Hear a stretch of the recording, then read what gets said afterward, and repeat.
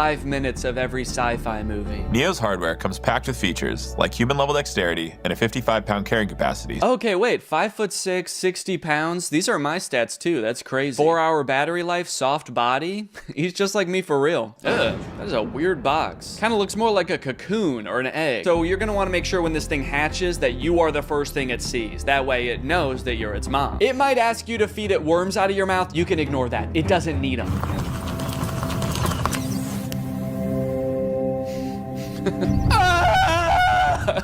That's just its startup sound. Don't worry, it's not in any pain. Hey, I'm Neo. I'm here to help around the house. What's your name?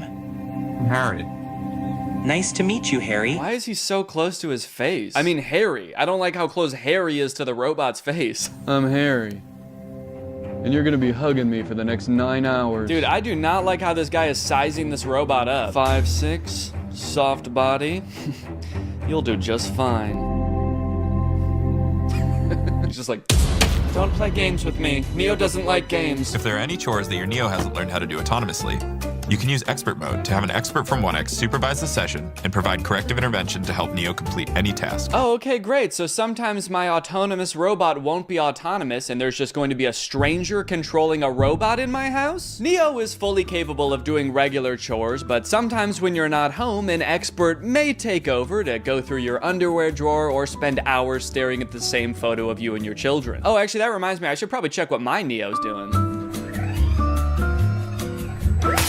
Damn. It can suggest what to cook based on what you have in the fridge, remember your progress while teaching you a new language, and even give you interior design advice. It cuts to Neo in the living room like, human skin on this wall, human skin on that wall, human skin everywhere. Honestly though, I feel like if you ask it for product recommendations for anything, there's like a huge opportunity for companies to use this as an advertisement basically. You're just quietly reading and he pops up behind you and is like, I noticed you haven't been shopping at Walmart as much lately. The aesthetic in here is whack as fuck. Let's go buy a new rug at Walmart now. Hey, Neo, can you take this cup to the sink for me? Wow, I like that he does everything with his head down with a forlorn demeanor. As Neo does more chores, he will become, of course, more efficient, but also more resentful of you and your family.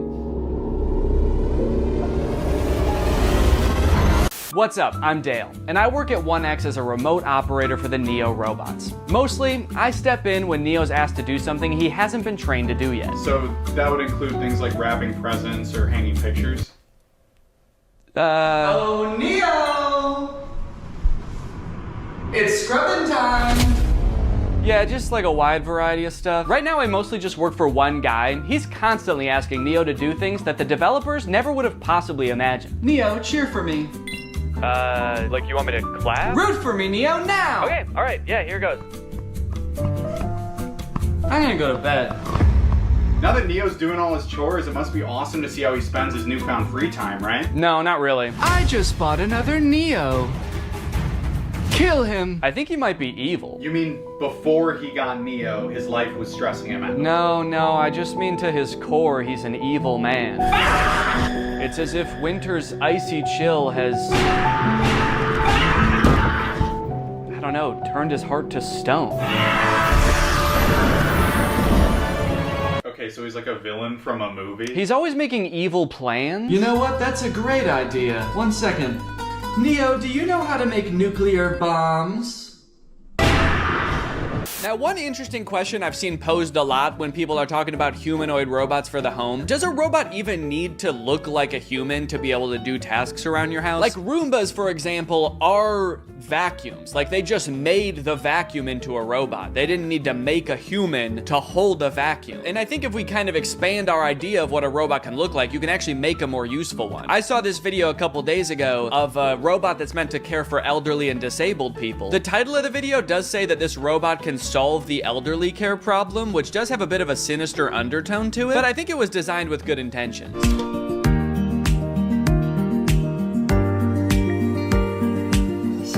Now Now, this whole ad is in Chinese, I think, and there's not like any link to buy it in the description. I even tried Googling this thing and I couldn't figure out what it is or if it exists in real life yet. So I don't know if this is something you can pre-order or if it just sort of shows up at your grandparents' house when they reach a certain age, just sort of creeps through the door like Nosferatu. But it's kind of interesting. It has more functionality than a humanoid robot. He's got, you know, creepy little claws for touching your grandma. And he's got a little seat in back so he can kind of double as a wheelchair too. This whole ad again is in Chinese, so I'm not exactly sure what he's saying to her here. 好的。 I really hope he's not being like, shut up, you old bag. Get in the fucking chair. So look at that. She can sit on him. She can use his little hand to like move him around like a joystick. And I think it says that this thing can top out at like 80 miles per hour. Me personally, however, I'm gonna make it my life's mission to make sure that my children never find out that this exists. Boys, if you are watching this, this is officially my will now. Do not send me to live with this thing.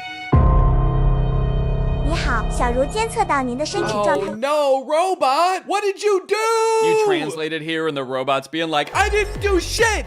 It wasn't me! Now he's either calling the police or like his other robot friend to make an alibi. And then this part I think is just in heaven. So I don't know, it's a pretty cool idea. I'm all for robots that can help take care of people, give people mobility they didn't have before. It is a little disconcerting that in this video, there's not a single other human taking care of this woman. Like maybe this thing could be part of her care team, but kind of makes it seem like her entire social circle has been replaced by this guy. So not only are humanoid robots taking over things that people generally don't want to do, like folding your laundry and hanging out with Jimmy Fallon, they are also going head to head with each other and humans in sports. Recently, humanoid robots were allowed to compete in the Beijing Half Marathon. It went about as well as you could expect.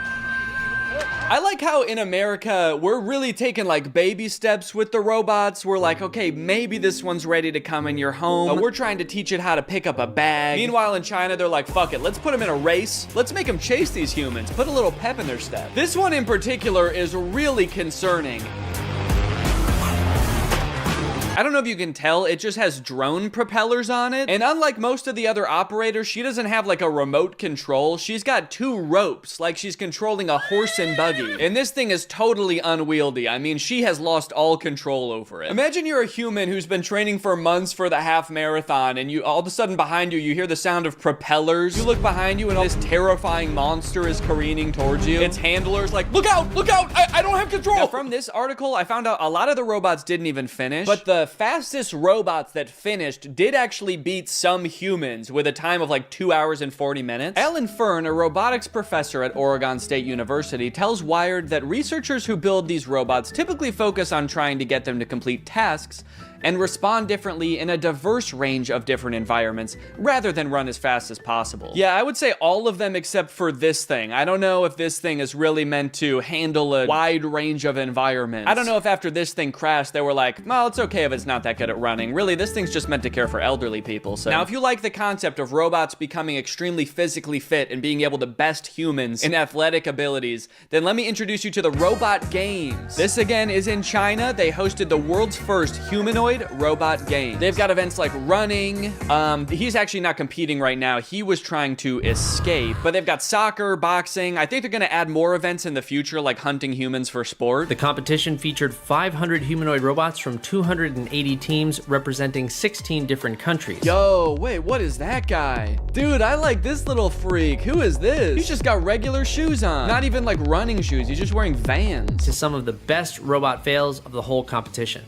Like this robot that did not seem to want to take a timeout and let the other robots play. Oh my god. Robots could sometimes stand up on their own. Then I think they're dragging this one off the field so they can shoot it in the head, put it down. That measured robots' ability to do work like cleaning and manufacturing. Sorry, that is not a humanoid robot. That thing does not look like a human at all. Show me the designer that built that. Does he look like that? Now the event has moved to an even bigger stage with knockouts at least as devastating. So you know what's concerning about this? These robots very effectively fighting each other. It kind of seems like we're still a ways away from robots being able to effectively help you in your home. But we have robots that'll kick your ass today. Unitree is the company that makes a lot of the robots that were doing really well in the robot games. And they post a lot of videos on their YouTube channel of their robots doing the most insane acrobatics and violence, quite frankly.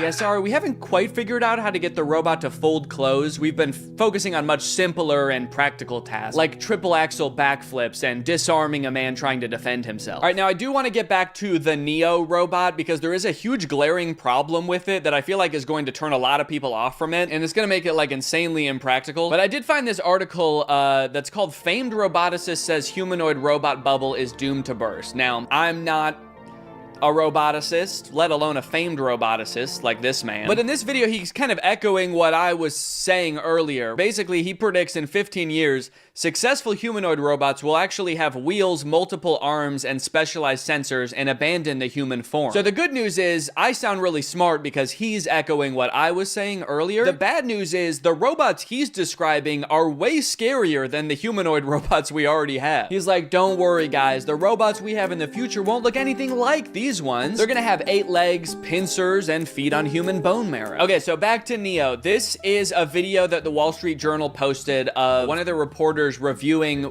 the Neo's current state of development. And I think it was posted on the same day that 1X announced that Neo is available for pre-order. Yeah, so we touched on this a little bit before, because in their own ad, they even say like an expert might have to take over. But it turns out, in its current state of development, Neo can do basically nothing autonomously. The only thing that they've ever shown Neo do fully autonomously is open one door. Everything else in every video, including this one, he is being controlled by a guy. This guy, actually. So essentially, instead of having a housekeeper doing your chores, you are buying a robot, and the robot is being controlled by a housekeeper, but they're just somewhere else and you don't have to look at of if or when that'll ever happen. Like, it kind of seems like they would need an insane amount of training data of like thousands or millions of different homes and environments for. Okay, so he's not gonna be able to pick up things that are hot or things that are sharp. So basically he's not gonna be able to help cook or do your dishes. Yeah, I guess we also don't want him strangling you, so he's not gonna be able to pick up your clothes because he could use your clothes to do that. And cleaning solutions can be pretty dangerous too, so those are off the table.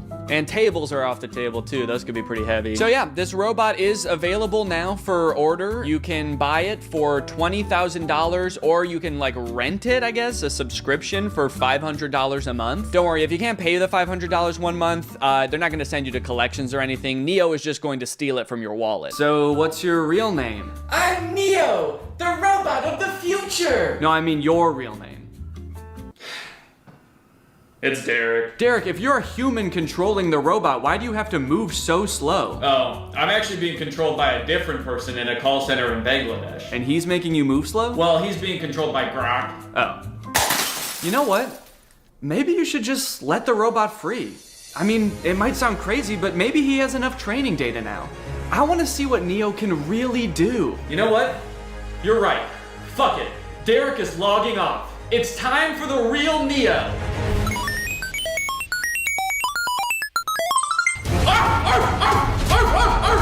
What the fuck? A dog? Why would you be a dog? Danny, this is Derek. I just realized he's been training off videos of your dog. He thinks he's a dog! Mail's here. Hope you don't mind, your upstairs window was open. Oh no!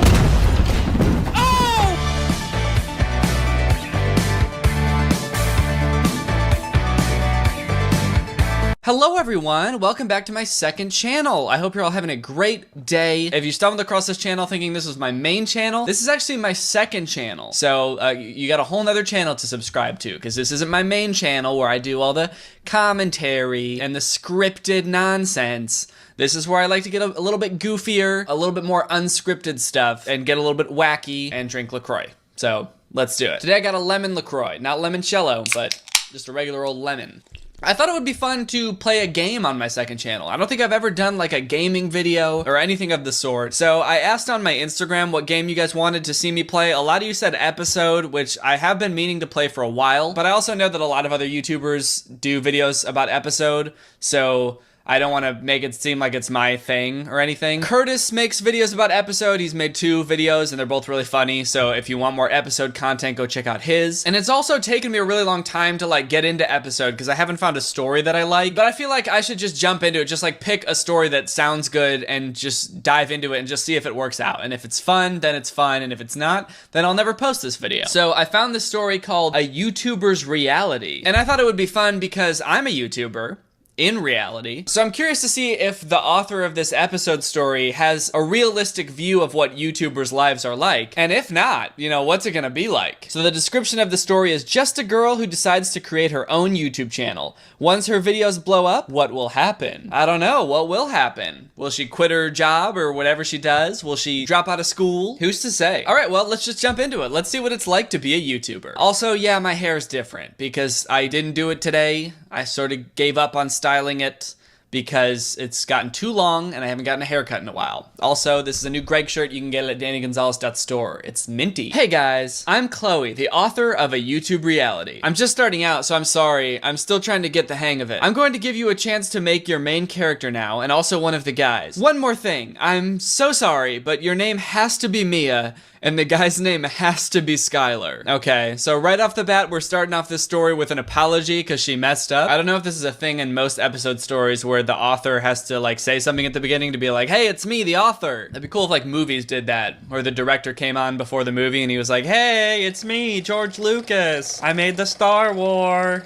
Enjoy the Star War. The main character has to be Luke. Okay, so she said the girl's name has to be Mia and the guy's name has to be, I already forgot. Okay, what's your name? Greg. How can I make Greg sound more girly? Greggy. Greg with an I. Ooh, now I get to customize her. Okay, so let's, I mean, she already looks fine. I don't know. Let's give her a friggin' chiseled square jaw, old eyes. I don't know how old this girl's supposed to be. I'm assuming she's like a teen, but she's gonna have some old ass eyes. And she's gonna have a mature round nose. Can I just give her all mature features? Mature, medium mouth. This is gonna be an old lady. Okay, yeah, let's make her hair. Oh, there's dreadlocks? No, I don't think so. Bedhead? She'll have just gotten out of bed in every scene that she's in. This is gonna be awesome. Can I make it gray? No, I can make it platinum blonde. That's close as I can make it to gray, but that actually looks pretty good. Okay, and let's just make her pale as can be. Perfect! And now, okay, now we get to customize the guy. I don't even remember what his name is supposed to be, so his name is gonna be Squeet.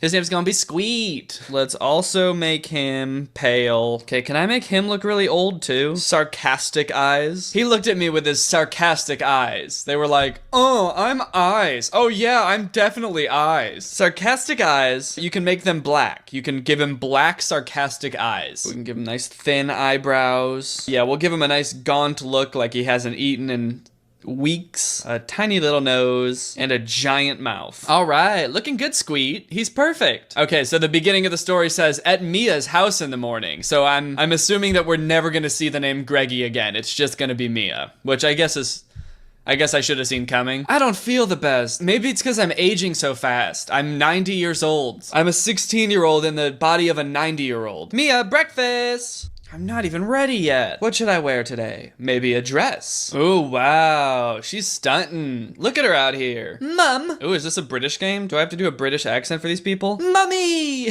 Mum, do you realize what time it is? 8 o'clock. Okay, I'm not gonna do a British accent. I can't. No, sweetie. It's 9. Oh, snap. I'm gonna be late. Bye, Mom. Love you. I like that she's just running in place. I haven't tapped yet, so I assume she's gonna run off the screen when I tap. But she's already started running. She's just like, all right, see you, Mom. I'm going off to school. Off she goes. Oh, and I thought she was gonna run the way that she was facing, but she's turned around and walked the other way. I gotta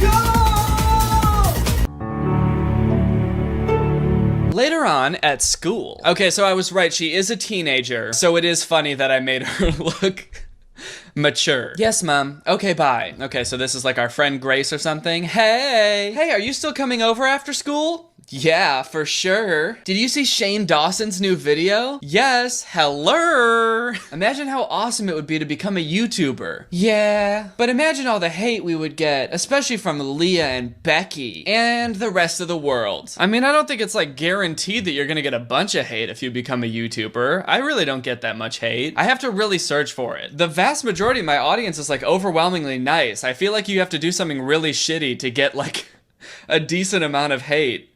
And I make fun of people on my YouTube channel. That's like all I do. Right off the bat, it's some unrealistic expectations of what being a YouTuber is like. That's very true. Yes, we would definitely get a lot of hate. Okay, maybe they're like racist or something and we don't know. And that's that's just sort of like the subtext. They're like, we would definitely get a lot of hate on YouTube. We got some super fucked up opinions. Uh-oh. Here's Leah and her friend, and Becky, I think her name was. I heard my name. You're hearing things, girl. No, I'm not.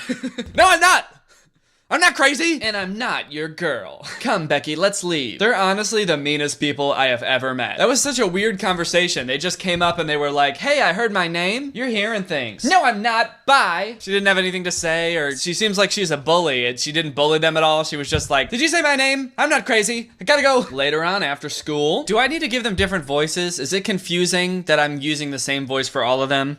I'm gonna use my normal voice for Mia, and maybe I'll try to come up with different voices for the other characters so it's less confusing. Will I be given any choices in this game? I thought that was like the whole point of the game, is that I can like choose my own destiny and stuff. This is just like reading a book, but I have to tap for each new sentence. What is taking so long? Hey, do you know where Mr. Fields' office is? Oh, it's Skylar. Okay, so this is the guy I designed. I guess his name was supposed to be Skylar. He also looks pretty old and hungry. Oh yeah, it's just around the corner. Oh, thank you. Let me guess. After school detention? I wouldn't guess that by looking at this guy. He looks old. I'd be like, do you work here? Are you a parent? Yep. I was actually being really good today.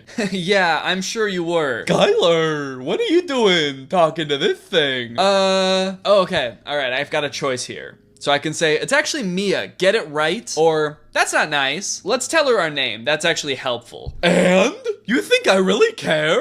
Is this voice gonna get really annoying? Let's find out. Come, Skylar, we are leaving. Oh, I'm Skylar, by the way. If you didn't hear her say it 2 times. I'm Skylar. Yeah, I'm Mia. I can't believe he actually spoke to me. Oh, Grace is back. Oh, now I gotta come up with a voice for Grace? Hey, was that Skylar Bradshaw? Yeah, weird, right? Yes, very weird. Let's go. Back at Mia's home. Okay, I'm hoping we're gonna get into some YouTube stuff soon. What's gonna... Does she have cigarettes? She's got cigarettes on her nightstand. Is this an old lady? No wonder she looks like that. She's a chain smoker at the age of 14. Why does she have an ashtray on her nightstand? That's so weird. Maybe it only put that there because I gave her all those mature features. I was actually being serious. I want to start a YouTube channel. Just do it. That's gonna be Grace's new voice. I didn't like the other voice. But you know there are going to be haters out there, right? Especially if the girls at school find out about it. Yeah, well... Oh, okay, so we can just keep it a secret? Or I could just not worry about what other people think. Do we think that Leah and her friend Becky, I think her name was, are really gonna be mean about it? Should we keep it a secret? What would I do if I was in high school and I had a YouTube channel? Well, actually, I did have a YouTube channel in high school and I didn't keep it a secret, so I'm gonna pick that. Just don't worry about what other people think. You got this, Mia. Yeah, that could work. So, are we gonna do it? You are, not me. What? I can't do it on my own. What? She's not gonna help? Wow. You think you know someone. I'll help you out. I'm not getting in the videos, but fine. What are you gonna film on? I think me mum has an old camera in the basement. I guess I'm just gonna speak in a British accent anytime they say mum. Off they go, down to the basement. Where do we start looking? Maybe in that box that is labeled cameras? Oh, shit, roasted. Maybe in the box labeled cameras, dumbass. Found it. Oh, you're so smart. Here we go. Wait, that's just a phone. The old camcorder that they were talking about that was in the basement is like a modern looking iPhone. Why don't they just use their phones? I assume they have phones, right? A lot of YouTubers actually just use their phones. I was pretty surprised to find that out. So you could blow up using anything. You could film with a can of LaCroix and blow up. And I'm not just saying that because I love LaCroix. I really mean it. Let's head back upstairs. So what's our first video? Your first video. Grace is like, this bitch will not stop including me in this. I don't want to get made fun of at school. But at the same time, it's like, well, then stop following her around, Grace. You know? It's like, go home then if you don't want to help. Just do a welcome to my channel video. Oh, that's good. That's clever. How clever. Have you guys seen that TikTok that's it's like a cartoon and he puts a lime on the screen and he's like, I'm clever. I'm clever. It's one of my favorite TikToks. Where should we film? Out here should be fine. Okay, let's set the camera up. Is this a good angle? I like that she's just like perfectly covering up Grace. I mean, I guess Grace didn't want to be in the video, but it just kind of seems like kind of savage to be like, how's this angle? The one where we don't have to look at you. How's that for an angle? Looks fine to me. Okay, she likes it, I guess. Okay, I'm starting. You got this. As a YouTuber, I gotta give some constructive criticism. It seems like decided to start a YouTube channel, but they don't really know what they're gonna do yet. Like, they don't even know what kind of videos they're gonna post, which I guess is fine. Like, you can experiment a little bit, but they're even going into their first video not knowing what they're gonna do. That's how you end up making like Lele Pons videos, where you're just like, I don't know, let's just film whatever, we'll figure it out as we go. Like, what is this introduction video even gonna be? Because usually in an introduction video, people would be like, on this channel, you can expect to see, you know, penguin reviews. I'm gonna be talking about all the hottest penguins, the most dateable penguins of 2020. This one, hot as fuck. But since they don't know what kind of videos they're gonna post on their channel, what is the introduction video just gonna be? It's just gonna be like, hey, I am Mia. Please subscribe. Hey guys, I'm Mia. Okay, so I guess that is what it's gonna be. Welcome to my YouTube channel. Mia goes on talking about herself and her life. It's not important. You don't need to you don't need to see any of that. Any of the interesting stuff. Unaware of what is going to happen in the next few weeks. Hey guys, I really hope you enjoyed episode 1. I'm really sorry for it being short. Please give me feedback. Bye. Oh, okay. Well, so to be continued. We'll do one more episode. I think there's like 8 total. So we'll squeeze another one into this video. Hey guys, welcome back. This episode should be very exciting. Let's get into it. But first, I'll give you a chance to edit your character. So, what's your name? Oh, maybe we get to actually use our name this time. So I'm gonna name her Greggy again. Let's see if we actually get to use the name this time, or if she's just gonna be Mia again. I don't think we wanna change anything unless I can give her white hair. No, all the colors are the same. So, looks good to me. She's perfect. She's beautiful. I still don't know if I should have posted the video. I really want to, but if I do, it's up for everybody to see. I'm gonna do it. Post it. Damn, that was fast. I doubt it'll even get any views anyway. Later on, at school. No views. I knew I wouldn't get any. What's the point? So this is kind of interesting. It's like a duality, because she wants it to be popular because she wants to be a popular YouTuber, but she also like doesn't want anyone to see it. That's something I kind of relate to, honestly. It's like, I want my videos to get views because it's very gratifying to be a creator and have people watch what you do, but knowing that like people I know watch my videos kind of freaks me out, because I just like picture them watching it, and I know they don't laugh at every joke, and so just picturing them watching my videos and like not laughing at some of the jokes just really irks me for some reason, because it just like picturing them being like, oh, that wasn't very funny. It's like, oh no, I'm gonna hide in a hole forever, for the rest of my life. She wants the views, she just doesn't want anyone to see it somehow. She wants her cake, and she wants to eat it too, I'd say. Hey Mia, it's me, Skylar. Hey Skylar. I was just going to see if you wanted to maybe do something this weekend. That is, if you're not busy. Ooh, a little bit of romance in this too. So it's not just about YouTube, it's about falling in love. Is he asking me out? Yeah, for sure. Cool, I'll call you tonight. Sounds great. What was that? I think he just asked me on a date. What? He's like one of the most popular guys in school. She says as she points with a fully straightened arm across the room in the opposite direction of where he went. He's one of the most popular boys in school. I even heard that Leah had a little crush on him. Oh shit. Not her arch nemesis. Oh, this won't end well. Who cares? Rub it in her face. Ha ha ha ha ha. Grace was the one who was making a big deal about it. And then all of a sudden she was like, actually, who cares? Who cares? What? One of the most popular boys in school, and our bully has a crush on him? What, do you think I should not go on a date or what? I don't know, who cares? I don't care. I don't care about anything. That's so mean, but to be honest, she really deserves it. I would like to point out that we haven't seen any evidence that Leah deserves anything. We haven't seen her bully anyone, really. All we've seen her do is be like, hey, did you say my name? Okay, I'm not crazy. Bye. We haven't really seen her do anything that, like, warrants revenge. Did you post the video? Yeah, still no views. Just keep posting. You're gonna gain subscribers eventually. Yeah, I guess you're right. I'll make another video after school. That's good. I like that her first video didn't go viral. I was kind of worried it was gonna make her, like, introduction video go viral, which I've never seen happen before. Unless it's for, like, a person that's already famous making a YouTube channel. Like, Dwayne The Rock Johnson's intro video probably went viral. But, like, just a random person being like, hey, I'm Mia, and this is my channel. Like, that would never go viral. So I was worried it was gonna make that video go viral, but I guess she's gonna keep posting, so that's good. Also, I'm just realizing it's still not using the name that we added. We're still Mia. So that's kind of disappointing. Why did it let us change our name? Was it just like, you can change it to Mia again if you want to? If it wasn't Mia before, you better make it Mia now. I've got to run. I'll meet you at lunch. Off she goes. Oh, I got a view. Ooh, 1 view. Mia, your video has got over 100 views. Are you serious? Oh. Okay, so is this video gonna go viral? Yes, look. Oh my God! She's not even looking at her phone. She's just like, oh shit, 100 views? Wow! I wish I could see it, but my phone's too high. It's a start, I guess. I'll say, 100 views for your first video where all you do is just like introduce yourself? That's pretty good. You have to make another video when you get home. Yeah, I will. What about though? Make a story time video. That's a good idea. Nothing interesting has happened to me, ever, in my whole life. Nothing interesting has ever happened to me. I've been sitting in a room smoking cigarettes for 60 years, and then I went to high school and met you. That's all. That's the only thing that's ever happened to me. And that, my friend, is why clickbait was invented. Okay, this episode story is kind of taking a cynical approach to being a YouTuber. It's kind of like you gotta lie in order to make it. This is kind of interesting. That's terrible. I'll find something to make it about. Remember in first class when you ate a berry off the big tree and everyone told you they were poisonous?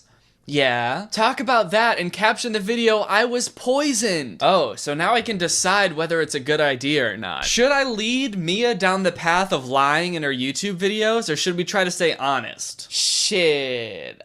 I don't know. What do I want to come of this? Here's my plan. I'm gonna say it's okay to lie at first, and once we get a little bit bigger, maybe we'll stop lying if it gives me an option again. But you know what? Just to get the ball rolling a little bit, we can be a little bit clickbaity. That's fine. That's a really good idea, actually. I think it's a great idea. I'll decide when I get home. Oh.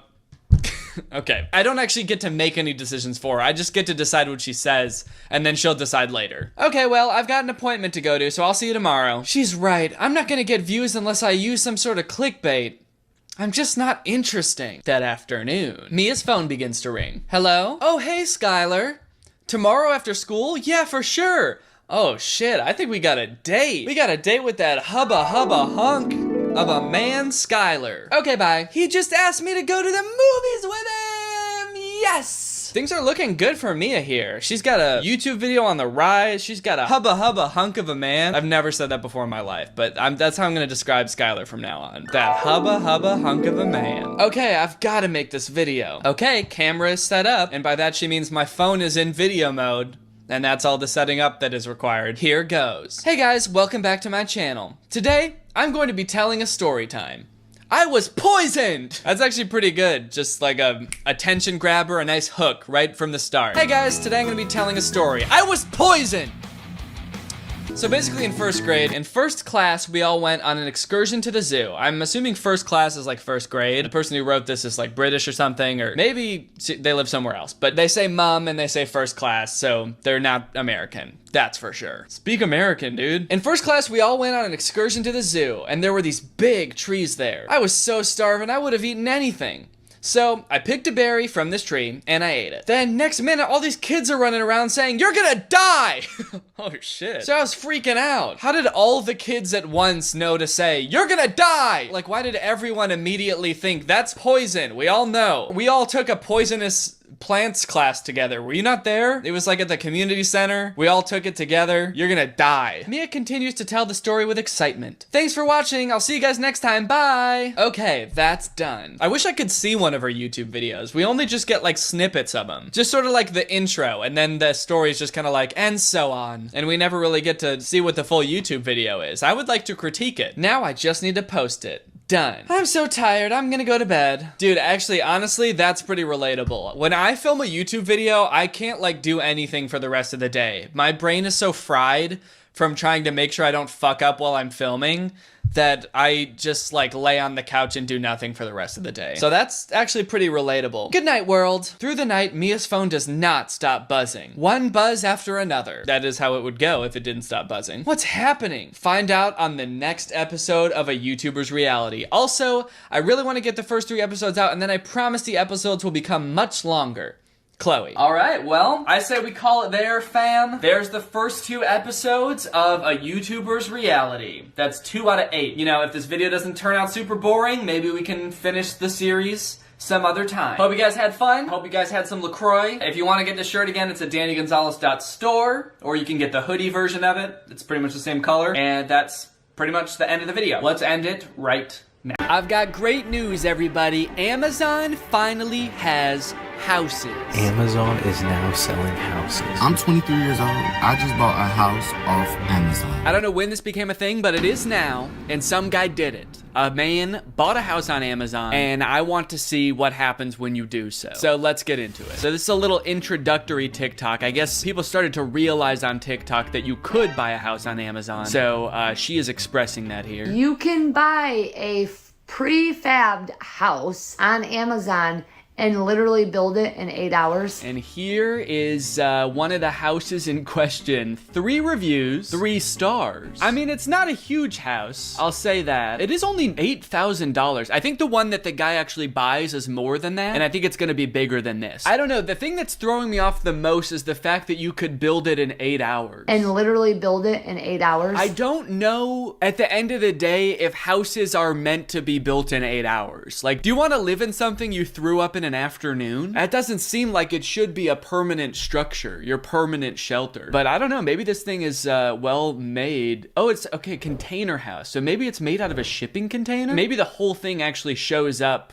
fully assembled and you just have to like plug some stuff in, maybe? If it's made out of like steel, I guess that would be, you know, pretty structurally sound. If there's any actual construction involved, there's no way that this takes only 8 hours though. There's windows to install, there's door frames, electrical. Maybe there's like an asterisk on the Amazon listing that's like, takes 8 hours with a crew of 30 men. Okay, here's some more details on a different Amazon house listing. This one has 4 stars and 5 reviews. I mean, I guess these are super expensive and specialized products, so I wouldn't expect them to have that many reviews. Like, I'd be surprised if it had like 10,000 reviews. But still, like, I'm not gonna take 5 people's word for a $35,000 purchase on Amazon. Amazon is now selling houses for only the small price of $35,000, which honestly, kind of reasonable. I mean, it is reasonable for a house. Does it say anywhere where how big the house is? Oh yeah, okay, it does. Tiny home, 19 by 20 feet. So doing the math in my head, that's a little less than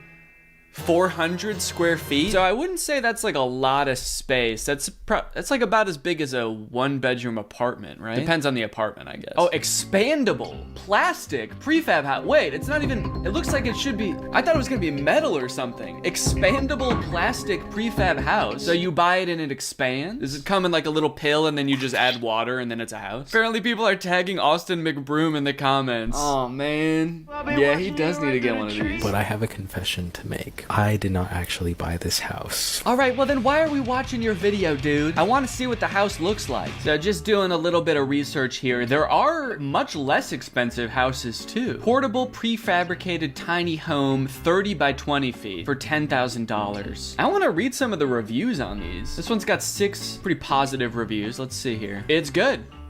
It's good. Pop-Tarts. Okay. Did you think you were reviewing Pop-Tarts? Yeah, it tastes pretty good. Tastiest house I've ever eaten. Where's the electrical? 1 star. I don't see any ceiling lights, wall switches, or electrical outlets. Also, no provisions for either heat or air conditioning. I would pass on this. Oh no. Your house arrived and you can't have electricity in it. Actually, I'm looking at the pictures. I don't see any lights or wall outlets. I guess it is literally the most bare bones house you could buy. This one put 5 stars and the review is, I want one. Don't you have one? They said, I want one, but what if it can't hold the weather?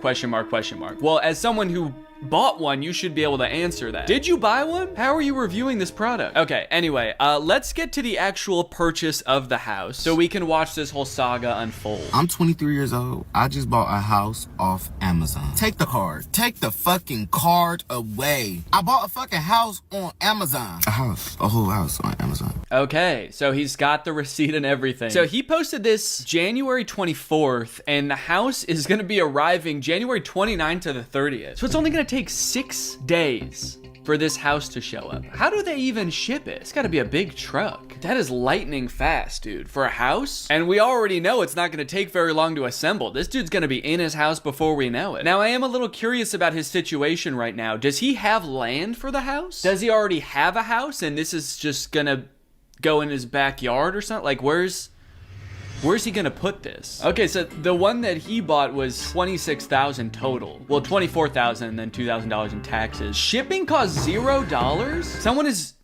doing that for free? Hauling a whole house to you? That's kind of crazy. Amazon Prime is nuts, dude. Another thing I'm curious about is, does he not want a house? He kept saying, like, take my card away. I didn't want to do this. Take the card. Take the fucking card away. Were you in the market for a house? Because, see, I didn't even know you could buy houses on Amazon until this happened. So I wouldn't even think to accidentally do this. But it seems like you got yourself in a situation that most people don't even know exists. All I'm gonna say is, go buy y'all a house, shit. And now he's recommending other people do it. Take away my credit card, guys. I should not have done this. I should not have bought a house. I'm so stupid. Anyways, guys, get your houses in the link down below. I've got an affiliate link and I will get some of the proceeds. All I'm gonna say is Amazon is really like a dangerous place, because it's like, really? Houses? Bitch, I didn't even think twice about it.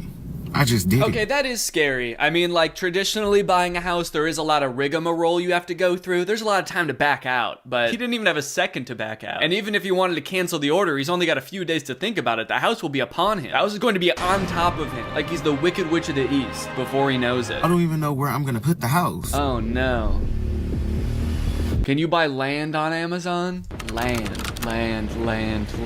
No. Oh, no, dude, you are screwed. So I can see what he's saying about Amazon being a dangerous place now, because there's definitely some other things that you had to think through before ordering a house. Do you need a foundation, even for one of these like prefab houses? Doesn't it need to sit on something aside from just the grass? That doesn't seem very stable. I feel like if there was like a strong gust of wind, the house would blow away or something. Okay, next TikTok. The house is here. So now we finally get to see the house in action. 5 guys and 27 minutes later, it's here. This one took 27 minutes to set up? Dude, all right, if you're gonna buy a house, buy this one. 8 hours versus 27 minutes is insane. I guess they did have 5 guys on the job. All right, y'all, the house is here. Before I show y'all the house, I want to thank Karina because she was an Amazon specialist. She seen my TikTok.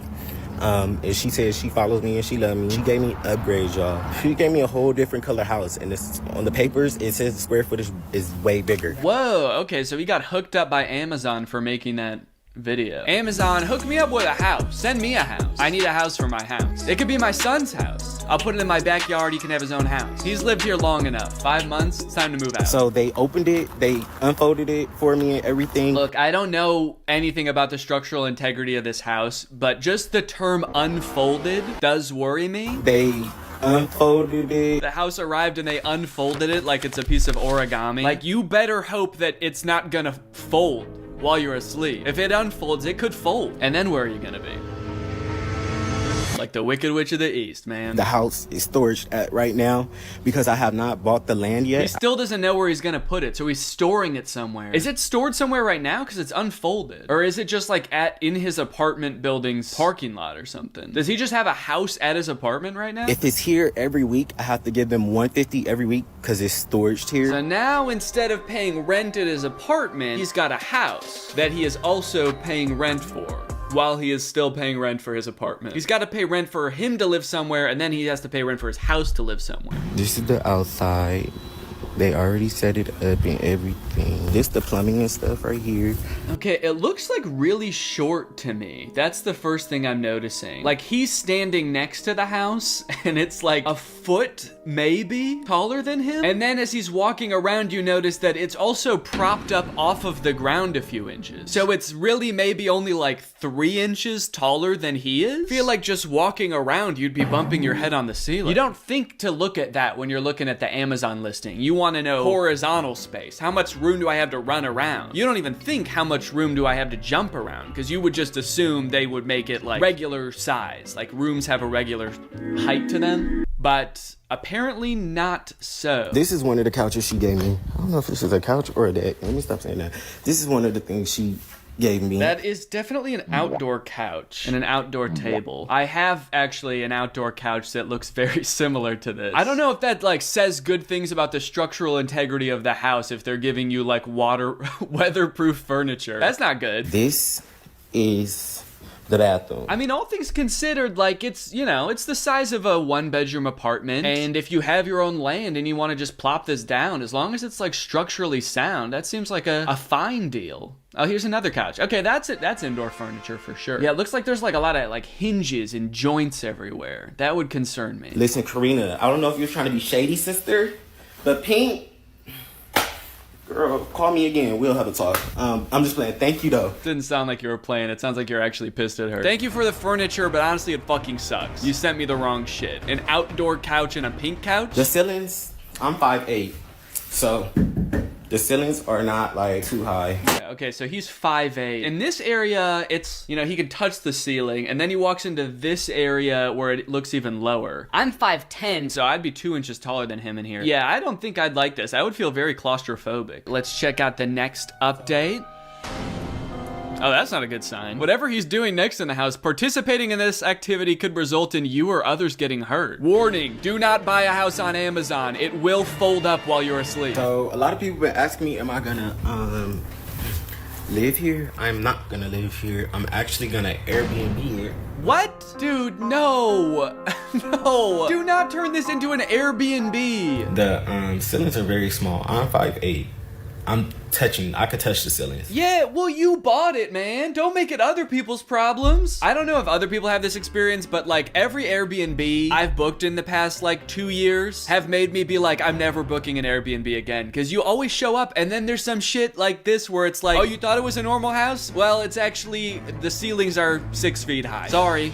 And the doors are 2 feet tall. You gotta crawl through the doors. Or it's like an apartment that somebody lives in and they're like, yeah, I'm just gonna be here chilling if that's okay. The last Airbnb we got was an apartment. It was clearly just some lady's apartment, and every time we wanted to park at the apartment, we had to text her and ask her to generate a new code for us to get into the parking garage. She would have to pretend like she was getting a delivery and get a code so that we could just go park. So like every time we wanted to go into the Airbnb, we had to get a code. It sucked. Why do people think that they can pawn off their bad Amazon purchases as Airbnbs? Please.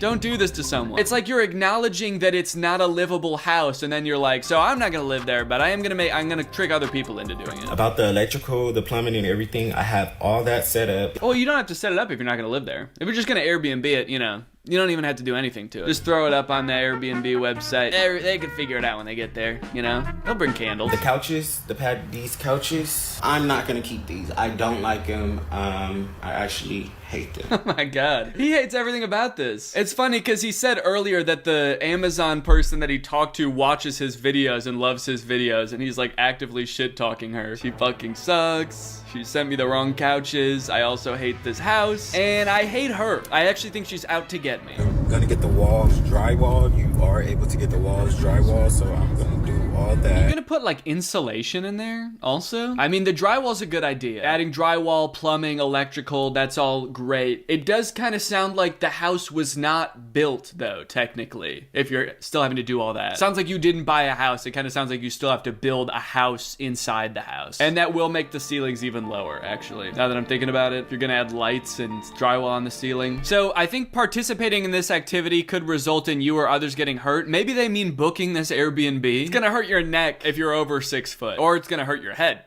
You're gonna bump it. Okay, let's see what the comments are saying. I wouldn't Airbnb it. I would use it as a salon for someone and they'll just pay you rent. You can rent it to some nail techs or esthetician, brow specialist, etc. Wait, why do so many people say salons and nail techs? Do they have like notoriously low ceilings? Everyone knows every salon is just a shipping container that they just dress up real nice. So why don't you just do that? Very smart decision. That will bring in realtor income. I see this going very far for you. Social media made millionaires. Blessings. I really dislike the type of person that like tries to make a quick buck off of Airbnb or being a landlord. Some Airbnbs I'm sure are great, but a lot of people who have Airbnbs are just doing it to make the quickest buck possible. Put in as little work, flip a house so poorly, and then like make you take a vacation there. It's not a very smart decision. He was just describing how unlivable the house is, and his solution is to make strangers pay to live there. That's smart as fuck. If you're watching this, Jeff, please put at least in the Airbnb description that the ceilings are only like 6.5 feet tall. Because if I showed up on vacation and this was my Airbnb, I would cry. Okay, there's an article about this on the New York Post. Gen Z millennials are becoming homeowners thanks to $30,000 tiny homes on Amazon. Now, look, I know that the housing market is crazy right now, so the more people being able to afford homes, the better. And if there are versions of this that aren't like borderline scams because they're too short, then I think that's great. I think people should definitely buy them and live in them themselves. Buy it, put it on your own land, and live there yourself. It's a small price to pay, and it's paying off big time. Cut to that dude we were just watching being like, I hate it in here. I'm never gonna set foot in here again. With homeownership being far out of reach for most millennials and Gen Zs due to inflated asking prices, astronomical interest rates, and crushing student loan debts, 20 and 30-somethings are getting creative about buying abodes. So rather than scrimping and saving their last pennies in the hopes of one day purchasing a brick and mortar mini mansion, money-savvy young adults are turning to an online retail giant for tiny prefab pads. I like that it says money-savvy young adults, as the one TikTok we watched of someone buying it was like, take my credit card away, man. I should not have done this. I just made a horrible financial mistake. So this could be a good thing. These tiny homes, this could be a good solution to some of the housing problem. I have also read that we need more of like that in-between housing that you don't really see in America, but you see in a lot of other countries. Things like townhouses and duplexes and stuff like that, because most of the US is zoned for single-family housing, but what we need is more dense housing, because that's obviously a lot cheaper, so it makes all housing cheaper, I think.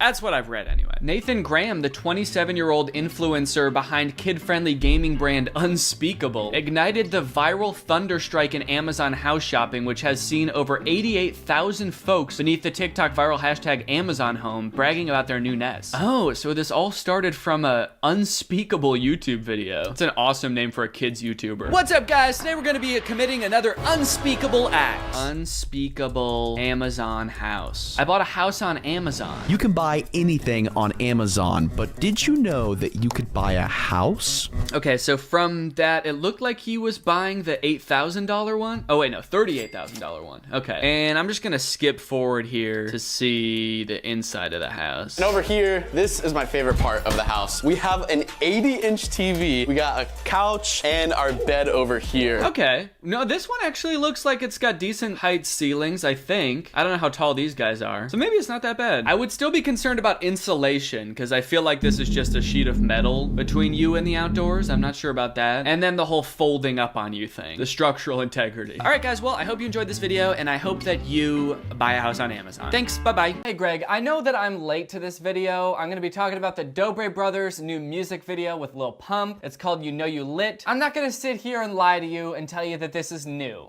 okay? It's a couple weeks old, so I'm sorry for being a little bit tardy to the party. If you've already seen other people talk about it, I'm sorry. But you know what? When they released that song a couple weeks ago, it wasn't even new then, okay? Because they've already released this song twice before in slightly different formats. They've uploaded You Know You Lit in 2017, 2018, and finally 2020. I don't know why they keep remaking the exact same song just slightly differently. And that's really what I want to talk about today. Because while the recent music video is pretty bad, it's even worse considering the fact that this is the only song that they can come up with. They've been making the same song for 3 years. So in today's video, I'd like to take a trip to the past, even more so than I already was going to, and talk about the history of You Know You Lit. Yeah, we're not flipping this time. We actually about to rap. Hey, Dobre Brothers, let's get it. Easy money. It's about to get lit. Alright, Lucas, you started off. I'll follow. Alright, you ready? I'm about to go in. I like that they're trying to like amp themselves up at the beginning of the song. I guess they do this in the beginning of a lot of rap songs where there's like a long period of instrumental before the beat drops. So they sort of had to fill that space by just like ad-libbing and saying stuff to get you in the vibe of the song. But I just like in this one how it seems like they're like planning the song. Okay, so we're gonna rap, right? Yeah, I think so. Why, did you want to sing? No, you're right. We should definitely rap. Let's all rap, okay? We're gonna rap. Good, so we all agree this is going to be a rap song. When we're done, can we go to Chili's? Okay, Lucas, you go first. I'm Lucas, and I'm gonna go first. And I'm gonna sing. No! Alright, Lucas, you started off. I'll follow. Alright, you ready? I'm about to go in. Yeah. I swear to God, dude, I'm gonna go in right now. I swear. The second I go in, I'm gonna go in so hard. Dude, the song's over. We finished like an hour ago. We just did it without you because you wouldn't stop saying I'm gonna go in. Started from the grocery store, now I own the grocery store. Head spinning through the aisles, flipping through my marble floor. So we start off with a line referencing the Dobre Brothers passed on Vine. They used to do Vines where they would backflip in front of people at the grocery store and get in their way. But now he's so rich that he's saying he owns a grocery store. And he says he can just head spin through the aisles all day, just spinning around on his head like a fucking Beyblade, just bouncing off the aisles. That's the life, isn't it? Buy a grocery store and just spin around on your head. The American dream. Teachers say we couldn't make it, but we still do what we love. Now we heading for the hills, we be watching from above. Oh shit. Is it just me, or does it look like he pulled something when he did that move? Like that was the first time he ever tried that, and the second he got up there, he was like, oh fuck. Like look at his face. That is the face of someone who just realized that he can't do that dance move. That's that not getting out of bed for 3 weeks face. He genuinely looks scared, like he doesn't know what's gonna happen next. He's like, am I just gonna be stuck like this forever? Hit it like you don't care, hit it if you ain't scared. Hit it like you don't care, hit it if you know you lit. All right, I love this chorus. Hit it if you don't care. Hit it if you ain't scared. Hit it if you don't care. Hit it if you know you lit. A very interesting chorus, I gotta say. I honestly don't know what it means. Like, are they talking about hitting a dance move? Like hitting the woe? Hitting them folks? Are they talking about hitting it like some kind of sex thing? Either way, why would you be scared? Dude, I think that girl likes you. Huh?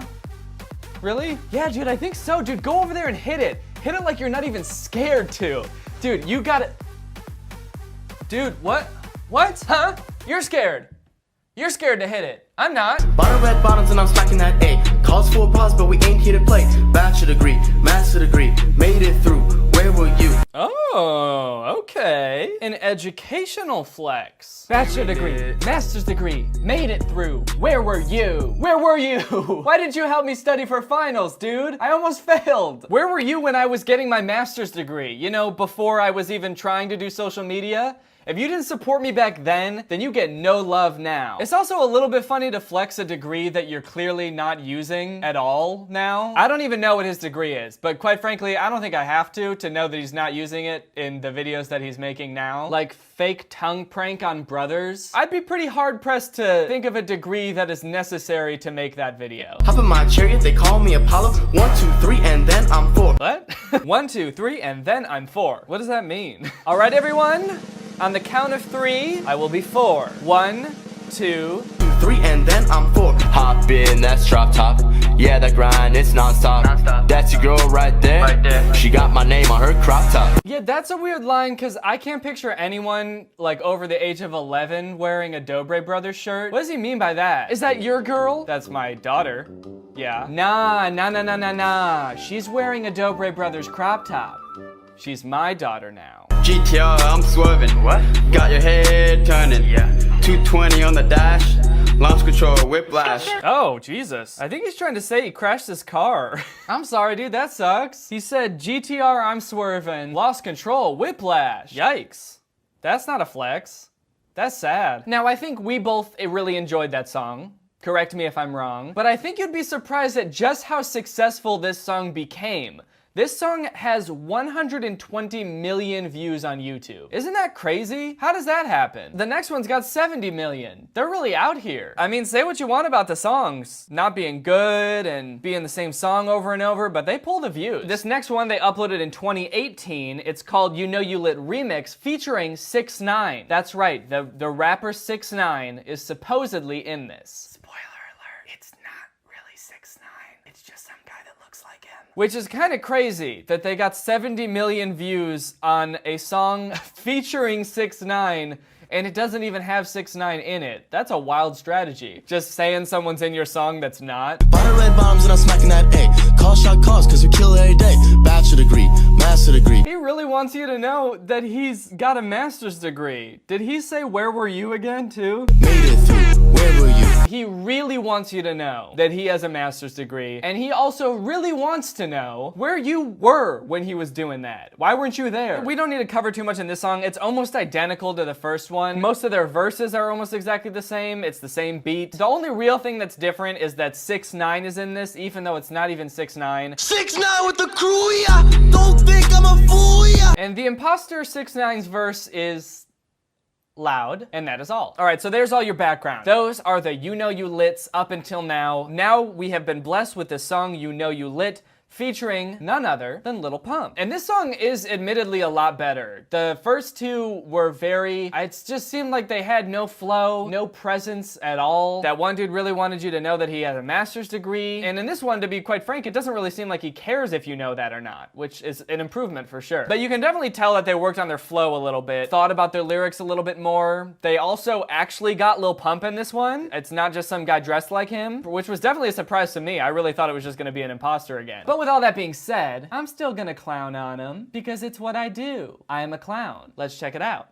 We back again, hitting it again. Get up on your feet and bring a friend. Aw, did he just friend zone his girlfriend? That's his girlfriend. He said bring a friend and it panned up to his girlfriend who's just staring blankly at the camera. Do you think she saw this later and was like, what the fuck? What's that supposed to mean? Have we just been friends this whole time and I didn't know? And he comes up and he's like, hey, what'd you think about the music video, pal? If you know you lit, yeah. Man, I know I'm lit. Hit it if you know you lit. That girl, I think it's Lucas's girlfriend. It's Lucas or Marcus's girlfriend. Seems like she does not want to be there at all whatsoever. I feel really bad actually because at first he friend zoned her and now she's just kind of like standing around for the rest of the music video. Kind of like, well, what am I doing here then? Wait, hold on. Is there like a weird subplot going on in this? I think I'm catching on to something here. 1 second. So Lucas calls his girlfriend his friend and then like in the rest of the video she looks kind of sad and then in this shot it looks like they're arguing. Hit it if you know you lit, yeah. Yeah, I know I'm lit. Hit it if you know you lit. Everyone else is like dancing all happy and like rapping at the camera and these two are just like, why did you call me your friend? I'm not your friend. I'm sorry, okay? I didn't realize we were dating. Is that so hard to believe? Yeah, actually, it's been 3 years. You know what? I think I figured out what this song is actually about. The whole hit it if you know you lit. I was unsure before, but I think I've got it now. This song is directed at Cody Ko because they challenged him to a boxing match, right? They want him to hit them if he knows he's lit. This song goes out to Cody Ko. If you really know you're that lit, then hit us. Punch us in the face if you know you lit. Come on, buddy, put him up. Let's go. Punch us if you know you lit. I just love that the whole premise of this song revolves around like saying this phrase over and over, hit it if you know you lit, that I don't even know if they know what it means. Like, I think they're just saying it. It is kind of interesting. They've released this song multiple times, and the first time they released it, the chorus had a lot of words, like lots of different lines, or at least a few. And in this song, it's just, hit it if you know you lit. Yeah, you know you lit. It's just kind of devolved each time. Eventually, they're just gonna get rid of all the other words, and the song is just gonna be like, hit, hit, hit, hit, hit, hit, hit. I'ma hit it like I don't care.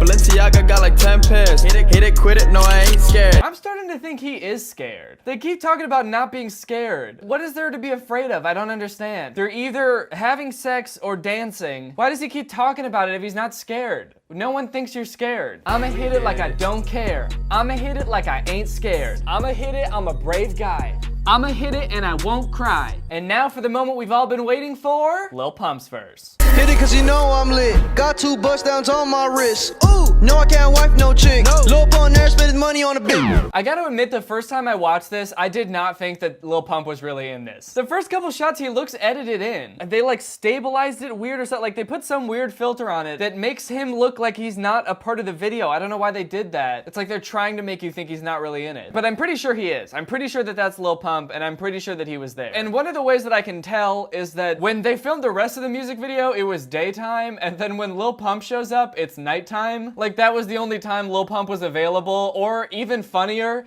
if he showed up like 5 hours late to the shoot because, you know, that's what you do when you're a famous musician. You show up late to things. Because I just really love the thought of like the Dobre brothers all turning up to their song and filming it for like 2 hours, being like, yeah, we know we lit. And then like they all finish their verses and then just kind of have to sit around being like, he should be here by now, right? He's not coming, dude. He's not fucking coming. I knew it. He knows he's lit. He knows he's too lit. He's not gonna come. That's a big power move on Lil Pump's part, showing up 5 hours after everyone else is done filming. I'm pretty sure he also brought his own girls because there's way more girls here now than there were before. All right, so there's a big elephant in the room here that I think pretty much everyone who's talked about this song has talked about, and that's that like Lil Pump does not look like he wants to be there at all. And I don't think he does. Like he straight up looks like he's being held hostage. If you told me that they filmed this whole music video and recorded this song without thinking Lil Pump was gonna be in it, but then later that night they happened to see him leaving a club and they kidnapped him and brought him back to their crib and made him film this really quickly before the cops got wise, I would probably believe you. But on the other hand, it also kind of looks like the Dobre brothers don't give a fuck that he's there either. They're just kind of like,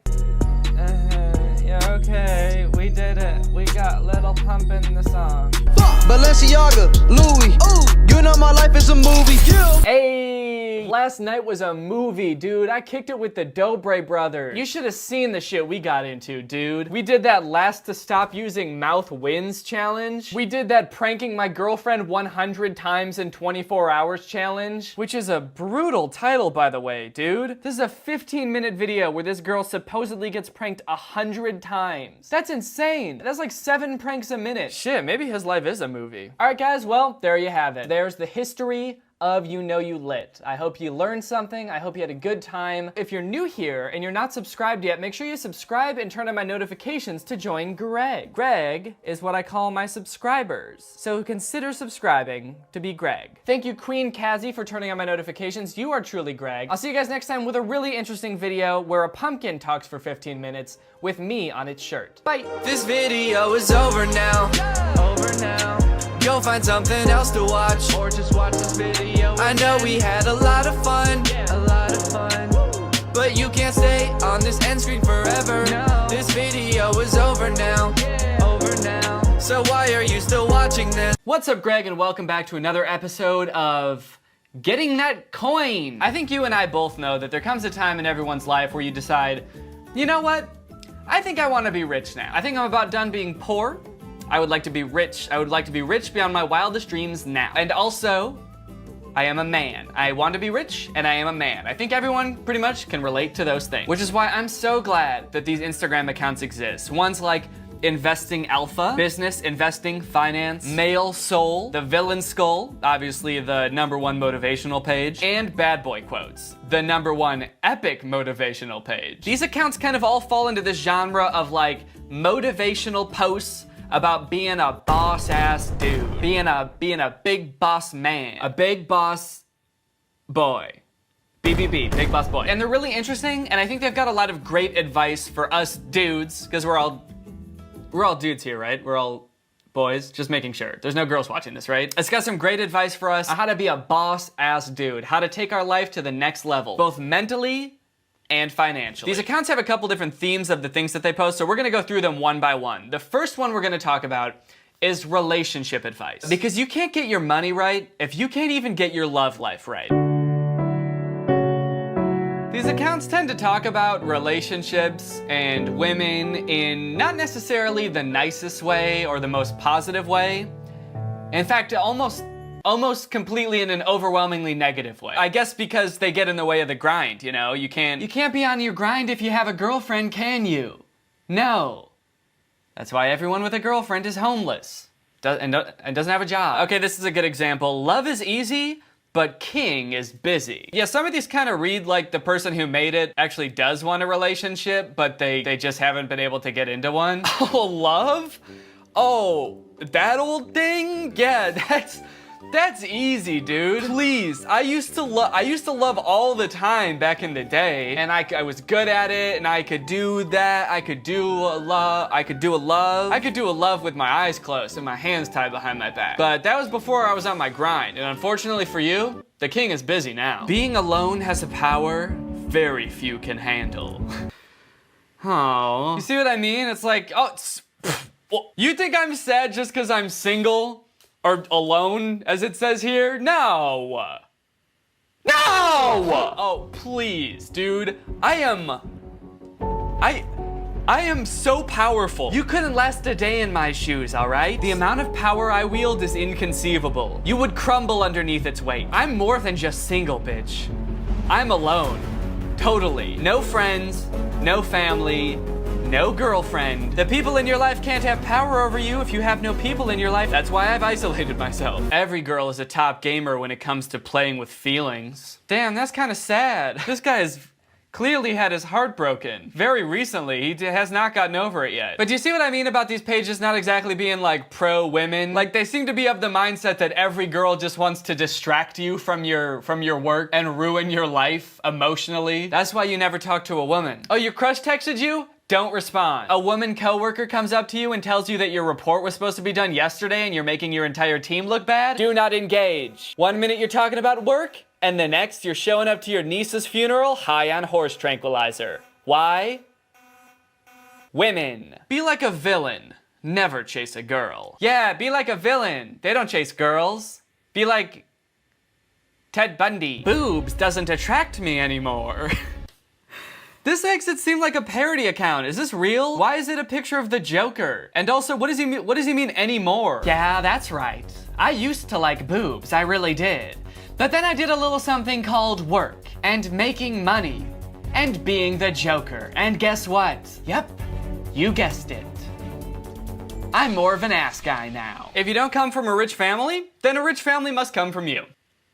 Huh? How did we go from stop chasing girls, no relationships, boobies bad, to, you know what, you should start a family. You should find a really nice girl and have a family with her.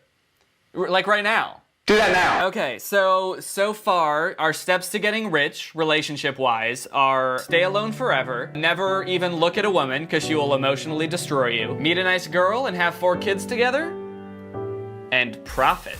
I'm so confused. Like, most of these are making the case that if, like, you're an idiot for trying to make money and have a relationship at the same time, as if you can't do the 2 things at once. As if like a relationship is this huge distraction. If that was the case, wouldn't most billionaires be single? But like every billionaire I can think of is either married or in a relationship, or at least was in a relationship when they became extremely rich. Bill Gates is married, Jeff Bezos was married, Elon Musk is, I believe, dating a cyborg, but that still counts. I just feel like that's such a weird piece of advice for them to really cling to. Like, you can't make money if you're dating a woman. All right, guys, that's enough talking about relationships. I think we've got that covered. Now it's time to talk about our minds.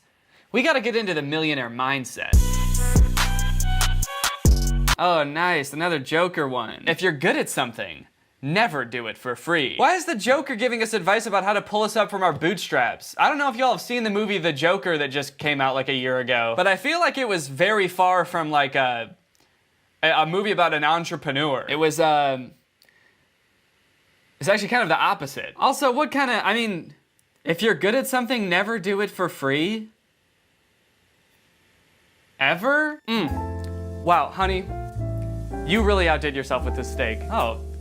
Thank you. You really like it? Absolutely. You're a good cook. Wow, that's crazy. That'll be $200. What? Yeah, for the steak? I'm a professional chef now. What are you talking about? Since when? Since just now. Now fork over the cash, or unfortunately I will have to ask for the steak back, all right? I'm not getting stiffed twice in one day. You did this to someone else today. Yeah, I wish that was the same situation. Today when I was walking home from work, I saw a 9-year-old kid getting bullied by some teens. I stepped in and told them to stop, but they ended up beating the shit out of me instead. For so long, in fact, that they actually got tired eventually and left. Turns out I was so good at being a human shield that you know your boy had to charge the kid. Wow, that's really fucked up. Yeah, tell me about it. Little twerp, little bitch didn't pay up. No, I mean you're being an asshole. You know what? Guys, get in here.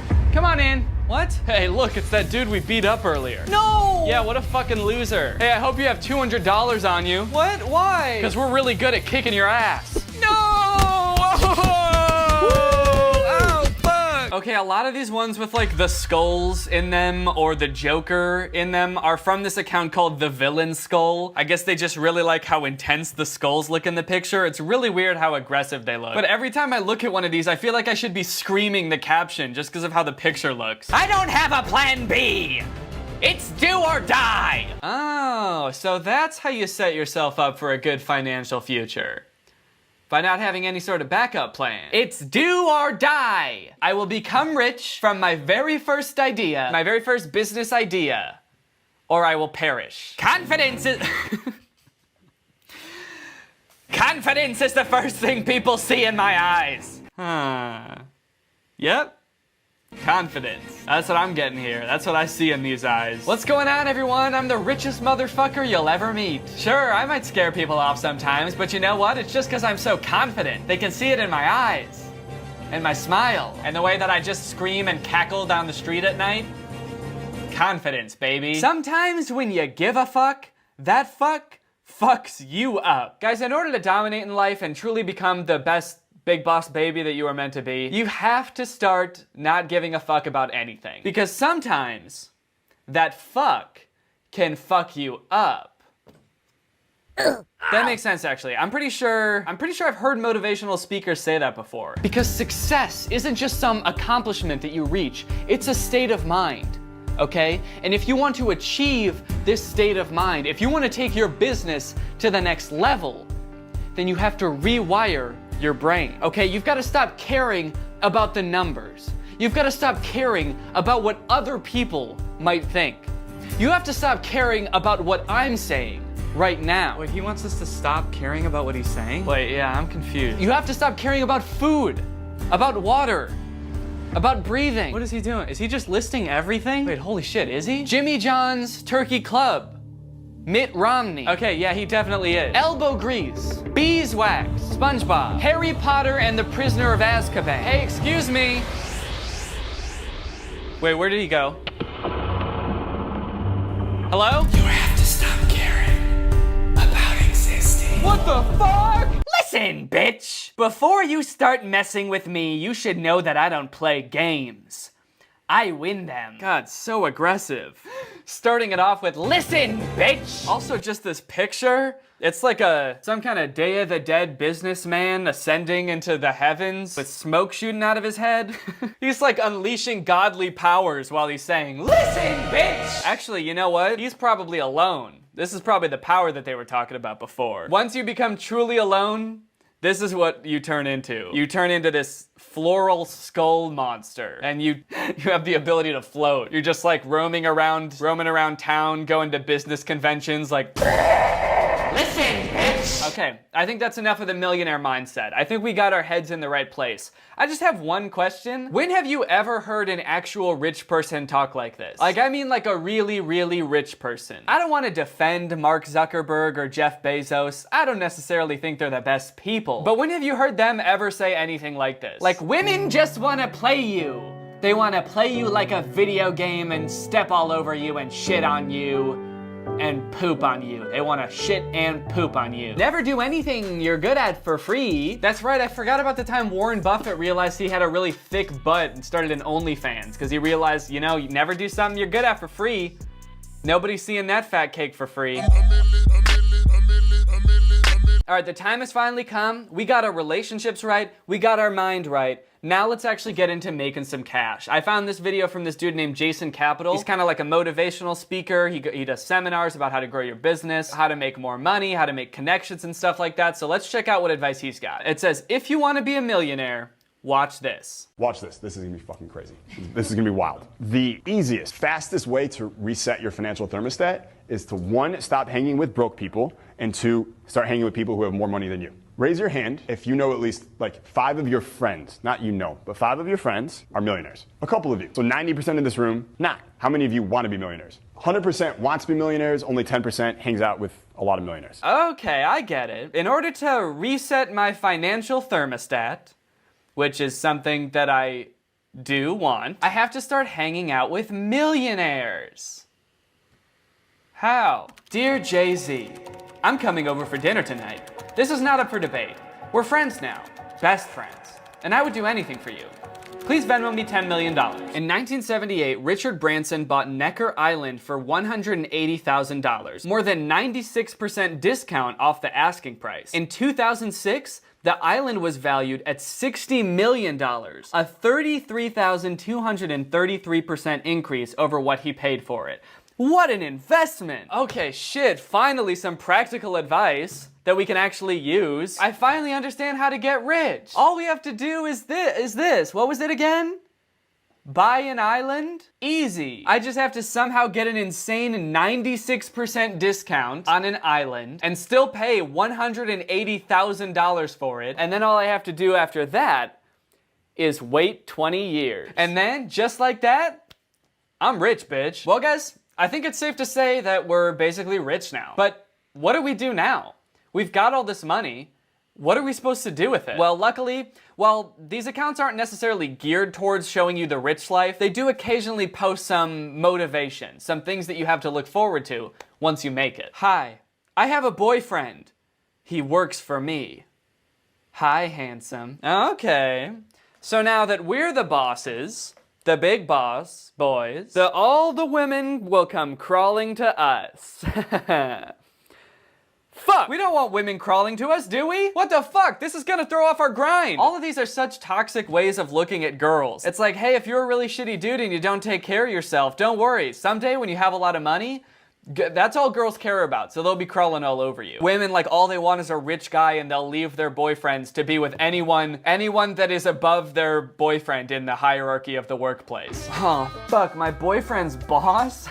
Shit. My boyfriend's manager at Staples about to make me act up. Okay, but if we can't have the girls, at least we can have the cars. Let's check this out. Some invention. You know what I've always hated about normal car keys? How you just press it one time and the door unlocks. This just makes so much more sense. It makes so much sense that you would have to tap, let's see, 1, 2, 3, 4, 5, 6, 7, 8, 9 times to open your car door. And once you unlock your car, then you get to go on Instagram or YouTube, or you get a call from Elon Musk. Well, guys, I'm pretty proud of what we accomplished today. I think it's safe to say we're all filthy stinking rich. It's just weird that these accounts exist in the first place without any kind of name attached to them and so many people follow them. Because it's like, if you're gonna take advice about how to get rich, wouldn't you want to take the advice from someone who has done that? And a lot of it's just such simple advice too. Like, they literally never tell you how to actually, like, take any steps towards building wealth. It's all just like, you gotta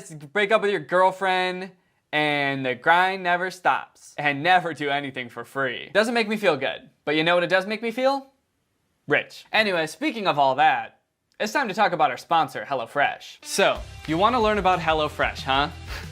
Too bad, get lost, loser. Psst. Hey guys, don't worry about him. I'll tell you about HelloFresh. Hey guys, today's video is sponsored by HelloFresh. Boy oh boy do I love HelloFresh, America's #1 meal kit. And let me tell you why. I've personally been using HelloFresh for quite a while now, and it has made a great improvement in my life. I find myself not having to go to the grocery store as often, not having to plan meals as much, not getting stressed out about what I'm eating as much, because I know, at the very least, I've got HelloFresh. I've got 3 meals coming every week. The way it works is every week you get to choose 3 meals that they will send you. You can choose more if you want. They send you all of the ingredients pre-packaged in the amount that you'll need, which means you reduce food waste. And they take out all the prep work for you, so you don't have to go to the grocery store, you don't have to take out the appropriate amount of anything. They take out all that stressful stuff, and you can get dinner on the table in like 30 minutes, sometimes even 20 with some of their quick and easy options. 30 minutes is pretty good considering the average grocery trip takes 41 minutes. Also, did I mention that the carbon footprint of a HelloFresh meal is 25% lower than a meal made from grocery store food? You can add extra dinners, you can add lunches, you can even add extra stuff like garlic bread, which makes it very flexible. If you want to have an extra meal some week, or you know you're gonna want some nice lunch,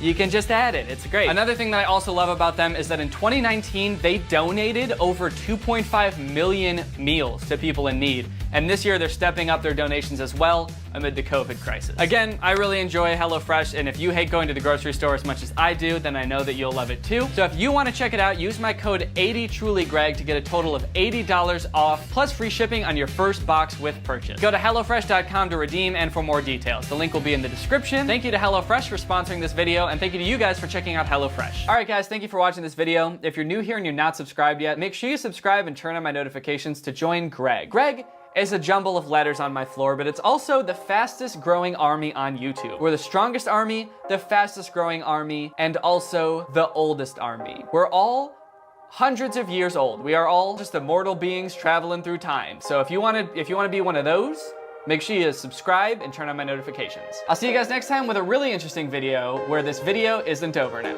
Bye. This video is over now. Go find something else to watch, or just watch this video. I know we had a lot of fun, but you can't stay on this end screen forever. This video is over now. So why are you still watching this? What's up, Greg? I hope you're all having a great day. Welcome back to my channel. This, of course, is another episode of Staying Well. I hope you're all staying well. It's something that I've heard most YouTubers say, but something that I feel like not enough YouTubers are actually trying to help with. Because you know what? It's easy to get pretty caught up in the melancholy of staying home all the time, and the news has been pretty drab lately. I think that 2 things we all need right now are a good laugh and some health advice. We could all stand to be a little bit more healthy and a little bit more fit in these uncertain times, which is why I've taken the liberty of finding 2 accounts on Instagram that can help us out with this very thing. The first one is called One Laughter Please, for your daily dose of hashtag laughter. Every day you can have 1 laughter please, not 1 laugh. 1 laughter. With such great memes as, have you ever deleted 1 ha from your ha ha ha ha ha? Because you feel like it's too much? Yeah, that's way too much laughter, especially for this account. You're only allowed 1 laughter. You're only allowed a ha! And I found this account called Fitness Corner, which has some great health advice that I will be sharing with you later on. And I think by the end of this video, you're gonna be thanking me quite a bit for all of the valuable advice, health-wise, and all of the laughter. All right, this first meme from One Laughter Please is a little depiction of marriage. So it says, wife is wife, no matter who the hell you are. And it's a picture of a male lion and a female lion, and the female lion looks like she's about to kill the male lion, and she's saying, shut up! And he's saying, okay, sorry, with a sad little slanty face. It really just goes to show, you know, no matter who you are, if you're a human being like you or I, or if you're a fucking lion, a monogamous lion, with a wife, a beautiful lion wife that he loves with his little lion heart. Wife is wife, no matter who you are, and wife tries to kill husband. Wives wanna eat their husbands. And the quicker you understand that, the quicker you can dodge their attacks. Husband got shocked while reading his wife's report card. Very obedient and soft-spoken student? Very obedient and soft-spoken student?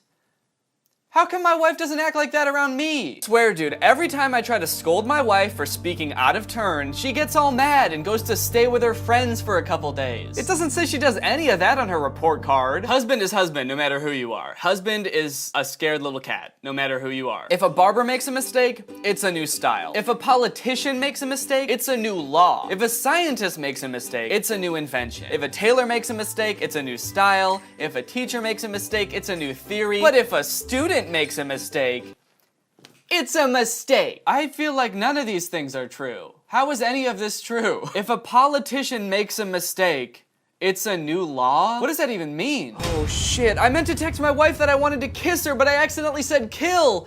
Now it's legally mandatory for everyone to kill their wives! Like, imagine a rocket scientist making a small mistake that makes a rocket blow up, and NASA's just like, oh,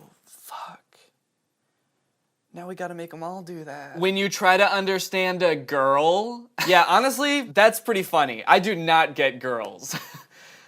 Like, why does the one who lives with me always try to eat me? Does anyone know? So the premise of this picture seems like it's saying that boys are like normal cars. You know, they like work and they look normal, they're nice to look at, and they make sense, you know? You can figure them out. Meanwhile, girls are similar to boys, but they're all fucked up. They're basically like boys, but so horribly physically disfigured that they can't possibly function the way boys do. How boys sit. How girls sit. Quick checkpoint. Have you had your laughter yet? If you have to click off the video because only 1 laughter is allowed. Me to my friend. Please keep this secret. Friend. Banging on a big drum and is a small mouse. No! Don't go around banging that drum! Now everyone's gonna know about my cool big drum. That was my secret. What will the people say when they find out about my secret? What will they say when they know about my cool big drum? When you finally understand something in maths, I think this account kind of needs to work on like their demographic. I don't really think they know what it is. Like, is this account for kids or grown-ass adults? Because they've got jokes about like hating your wife, but then they also have jokes about like not understanding math in school. Finally, I've understood something in maths. Sure, I'm 35 years old and graduated college 13 years ago, but I've never understood any maths until just now. I think we all know what time it is.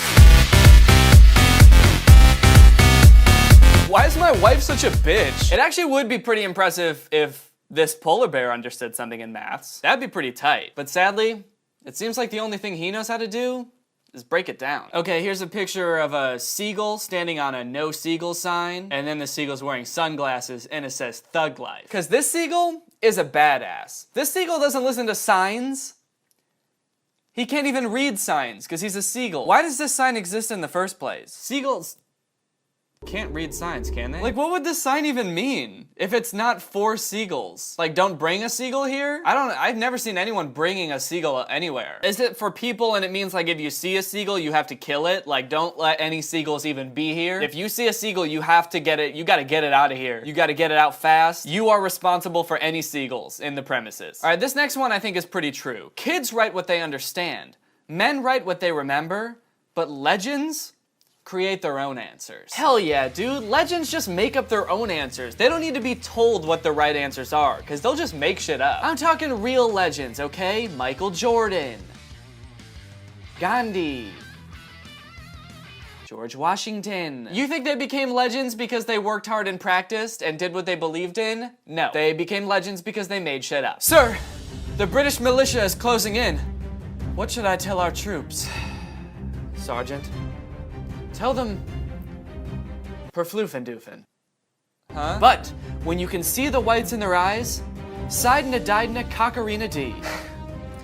You're truly a legend, sir. Yes, thank you, and as a legend, I have to say that... fuck, they're here! Bang, bang, bang, bang, oh, bang, fuck. bang, they got me! bang, bang, bang, They got my bang, legend bang, ass! bang. Other people's besties? A nice-looking young girl. My bestie? A monkey! What the fuck? You're best friends with a monkey? I want to be best friends with a sweet little monkey man like him. Look at him. He could be one of the boys. When you are singing a song and suddenly your idiot friend starts singing it too. Jeez.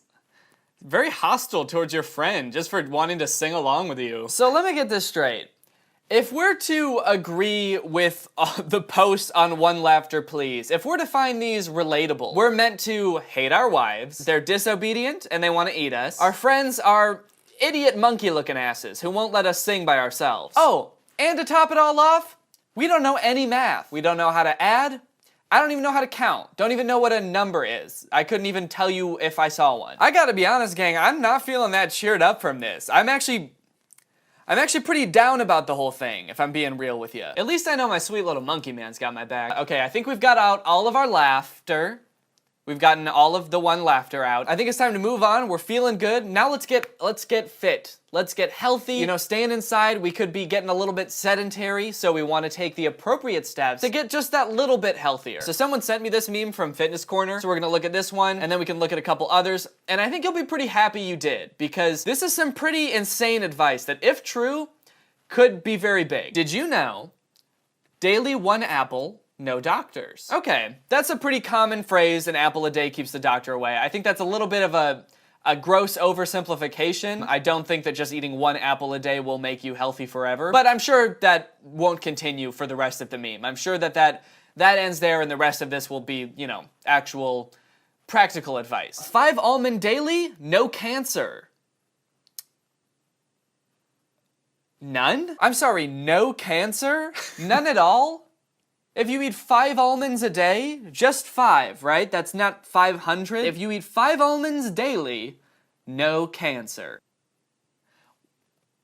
Why do I feel like this might not be true? Something about this just seems like a little bit fishy. I can't put my exact finger on it, but let's move on. 1 lemon daily, no fat. So if you eat a lemon every day, you will have no fat on your body, which sounds healthy, but is actually extremely unhealthy. If you have 0% body fat, you will die. I'm almost certain of it. 1 glass milk daily, no bone problems. Daily 4 dates, no weakness.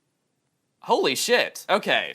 Well, I mean, why didn't they put that one first? That's really the only one they need, right? I mean, that doesn't that kind of make all the other ones useless? I feel like that takes care of everything. You will have no weakness in any sense. 4 dates, and I can be gosh dang invincible. There's nothing you can do to me at that point. Cancer? No. I ate 4 dates yesterday, so I'll try again tomorrow. Cancer. Getting hit by a car and dying? 4 dates. Head cut off.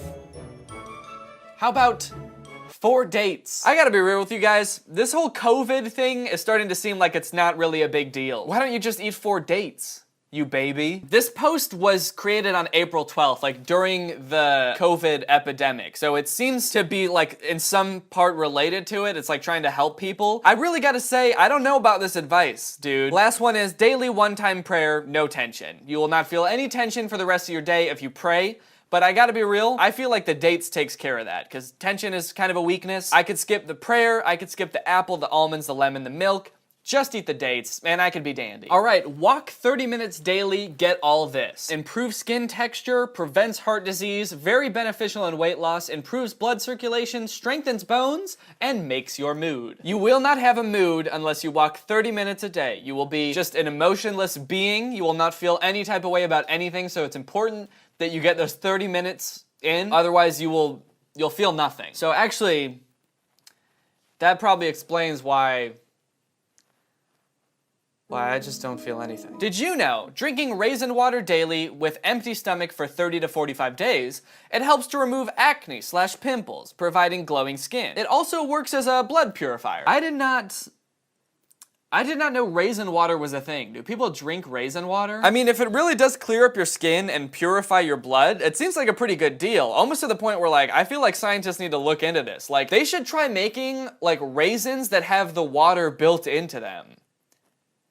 That would be great. Okay, here's some good advice for the fellas out there. Fellas, if you're worried about losing your hair, check this one out. Do-ot. Daily empty stomach 10 to 12 times. I think that's supposed to say do it, or maybe this routine is called op. You stand, you get into a little ball, you roll back, you come back up. Do it 10 to 12 times, and the benefits, as per yoga, say that it prevents hair fall, brings glow to face, gives you a curvy, shaped, and toned body, and also relieves problems like constipation. Rocking back and forth 10 to 12 times a day will make my hair not fall out. Now this I gotta try. All right, well, you guys you're gonna witness it right here. I hope I don't go bald from doing this. 10 to 12 times. Get in the fetal position, roll back, get up. Okay, I think, is standing up part of it? It looks like, what? I just did it one time and I got a notification on my Apple Watch that says, move goal achieved. Actually, it says move goal 200%. So I guess this is working already. I'm getting a pretty good workout in. And yeah, I have an Apple Watch. What are you going to do about it? Okay, so that was one time. We're gonna do 12. Ready?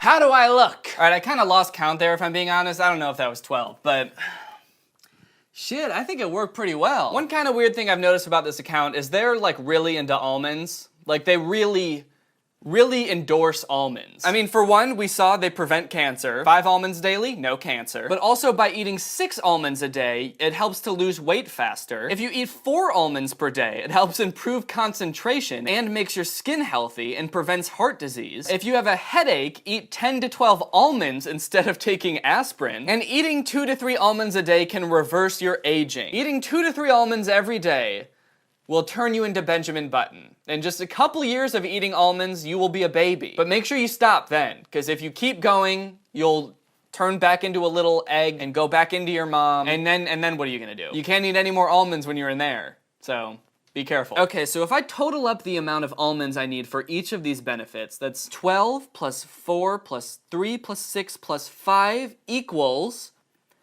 30 almonds per day, and I'll basically be a god amongst men. No cancer, weight loss, clear skin, slowly turning into a baby, and no headaches. Ever. That's the best one. So that's all the memes I got, so I guess the only thing left to do is, eat 30 almonds. So while I crack open this canister of almonds, why don't I tell you about today's sponsor, Honey? Who doesn't love a good deal when you're shopping? I know I do. These days, I find myself buying a lot of stuff online because I don't want to go to the store and risk getting people sick. And what I found is it's pretty hard to find coupon codes online for things. Like if I'm just wanted to buy a pair of pants from J. Crew, like where do you find a coupon code for that? How do you get a good deal on that? You just have to wait for them to be on sale? I don't think so. I need pants now because I ruined my other ones. I don't want to talk about how. But that's where Honey comes in. Honey is a free online shopping tool that helps you find promo codes and automatically adds them to your cart. Say you want to order a pizza. Well, guess what, bruv? They work on Domino's too. When you go to check out, this little box pops up and all you have to do is click apply coupons. That's all you have to do. Honey has saved its 17 million members over $2 billion, and they support over 30,000 online stores. In conclusion, I would highly recommend Honey. It's literally free money, and it could not be easier to use. You just install it, and it starts working for you immediately. So if you want to check out the sponsor, go to joinhoney.com/Danny or visit the link in the description. That's joinhoney.com/Danny. Thank you to Honey for sponsoring this video, and thank you to you guys for checking out Honey. I endorse Honey big time. I have it on my laptop that's right in front of me. I think it's a pretty fantastic tool, and why wouldn't you download it, you know? All right, well, we've looked at the memes, we've found out how many almonds I need to eat, and now it's time for me to eat 30 almonds.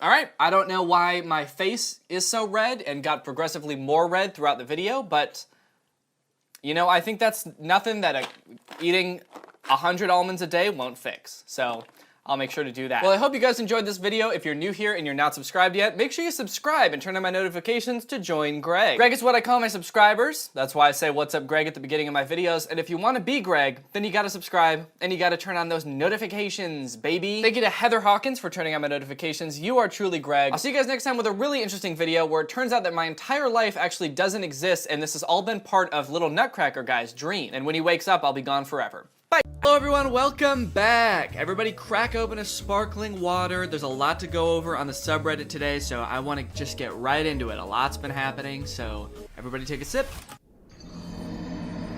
And then let's do top, and it's been a couple weeks, so let's do month. Yes, indeed, we've got the biggest news of all right here on the top of the subreddit, guys. I am gonna be a dad, and Laura is gonna be a mom. Laura basically already is a mom. If you don't follow me on Instagram and you also missed it in the most recent main channel video, we're having a baby. It's due in October. We're very excited, as you can tell. The caption of this Reddit post is, so that's why he bought the tactical stroller. No, but seriously, I'm so happy for him and he's gonna be a great dad. First off, thank you. And thank you to everybody who's been wishing us well in the comments and everything. It's very sweet. I'm really excited. Just a heads up, I'm probably gonna be taking some time off once we have the baby. I'm not really sure how much yet, because I think I have a brand deal I have to do in December, so I'll probably post a video in December, but I don't know, I might take like, I don't know. I might be gone for a while, so yeah, just a heads up on that. Interesting you brought up the tactical stroller. I've seen a few people mention that, like, oh, he must have bought that because they knew they were having a baby, and he just wanted to make a video about it. It was actually kind of a crazy coincidence. The two were totally separate, and I started making the tactical stroller video first. Someone sent it to me, and I was like, oh, that's funny, I'll start making a video about it. And I bought it, I ordered it, I started the video, and then we found out that we were having a baby while I was making that video. It was actually kind of like a crazy coincidence. When I posted that video, I got a lot of comments being like, oh, I thought this was gonna be like a pregnancy announcement or something. Also people being like, this probably came up on his For You page because he's expecting a baby and so it got advertised to him. No, we didn't even know that we were having a baby yet like when I started making the video. Bro's gonna have the ultimate tactical baby. You know what? I still have the stroller. It's in my basement. It's covered in paintballs, but I'm probably gonna hose it off and actually use it. Or like we'll give it to Laura's parents or my parents so that like if they're ever staying with them, they have a stroller. It's a nice stroller. It was expensive. I'm not just gonna get rid of it. So I did have to make the conscious decision to keep it because we just moved. So I was like, we could get rid of it now or I can bring it. So we have it. It's in the basement. Oh my God, Danny has to buy the pony up daddy now. Oh no. No, it's not gonna be that kind of kid. It's not gonna be that kind of kid. They're not gonna like that sort of thing, so no. I like that was in response to a comment about the tactical stroller. That just made me think like, instead of the tactical stroller, he should buy the pony up dad to take the kid out for walks outside. I'm on all fours crawling around with a saddle on my back and the baby is riding me. That would be sick. It has got to be true. Why would he spend so much on a stroller? I'm so happy right now. It's unbelievable. I hate to break it to you, dude, but I just wanted to test the stroller. That was literally just for the video. He also like destroyed the stroller. Yeah, I was not intending to keep that thing. Okay. This is cursed. This is awful. Yeah, I'm just gonna downvote that real quick. I accidentally told my grandma Danny was pregnant, but she was really happy about it. Bro, Danny's having a baby. Oh, sorry, grandma, I didn't mean to text you. Tell him I said congratulations. Who is Danny? Dude, your grandma types crazy. How can your grandma find the emojis, but can't find the space bar? That's wild. But I like that she sent a link to my favorite website, who.is.danny. It's my favorite website. It's just a picture of me. It makes everything she says like seem way more dramatic too. Who is Danny?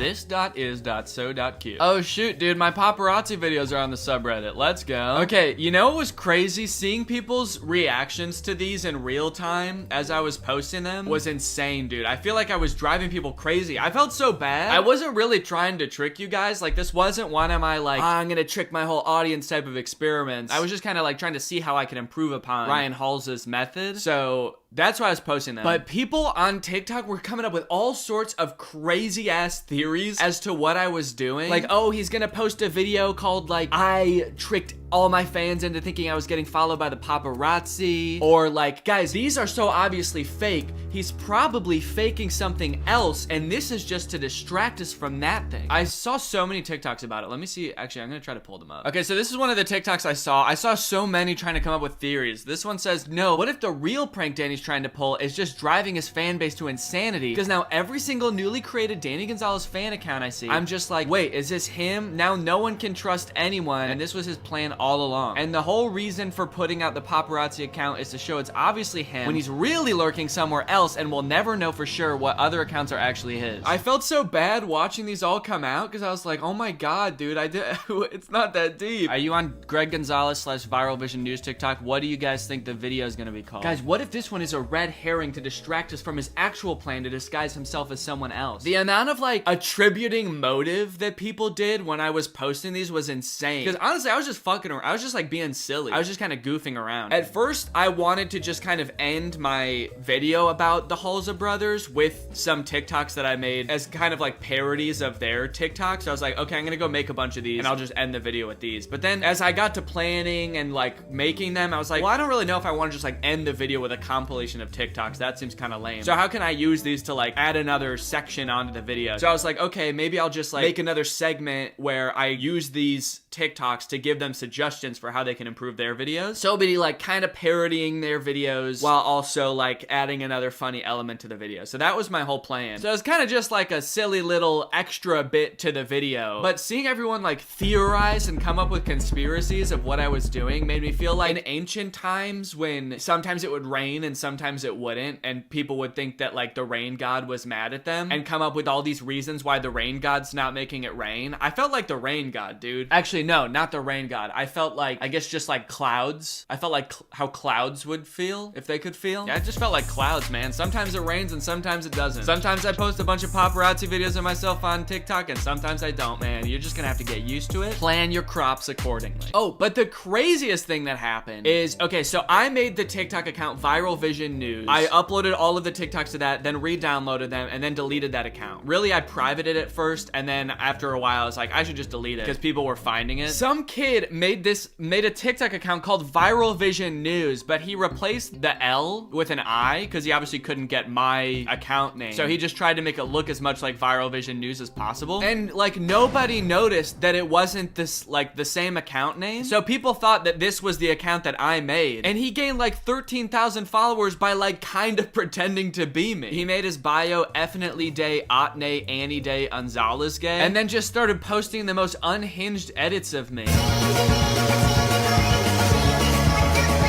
It's crazy because like this really had nothing to do with my video. It was just some kid that like took an opportunity and seized it. But it's so funny because like all of the comments on this dude's videos were like genuinely chomping at the bit trying to figure out how all of this is connected. I'm so excited for whatever video this is gonna be for. For some reason you guys seem to not believe me when I say that I'm not Danny Gonzalez. You can see here that I am not him. I am a child. This is literally Danny Gonzalez, can't you tell by his voice and house style? Oh, Danny probably paid him off to make this video. Guys, when I tell you to use your critical thinking skills, I mean it so hard, dude. It's not even the same account name. There's an I in there. And people were like including this account in their conspiracies of like, okay, so he's got these fake paparazzi videos and then he's paying some 15-year-old kid to post these weird ambiguous TikToks where he keeps saying he's not Danny Gonzalez. What the fuck is going on, dude? So yeah, anyway, I thought that was funny. If I do another video like this, I should probably plan a little bit better so that the account can't be so easily spoofed maybe. But I think that the video did better because I posted all these TikToks beforehand. It was, in a way, it was kind of like a trailer for the video. Like it was like, it got people interested in what the idea of the video was before I even posted it. So I thought that was kind of cool. Yeah, I saw some people saying this. I tricked everyone into thinking my wife was pregnant.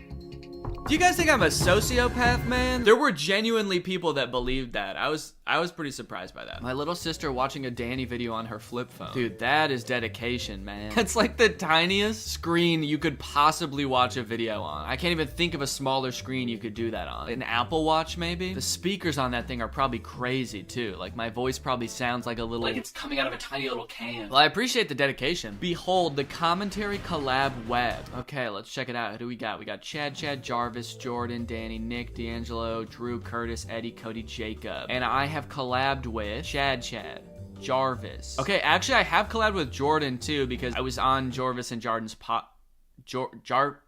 Did I say Jarvis and Jordan? Jarvis and Jordan. I was on their podcast. Collabed with Nick. I've collabed with Curtis. Oh, I've collabed with Cody also. Dude, this web needs some work, man. I've collabed with Eddie too. Yeah, I think this needs to be taken back to the shop and looked at a little bit. Back to the drawing board, please. We need like a heat map kind of web or something where you can tell like by the thickness of the line how many times each person has collaborated with the other or something like that. This could be better. I like the format and it's kind of interesting to look at. But yeah, because like my lines with like Drew and probably Curtis would be pretty thick. Yeah, that would be pretty interesting to see. So I'm looking forward to a V2 if possible. Eventually, you could connect it to other genres of YouTube and you could like kind of make a whole YouTube ecosystem collab web, but have like clusters for different like genres. That'd be kind of cool. I'm putting this all on you, whoever made this. If you ain't got elegance. Is that a Hello Dolly reference?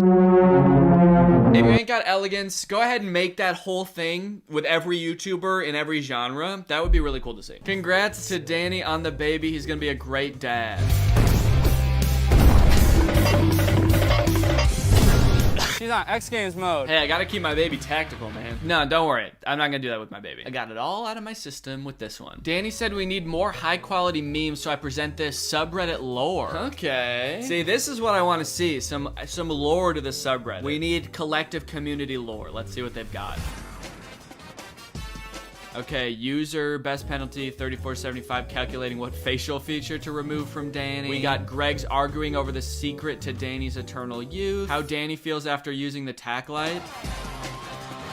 That's so true, dude. And the stroller, honestly. The sub finding anything that has more than a 1% resemblance to Danny. Greg's after finally searching up if Greg is the fastest growing army on the internet. The sub after realizing only Ghostly Orchid is allowed to use their telekinetic powers. True Greg's explaining the in-depth lore of the My Bones Are Getting Squishy joke. And the sub's content exploding after Danny posts a new video. Thank you for the lore. I appreciate the new sparkly shiny meme. It's beautiful. Oh dude, I've been wanting to talk about these videos too. I saw Eddie did a TikTok about these, but I've seen people tweeting them at me too. This account posts so many videos. They've posted like dozens and dozens of videos like this. Khloe Kardashian versus Danny Gonzalez, where like every video they're comparing me to a different celebrity, also making it kind of sound like we have some kind of beef or something. Khloe Kardashian versus Danny Gonzalez. Who would win in a fight? But yeah, look it. They've posted so many videos and like they're like not even comparing me to other YouTubers, which is the crazy part. They're comparing me to like A-list celebrities. But it seems like they'll like go through one person, like they did me and compared me to like every person possible, and then they move on to someone else. So then they started doing Eddie, and then if you scroll a little farther after Eddie, they started doing Sophia Nygaard. I'll click on one of the videos so you can see kind of what they look like. He was born on 27 June 1984.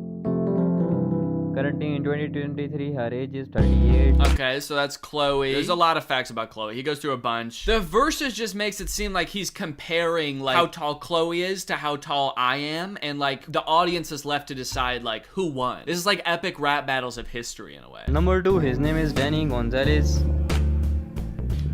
He was born on June 12, 1994. So true. And currently in 2023, he is 28 years old. Yes, dude, he is spitting. He is 5 feet 11 inch tall. His weight is 70 kilograms.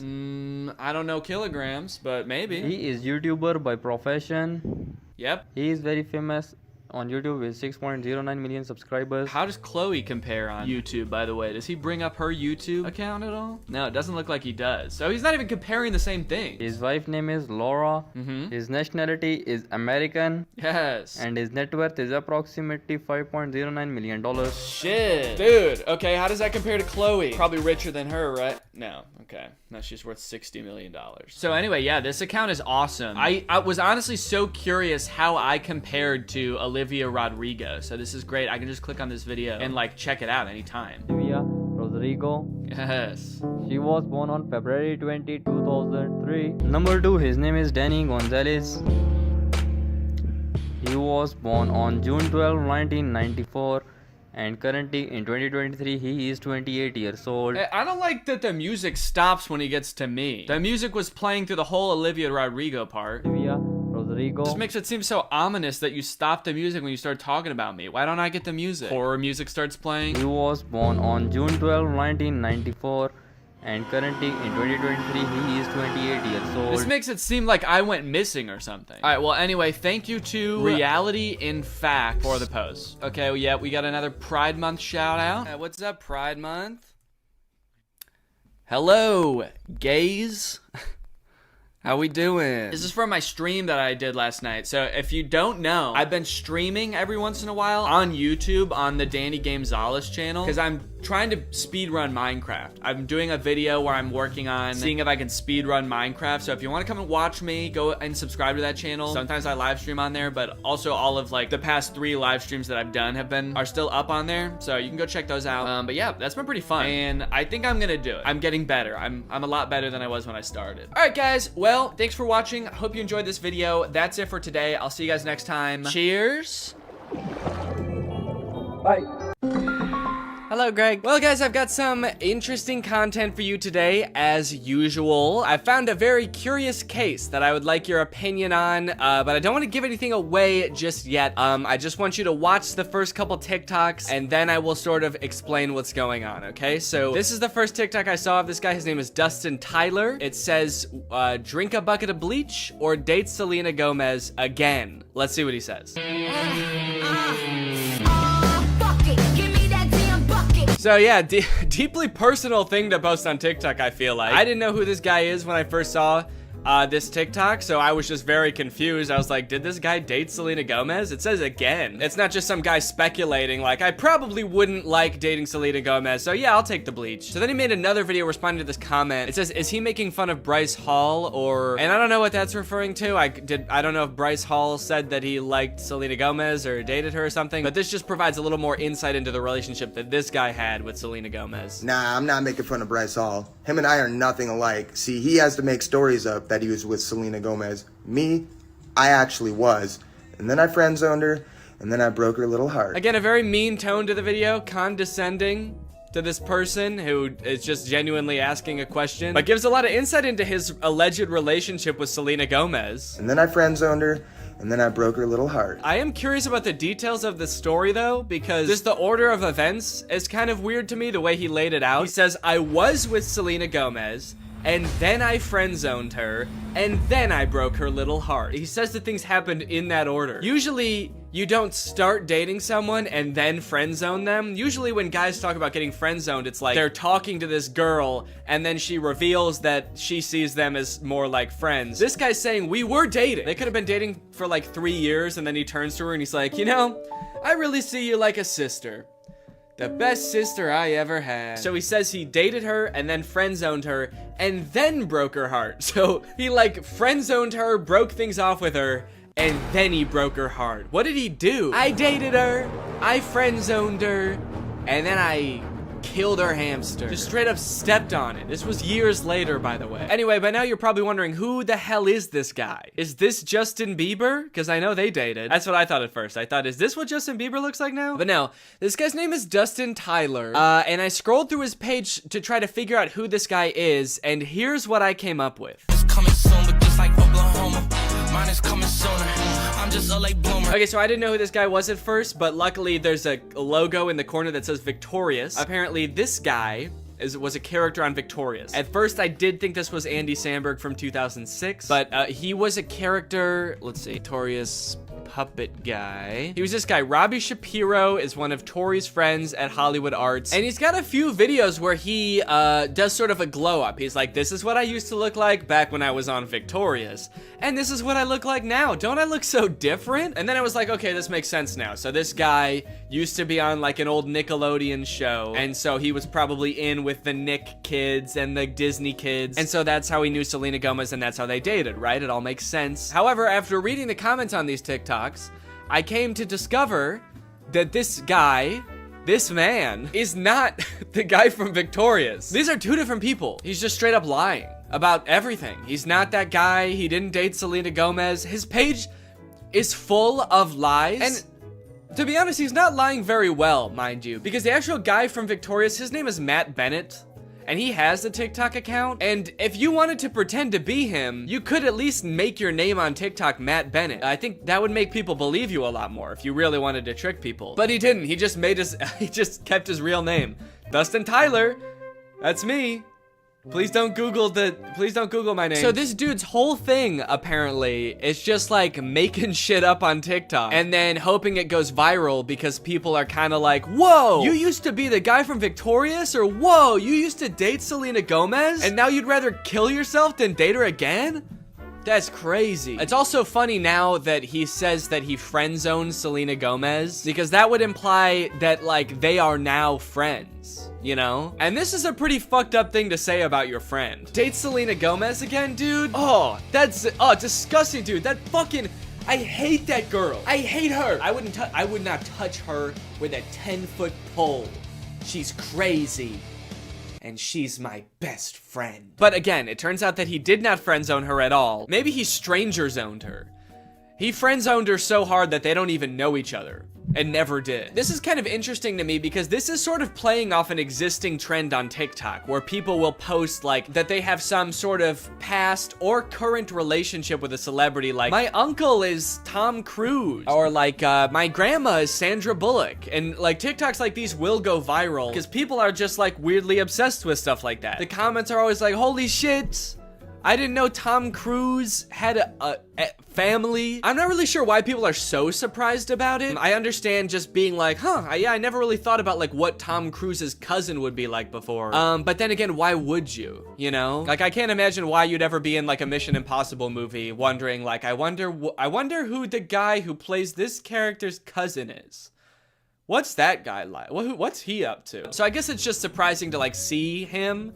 But it's not really surprising to find out that he does have a cousin. I don't think we're all under the impression that like Chris Pratt just showed up just came about through natural causes. If you just search on TikTok, I think famous relative check, lots of videos will come up about being related to Charli D'Amelio or Bob Saget. Okay, this guy is saying that his mom is Flo from Progressive. This is kind of like a popular thing on TikTok, and anytime like a big celebrity has some cousin post about them, it goes viral. But the downside to blowing up in this fashion is that it's kind of hard to keep this momentum going, you know? Most people don't have multiple famous relatives, so you can't just keep posting about like having more famous relatives. I mean, I guess if your cousin was Justin Bieber, you could just sort of keep filming him at every like family get together. But you are kind of just limited to one famous person, which is where I think this guy Dustin Tyler has it all figured out, because he doesn't just pick one celebrity to be related to.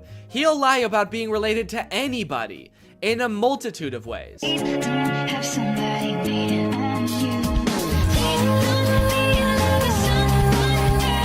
I should say that in this dude's profile, it does say jokes/satire. So he is covering his bases just in case someone tries to like sue him for whatever that would be, lying. Being weird. In case anybody tries to sue me for being a little bit strange, it's all jokes. Also, all of his TikToks about like dating famous women are about him friend zoning them. Or like him like dating them and being like, yeah, I dated like the most famous woman in the world. It was trash. Low-key, I'm a little bit out of her league. I mean, look at me, dude. I've got tattoos and I live in a hallway. And he kind of tries to disguise it as sort of like self-deprecating, like, oh, what an idiot I am. I dated the most famous pop star in the world, and I was too good for her, and I broke her heart, ripped it to smithereens, and now I kind of regret it. Dope, I'm so stupid. Oopsie. And this is all of his content. Then like his whole friend group must just be famous pop stars, right? If he's friend zoning all of these girls and they're just his friends now. Maybe this is the only way he knows how to make friends. Put your back into it, tell us why, show us how. Look at where you came from, look at you now. The caption for that one is, "This is what I looked like when I friend-zoned Ariana Grande." Okay, that one's not even trying to disguise it as like a self-deprecating joke. That one's just like, look at how ugly I was when I friend-zoned a literal pop music icon. And now look at how hot I am. I can't decide how I feel about this, because on one hand it's kind of creepy, but it also is kind of funny that he's just like pretending to be dating all of these famous people. I will say, very disrespectful to the guy from Victorious. The fact that he's using this guy's picture to be like his past ugly self and being like, but now don't worry guys, now I'm hot. I don't look like that ugly-ass dweeb anymore. And he's like showing a picture that's not even him, it's some other guy. And he's also kind of like lying about things that guy did too now. He just starts assigning all of this horrible shit to this guy that's not even him. Yeah, this is what I looked like back when I robbed that bank. Can you believe this is what I looked like back then? Damn, that was the same year I blew up that hospital too. Shit, I've really changed since then. My name is Matt Bennett, by the way, and I did all those things. People just walk away from those videos being like, wow, that guy who played that kid in Victorious is kind of an asshole. Also, one of the weirdest things about this is he also posts all of these TikToks on Instagram, and he's verified on Instagram, which seems very weird because literally all he does is pretend to be other people, and somehow that gets him verified. But he does, in fairness, also say jokes and satire in his Instagram description. So when Instagram verified him, what they're saying is, don't worry guys, this really is the guy who pretends to be the guy from Victorious. If you're wondering if this guy really is who he says he is really the guy that pretends to date Selena Gomez. They do get a little bit creepier though. This one is like that sound that's like, back in the day, me and you, baby, we used to have fun. And it says, my mind when I bump into Ariana Grande when she's with her husband with like a emoji. Imagine this guy that Ariana Grande's never met before bumping into her in public with her husband. Remember me? It's like, I've never seen you before in my life. Oh, the fun we used to have. If he keeps making TikToks like these are only going to get progressively more and more creepy the more like life changes Ariana Grande goes through. The next one's like me following Ariana Grande's daughter home from elementary school to tell her about all the good times me and her mom had. Me in court while Ariana Grande's trying to file a restraining order against me. And if you wonder if I hate you,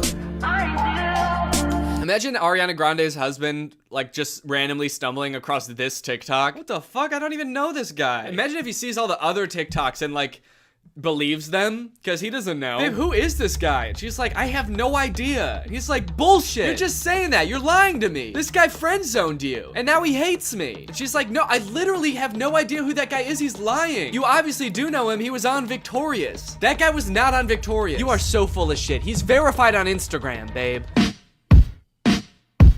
Yeah, fuck no. Okay, that one just throws off the whole thing. I thought he wanted Ariana Grande back. And all the other TikToks, he's like, damn, I wish I never friend zoned her. And now he's saying I would never date her again? How do you reconcile those two? Oh, I wish I didn't friend zone Ariana Grande.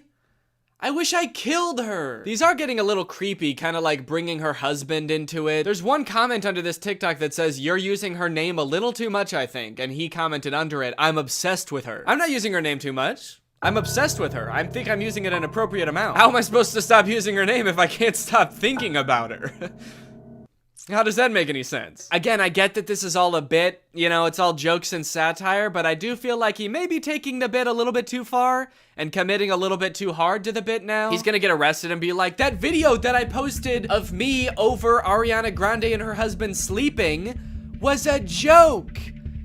I was making fun of someone who would do that. The knife in my hand was a goof. You wanna know the craziest thing about this? Is all this dude does is pretend to be other people and pretend to be related to other people. And he has 1.7 million followers on TikTok. You know John Legend? Like an actual famous person just started a TikTok. You know how many followers he has? He's got 1.6 million followers. He's got less followers than someone pretending to be related to somebody famous. Dustin Tyler has 4 times as many followers as the actual guy from Victorious. Matt Bennett has 400,000 followers, and a guy pretending to be him has 4 times more. It's like, how do you get more followers by making TikToks about being like related to somebody than you do by being that guy? He hasn't just pretended to date celebrities, he also has pretended to be Keanu Reeves' son. People, tomorrow morning, 10 a.m., Santa's coming to town. And a lot of them have this kind of theme where like people and like potential girlfriends only like him because he's Keanu Reeves' son. And I just think it's kind of funny that in this fictional world where he can make up anything, he picks such a sad reality for himself. He picks these worlds where like he turned away the love of his life, Ariana Grande, and now he's bitter and he despises her husband. And he picks this world where Keanu Reeves is his dad, but like he can't really be sure if anyone actually likes him for him because everyone's just so obsessed with Keanu Reeves. He's turning his life into a tragedy. He's made a tragedy of himself. Also, I think it's kind of funny that in this scenario, it seems like the she that this video is talking about would be Ariana Grande. You know how Ariana Grande is obsessed with Keanu Reeves and that's a thing about her? Screaming, crying. Also, I want to know where he's making these TikToks. He's always either like in a hallway or in a storage closet. I feel like I'm way more interested than his life than like whatever fantasy land he's coming up with. I feel like he's making these at work. Whatever job this guy works, I must be the most boring job in the world. I get daydreaming about like dating Ariana Grande or like having a famous parent, but then like daydreaming and fantasizing about like dating Selena Gomez, but it was trash. It's like you've gone through everything else there is to daydream about. And now all you have to daydream about is like, what if people only liked me because my dad was in The Matrix? Anyway, I don't know. What do you guys think? Is this creepy or normal? Is this creepy behavior or is this all in good fun? And it's just kind of like a silly guy being goofy and wacky. Let me know. Anyway, thank you so much to SeatGeek for sponsoring this video. Guys, live events are back and you're gonna be going back to them in style. You wanna know why? Because thanks to SeatGeek, you can save $20 using my code GREG on SeatGeek. If you don't know what SeatGeek is, it's basically an app for your butt. And what I mean by that is it helps get your butt in some dope-ass seat. SeatGeek is a ticketing app. It helps you get tickets in the easiest way possible. I've got the app on my phone. I've used it to get tickets to a variety of shows in the past, and I really like how it tells you whether or not you're getting a good deal on tickets. It basically color codes the seats and the tickets so you know whether you're getting a good deal or a bad deal. Green means good, red means stop. Whether it's concerts, baseball, basketball, football, etc., whatever you're into that has tickets, you can probably find it on SeatGeek. I personally am going to an Oliver Tree show in February, which I'm very excited about. Got the tickets on SeatGeek. It was super easy to do. And again, thanks to SeatGeek sponsoring this video using the promo code GREG, you can get $20 off tickets from SeatGeek. That's $20 off your first purchase if you use my code GREG, and make sure you click the link in the description to download the app. Thank you to SeatGeek for sponsoring this video, and thank you to you guys for checking out SeatGeek. Bye. What's up, Greg? I hope you're having a great day. Welcome back to my channel. This, of course, is another episode of The Shelf Is Still Gone. I know that the shelf is still gone. It's still on the floor. It just randomly fell off the wall like a week ago. And I know what you're probably thinking. You're probably thinking, Danny, why don't you clean it up? Why don't you just put that shelf back up on the wall? But what you don't understand is I don't know how. I don't know how, because I made a bunch of holes in the wall when it fell, and I don't know how to fix that. So I think it's just gonna stay like that. I kind of like it. It's kind of a vibe. So there's these dudes, Riztar and Faraz, on TikTok, and they've been, over the past like year, been making these TikToks where they pretend to be the Joker. Now I wanna show you some of those TikToks, but you gotta promise me that when I show you them, you're not gonna click off the video, okay? Because I know it's gonna make you pretty uncomfortable at first, like mentally uncomfortable, and also probably physically uncomfortable, because I get kind of itchy when I watch these. But I promise that it will get better. I mean, the whole video is going to be about this, but hopefully you'll get used to it. When I say they've been making TikToks as the Joker, you're probably wondering what I mean. So I'm just gonna show you a couple TikToks, and I think you'll get the gist. So that's Riztar. I think he was kind of like the originator of this Joker trend on TikTok. There's a lot of people that do it, but these two dudes that I'm gonna talk about today are the people that do it the most, and that's what he does. This is a lot of what he does on TikTok, is this Joker character. He's in different situations, he snaps his little neck, he makes his little face, and that's pretty much it. Okay, and here's Faraz doing one. Okay, again, don't click off the video. I'm not sure why they had to add in those like bone cracking noises when they become the Joker. That's like so disgusting. That's so gross. Like in the first one, it made sense because he went like this and snapped his neck, but in the second one, what bones is he even breaking? He's just kind of clenching up. Like his whole body just becomes a bowl of Rice Krispies when he becomes the Joker. His fists are clenched so hard that his knuckles are cracking, and his legs are so tight that his knees are cracking, and his butt is clenched so hard that his butt crack is cracking. Like, is it hurting them to become the Joker? Is this something that is painful? Because if so, maybe they should stop. And even if not, they should still stop. So these two make TikToks where they get into all these wacky scenarios and become the Joker to get out of this situation. Like this face is some kind of superpower. So one thing you've probably noticed is that these two, when they do their Joker face, don't look anything like the Joker. But I'm pretty sure that this is only like loosely based off of the Joker from Batman. They sort of just took the name and kind of made him their own character, because he doesn't really have anything in common with the actual Joker. In fact, this Joker actually seems to be like a superhero of sorts. In a lot of them, he's like fighting crime. Like in this one, this little girl is on a roof. She's about to get kidnapped by 3 grown men, but suddenly something scares them all away, and the camera turns around and reveals the Joker. Faraz. He's there doing his little face, his creepy little smile, and his eyes rolled back into his head. And I guess we're meant to think like, hooray, that little girl is saved. We can trust her with this guy. We don't have to worry about this little girl anymore. Just send her off with this guy and she'll be on her way. So I guess the Joker is kind of like a superhero, and his power is this face that he does, because usually he rolls up to a situation not making the face, and then once he starts making the face, all the bad guys just book it. I don't know if the face just like instinctively makes them run away, or they're just worried about what might happen next. Like if he's willing to make that face, what else is he willing to do? This fucking freak. But either way, it seems like a pretty effective crime fighting technique. All right, here's another one where a kid's about to be kidnapped. Or I guess in this one, he's already being kidnapped. This kid is currently being napped, but just then, our boy the Joker rolls up on his bicycle. Some superheroes have Batmobiles, some sling around on their webs, and the Joker rides around on a bicycle. He may not be fast, but he do be kind of environmentally conscious though. So he pulls up, he takes off his jacket, gets totally shirtless, motions the kid over. They just let him go. I'm not really sure why they let him go at this current stage, because he hasn't made the face yet. So I don't know, he doesn't really pose a threat to them at this point in time, because there's 3 of them, there's 1 of him, and sure, he may be shirtless, but I don't think that poses like a tactical advantage. He motions the kid over, they crack their little bones, and they both become the Joker this time. Double Joker.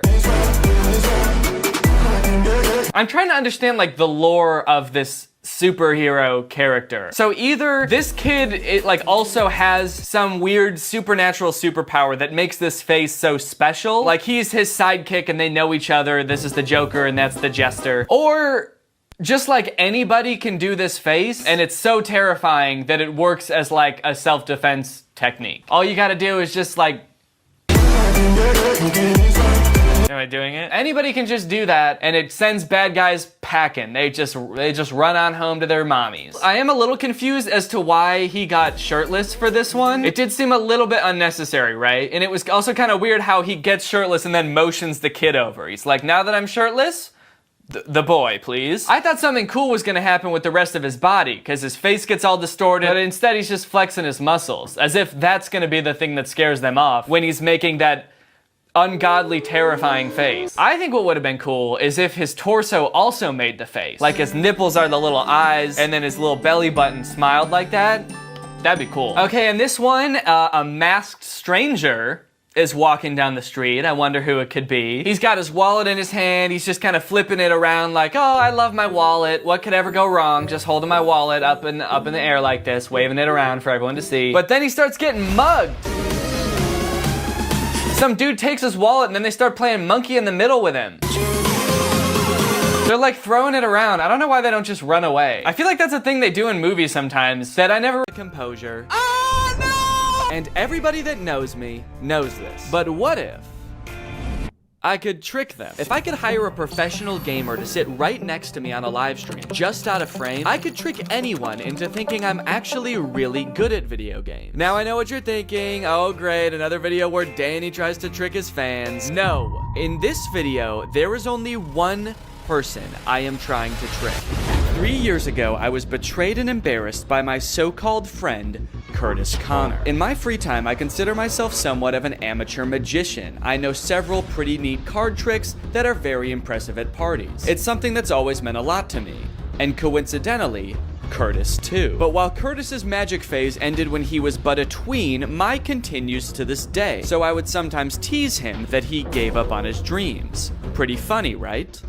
Well, Curtis didn't think so. To get back at me, Curtis made a 30-minute long video where he learned a bunch of card tricks that I don't know so he could rub them in my face and ruin my life, basically.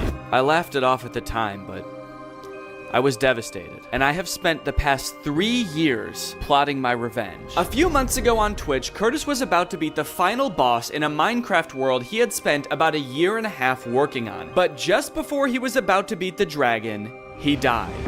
Curtis was playing on hardcore mode, which means if you die, you can never play in that world again, and you lose all of your hard work. That hardcore world meant a lot to Curtis, just like magic means a lot to me. So when he sees me beat Minecraft on hardcore mode at a professional level speed, while he couldn't even do it after a year and a half, he's going to know what it feels like to have everything taken away from him. And in the ultimate poetic justice, it's all just gonna be one big magic trick. Now here's the issue. I can't just go live on YouTube one day and be like, hey guys, you know how last time anyone has ever seen me play Minecraft, I was literally terrible at it, I didn't know what I was doing, and I could barely win a one-on-one fight with a zombie? Well, today I'm gonna beat the entire game in 10 minutes. That wouldn't work, it would not be believable, and my entire audience already thinks I'm up to no good anyway. Every time I post any picture on Instagram, because I've done videos where I like trick my fans before, all the comments are like, something's up here. It'll be like just a picture of me running a half marathon, and people are like, nice try, Danny. We know what you're up to. And if Curtis sees any comments like that on my big speedrun live stream, that would obviously not be good. So what I have to do is plan a series of live streams where I pretend to be practicing speedrunning Minecraft, and that way it plants in people's heads, okay, he is practicing. He's probably getting better, even though I probably won't actually be getting better because that's not how my brain works. And then when they see me do that big fake speedrun live stream, they'll be none the wiser. So that's what I'm preparing to do right now. I'm gonna get on live stream and I'm gonna try to speedrun Minecraft for the first time, and this should give you a good idea of how bad I actually am at games. Okay, this should give you enough evidence that this is not gonna happen naturally. I'm not just gonna I don't know why I said naturally. I'm gonna need to take steroids to speedrun Minecraft. Welcome everybody. Thank you for joining today. Today's a very special day because I'm going to try to speedrun Minecraft. The goal of a Minecraft speedrun is to kill the Ender Dragon. The fastest anyone has ever done this is 7 minutes and 45 seconds. The fastest I have ever done this is 2 months. In order to get to the Ender Dragon, there are a series of steps you must complete. This is a general list of the steps required. It includes fun things like building a portal, how to make nether portal. Oh, whoa! I think that was not supposed to happen. And traversing the nether to find resources. Oh, whoa! The farthest I made it during this stream was this step, but I usually ended up right about here. Oh, okay. Real funny, dude. Can you point in the right place, please? Just point at the screen. No! I just finished my first practice stream, and I think it went pretty well, honestly. I played through a couple different worlds, and I died. I've seen people do this. Oh! What the fuck? Quite a few times I died, and it was actually genuinely disappointing every time I did. Ooh. Oh! Whoa! Oh! God damn it, dude! Why? Despite being a giant hit to my ego, the fact that I played so bad during this stream was actually good for a couple reasons. First, the entire stream was very believable, and as of right now, nobody suspects a thing. And second, I need to find a Minecraft speedrunning pro. I was planning on just tweeting something after this stream looking for somebody to help me, but apparently I did so bad during this stream that like moths to a flame, the very next day, the speedrunner had come to me. Shortly after the stream ended last night, I got this tweet. It's from this dude named Anthony. Hey Danny, saw you speedrunning Minecraft tonight. Would love to help you improve your speedruns. I'm a former world record holder and have beaten Minecraft the most times ever. Anthony, aka Curryway, is the real deal. He's held several world record speedruns and has tons of videos on his YouTube channel breaking down various speedrunning techniques. If anyone was gonna be able to speedrun Minecraft for me, it was this guy. So hopefully I can just DM this dude and ask like, hey, so how badly do you want to help me speedrun Minecraft? Because I have a pretty easy way for you to do it. I'm worried that as a member of the Minecraft speedrunning community, he might not like this idea. Like maybe this is making a mockery of speedrunning or something. I don't know. I don't really think it is, because it's not like I'm trying to pass off my speedrun as like an actual world record. But there is a little bit of me that's worried in the back of my head that I'm gonna DM this dude and he's just gonna like reply to this tweet and be like, oh, never mind guys, he's just faking it and I'm not helping it. So do I want to DM him?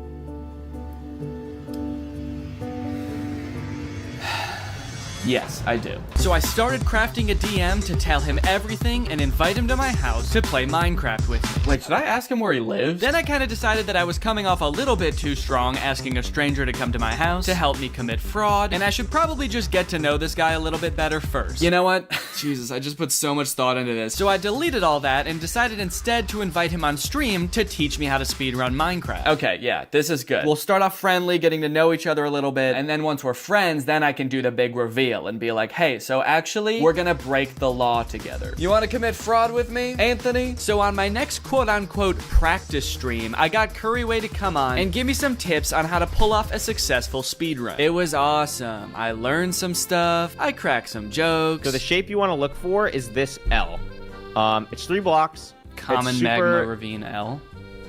Yeah. He even showed me a practice map where I could just practice killing the dragon over and over. And let me tell you, dude, I was doing it. I killed that dragon. I was going crazy on the dragon, man. I was actually going kind of epic gamer style on the dragon. The second practice stream went even better than the first. Everybody's still on board. Nobody thinks I'm faking this. Everything is going extremely according to plan. Except that it might actually be going too well. Yeah, I've run into a bit of a wall here, and that's that I'm putting in so much practice to do this, and I actually kind of feel like I'm getting good at it, and it kind of seems like I might actually be able to just do it and not fake it. I know I talked a really big game earlier about being bad at video games, and I really am. I'm not good at games, but I don't know, after practicing for like, I guess the 4.5 hours total that I have so far, I can actually see a path to me being able to do this on my own. And I've gotten like way more confident with parts of the game that I did not think I would. Last night, killing the dragon like multiple times was a big moment for me. Even though they are like pretend practices that I was doing on stream, I was not pretending to be excited. I was genuinely excited. I'm still, again, not sure if I will be able to, and it is kind of scary filming this part knowing that I could still fail, and then I'll have to like still keep this part in the video, but then just go back to plan A and fake it and feel like even more of a failure than I did at the start of this video. But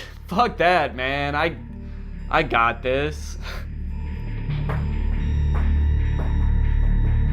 Time to practice. So for the next 30 days, I practiced speedrunning Minecraft every single day. I practiced alone, I practiced on stream, I practiced on a plane and in a hotel. And sure, I died a lot, but all that dying and grinding was worth it because... Wait, why doesn't it look like I'm getting any better? Why am I still dying so much? Holy shit, did I not get any better? The problem with speedrunning is that when you're not fast, you are slow, and so when you die, instead of wasting like 5 minutes, you've wasted an hour. You've wasted an hour of your time carefully navigating the nether and all other aspects of the Minecraft world, and you're doing a really great job, and you're having fun, and you think you're gonna do it, and then you mine one wrong block, and you get killed by lava, and then you die, and you've wasted an hour of your life trying to beat a game made for children, and you didn't even do a very good job. It would be one thing if I was already really fast with it, so it only took like 10 minutes total to speedrun Minecraft. But I spent 45 minutes, an hour and a half,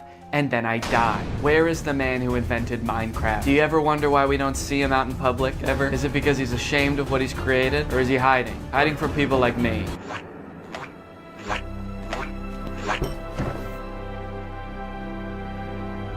I fucked up, guys. Well, gang, I was wrong. I actually cannot speedrun Minecraft, no matter how much time I dedicate to it or how much coaching I have from a literal professional. I am inept. The worst part is Curtis is gonna see this part of the video. Curtis, if you're watching this, skip ahead, dude. All right, don't watch this part. Move it along, Buster.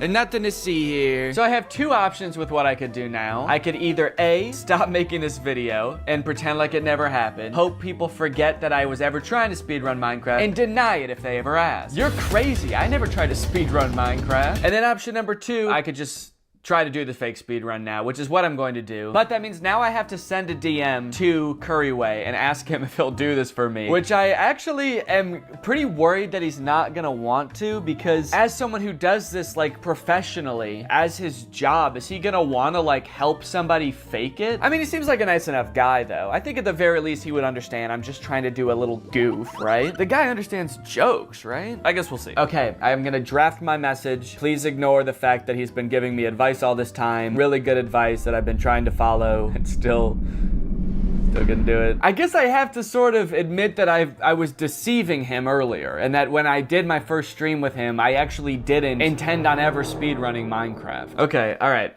Okay, what can I say? What can I say? What's up, dude? That's a good start. No, that's too cliche. Hey, dude. Boink. And I'm just gonna close Twitter and hope and pray that he receives this well. We'll see what he says. Okay, guys, he responded. I haven't opened the message yet, but from the preview of the message, it looks like he's down. Because I can see it says in the preview of the message, it says I'm 100% down. So let's go, dude. Let me open up the message. Dude, that sounds crazy. It does, because I'm fucking insane. I'm 100% down. Happy to film some stuff on my end as well for you. When were you thinking? Yes, dude, let's go. The plan is a go. I will respond in a calm way so as to not frighten him.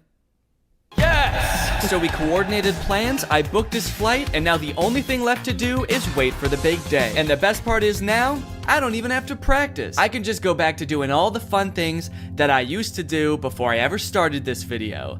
Like this. Oh man, that looks fun. Okay, it's time. All right. With just 2 hours before the big stream, there was still a lot of preparation that needed to be done. We planned on streaming for about 2 hours. The first hour, I would be controlling the game, and when I was ready to be done, I would say the code word, dang nabbit, which would be our cue for me to secretly turn off my mouse and keyboard so Curryway could take control. One of the big challenges during practice was remembering that I was supposed to look like I was controlling the game. I think just sit like that for the stream. Yeah, I have this new stream. Using only my mind. But by far the most difficult thing that we had to get perfect was making Curryway, a professional Minecraft speedrunner, play like somebody who does not know how to speedrun Minecraft. Now, if you see a ship, you have to make it very clear with where you're looking that you see a ship, because I see that one. Okay, yeah, I had no idea. As we were practicing, he kept doing things that I would never in a million years be able to do. Ah! For the record, I would not have done that. You wouldn't have shot back to the gas? I probably would have tried to hide in some kind of hole. So for about an hour, Curryway just watched me play and took notes on all of the things I do wrong so that he could also do those things wrong. I have never experienced pressure quite like a professional speedrunner watching me try to speedrun. Would you actually break those blocks? Like, yeah, I might. Yeah. Okay. What if, like, playing like me makes you suck so bad that you're never the same Minecraft player again? You know what? It's the risk we're willing to take for content. You guys are gonna have to practice not reacting like that. Whoa! My chat just hears from off screen. Oh! Sorry guys, there's a ghost in my house. It would be so embarrassing to do this live and for something to fuck up horribly. I'd probably just end the stream. Oh god, yeah, knock on wood right now. Let's do this. Let's do this. It's gonna be hype, man. Okay. Pretend like I'm not nervous. Okay. Press to go live. Maybe it's only obvious to me because I know how I was feeling in this moment, but my voice was so shaky and nervous for the entire stream. All right, everybody, what's going on? Welcome to the stream. This was actually kind of embarrassing to watch back how nervous I was. I've been doing a lot of practicing off stream, and honestly, it's been like a lot easier, which is why I haven't streamed in a while. because it's really hard to, I kept losing my train of thought and pausing to breathe. A lot of the time, maybe it was because I was worried about failing in front of thousands of people, or maybe it was because I could feel Curryway judging me from across the room every time I fucked up. But aside from that, the first half of the stream went off without a hitch, and before I knew it, it was time to make the switch. Dang nabbit, dude. And just like that, the professional was in control. And after resetting the world a few times, he found the perfect seed. Oh, dude, we got a monument in the distance right there. Do you guys see that? Ooh, that's a good looking boat, baby boy. Oh, yes. And for about 15 minutes, things were going great until in the nether, Curryway realized he made a crucial error. I don't know where our home portal is. Which I heard and immediately began to panic. Oh, fucking hell, dude. Do I not know where the portal is? In order to continue with the speed run, it is imperative that we find the portal, but the nether is basically a maze, and neither of us seem to have any clue where it was. Oh, wait, he found it? Oh, okay. Yes! Dude! No fucking way! Ah! Okay, and after a few short minutes of navigation, I was in the stronghold, I was in the portal, and I was ready to fight the dragon. At this point, I was all nerves. I hadn't read the chat in like 10 minutes. I didn't even know if people were buying this, but I just thought about Curtis's face watching this. And I knew it was time to finish this. And also Curryway knew it was time to finish this. Curtis.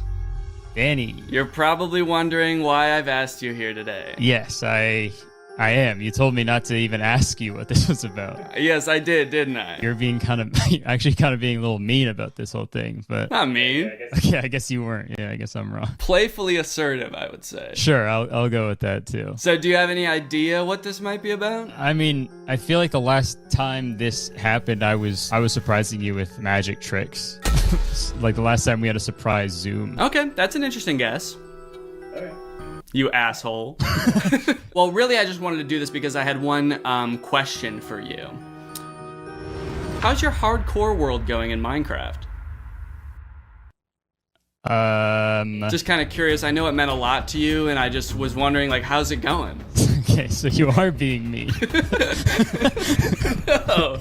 Yeah, you're being an asshole by doing that. You really don't know? It would be helpful for you to say just for the viewers. I played Minecraft hardcore for fucking months, and I tried to beat it, and the first time I got to the dragon, I died. Oh, yeah, that's right. That's what happened. Now I remember. Okay. Yeah. Wait, so you spent like a year and a half on that world, and you didn't beat the Ender Dragon? The game isn't about that. I tried to beat it, and the first time I got to the dragon, I died. It's just kind of crazy because I don't know if you saw, but a couple days ago, I started a Minecraft hardcore world, and I beat it in 30 minutes. Impossible. Did you see that at all? I might have seen that. I don't know if that was you doing that. Okay, first off, mean. Okay. You do know I'm like really bad at video games, right? And I did it in 30 minutes? Okay. I don't know what I don't know what this is about, man. You don't know what this is about? No. Don't be so coy. Do you remember that I texted you the night that you died in your hardcore world?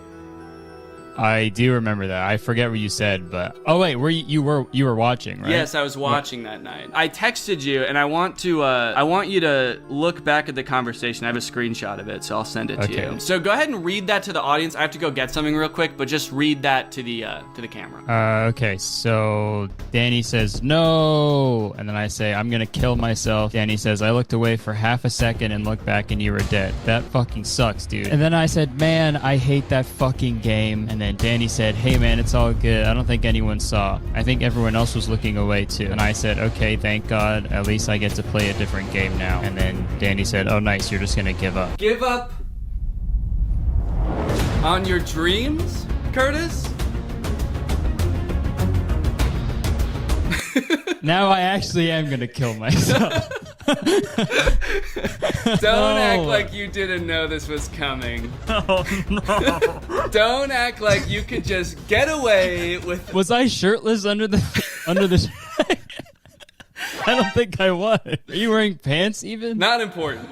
Damn it. So, Curtis, let me remind you of something. Stop sitting like that. Okay, sorry. You're right. 3 years ago, you posted a video basically humiliating me in front of millions of people. You took one of my greatest passions, magic, and you turned it against me. Well, wait, what is it? Oh, I have it all scripted out. What was I gonna say here? Wait, what was I gonna say?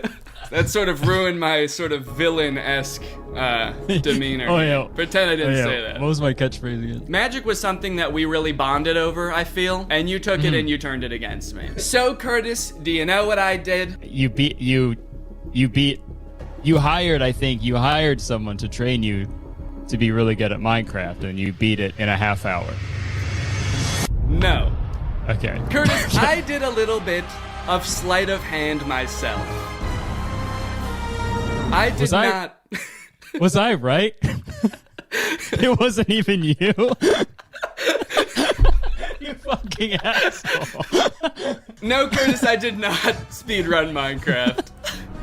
I hired a former world record holding speedrunner to come to my house. You had them come to your house? And I had him speedrun Minecraft for me. I can't believe this. So this was all for the magic tricks that I did, which you started, by the way. I only did that because you were making fun of me, saying that I gave up on my dream. I don't know. At the end of the day, I'd pretty much consider us even now. Well, what if I told you I was under the desk, under his desk the whole time, sucking his dick? I guess I don't know what I would think about that. I'd just be confused, I guess. Gotcha. All right, Dan. I think we're even. Is that the hat behind you that you... Yeah, it looks like I'm wearing it right now, kind of. Maybe the best way to end this is just by saying, hey, we're both pretty good magicians. It's not a competition. Maybe we both crossed a few lines, but at the end of the day, there's room for two. My favorite merch designs that I've ever done. Hope you guys enjoyed this video. If you're not subscribed yet, make sure you subscribe and turn on my notifications to join Greg. Go ahead and watch another one of my videos right here, and I'll see you guys next time. Bye-bye. Ladies and gentlemen, Walmart has entered the metaverse. Finally. That's right, Greg. Through one of the most popular children's games in the world, Walmart is now an actual destination in the metaverse where you can go to have fun, play, learn, and of course, buy things from Walmart. And that is what I will be doing today. I personally cannot wait to get into Walmart's metaverse, look around, explore. It looks fun as hell. One of the biggest corporations in the entire world advertising to young children in a video game? Let's just say Daddy Likey. But before we do that, before I show you the actual Walmart metaverse experience, I was surprised to find out that this actually isn't Walmart's first metaverse project. A few months ago, apparently Walmart was sort of laughed off the internet because this video surfaced demoing their vision of the future of shopping in the metaverse. And not only did this failed experiment not look like it made shopping any better, it like actively made it worse. You know how instead of like a store with colorful aisles full of products and people from your community shopping around, you'd much rather shop in a dystopian void of a Walmart that's been abandoned for 1,000 years? You do? Oh, you do? Okay, that was meant to be sarcastic, but you actually do? Okay, well, then maybe you'll like this.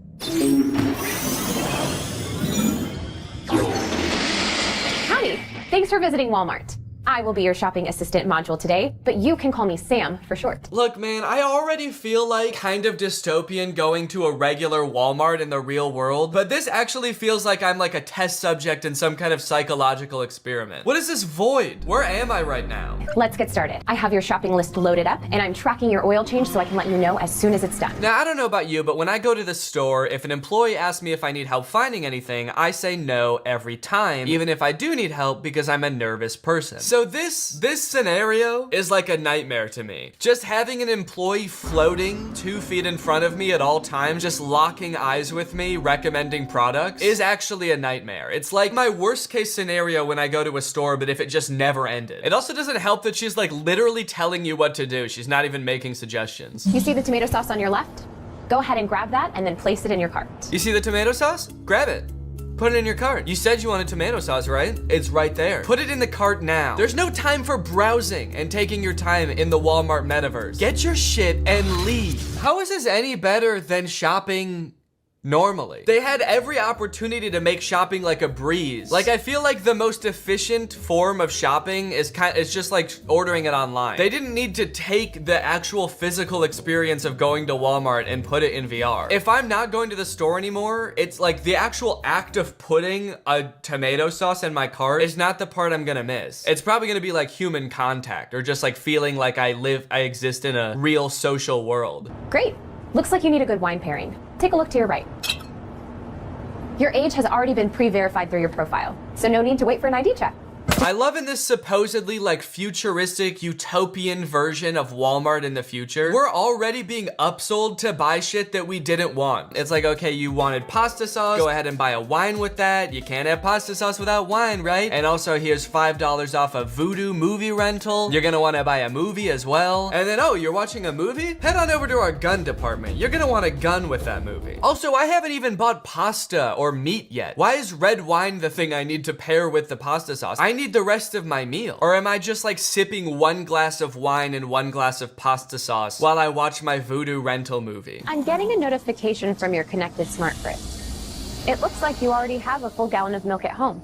Should we put this one back? Sorry? My fridge told you that? The sheer passive aggressive in this Walmart employee's voice. Hey, so I noticed you have a gallon of milk in your cart, but I was just talking to your smart fridge and he told me you already have milk at home. Should we put the milk back? Should little baby put the milk back? Did little baby forget that we have milk at home? Did you forget in this dystopian world there's a milk shortage? Are you trying to hoard milk? Also, stop talking to my fridge behind my back, dude. What the hell? Why are smart fridges so integral to every corporation's version of the future? I do not want my fridge snitching on me to Walmart, okay?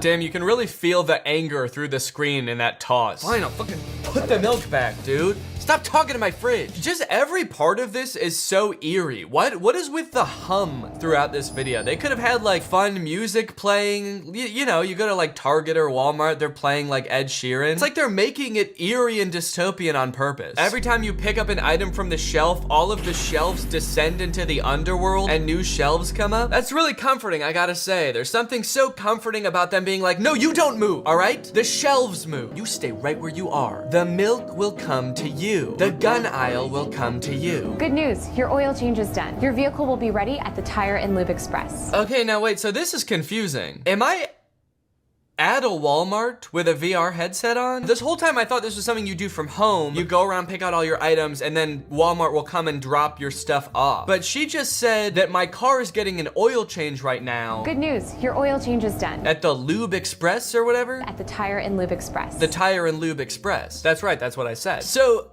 I drove to Walmart, dropped my car off at the Tire and Lube Express, and then went into Walmart and then just put on a VR headset? At that point, why can't I just shop? Why do I need to be wearing a VR headset? I'm so confused.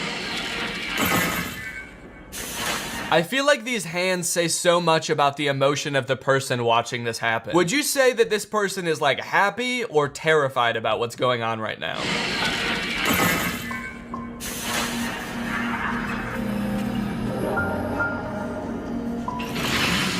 I'll have the TV brought out to your car. Okay, so my shopping cart is going to my car to load my groceries. This drone is just gonna deliver the TV straight to my house. And then I noticed that I'm not leaving the Walmart. I noticed that my cart and the TV get to leave. And I don't? Is there any reason for that? Okay, your groceries will be delivered to your smart fridge as a sacrifice, and you will remain here forever. Thank you for shopping at Walmart. Okay, I think you guys have waited long enough. You want to see the real deal. That experiment obviously did not work. People were like, what the hell is wrong with you? Of course we don't want this. So now it's time to look at Walmart's actual, real-life, currently live venture into the metaverse. Walmart enters the metaverse with Roblox experience aimed at young shoppers. shoppers. Young shoppers, young shoppers. I feel like there's another word for that. Another word that they're not using for some oh, children. Yeah, that's right. We usually call young shoppers children. But I guess at the end of the day, children are basically just young shoppers, aren't they? Congratulations, ma'am. You've given birth to a beautiful young male shopper. Oh, thank you so much. I can't wait for him to grow up and shop just like his father. Isn't that right, sweetie? Walmart is entering the metaverse with two experiences, Walmart Land and Walmart's Universe of Play in gaming platform Roblox. Walmart's marketing chief, William White, said the company will use Roblox as a testing ground as it considers other moves in the metaverse and beyond. Definitely makes it sound like they're using this opportunity to sort of experiment on children, which I guess makes sense as to why they're not using the word children, because there's lots of laws against advertising to children, but there are no laws, as far as I know, about advertising to young shoppers.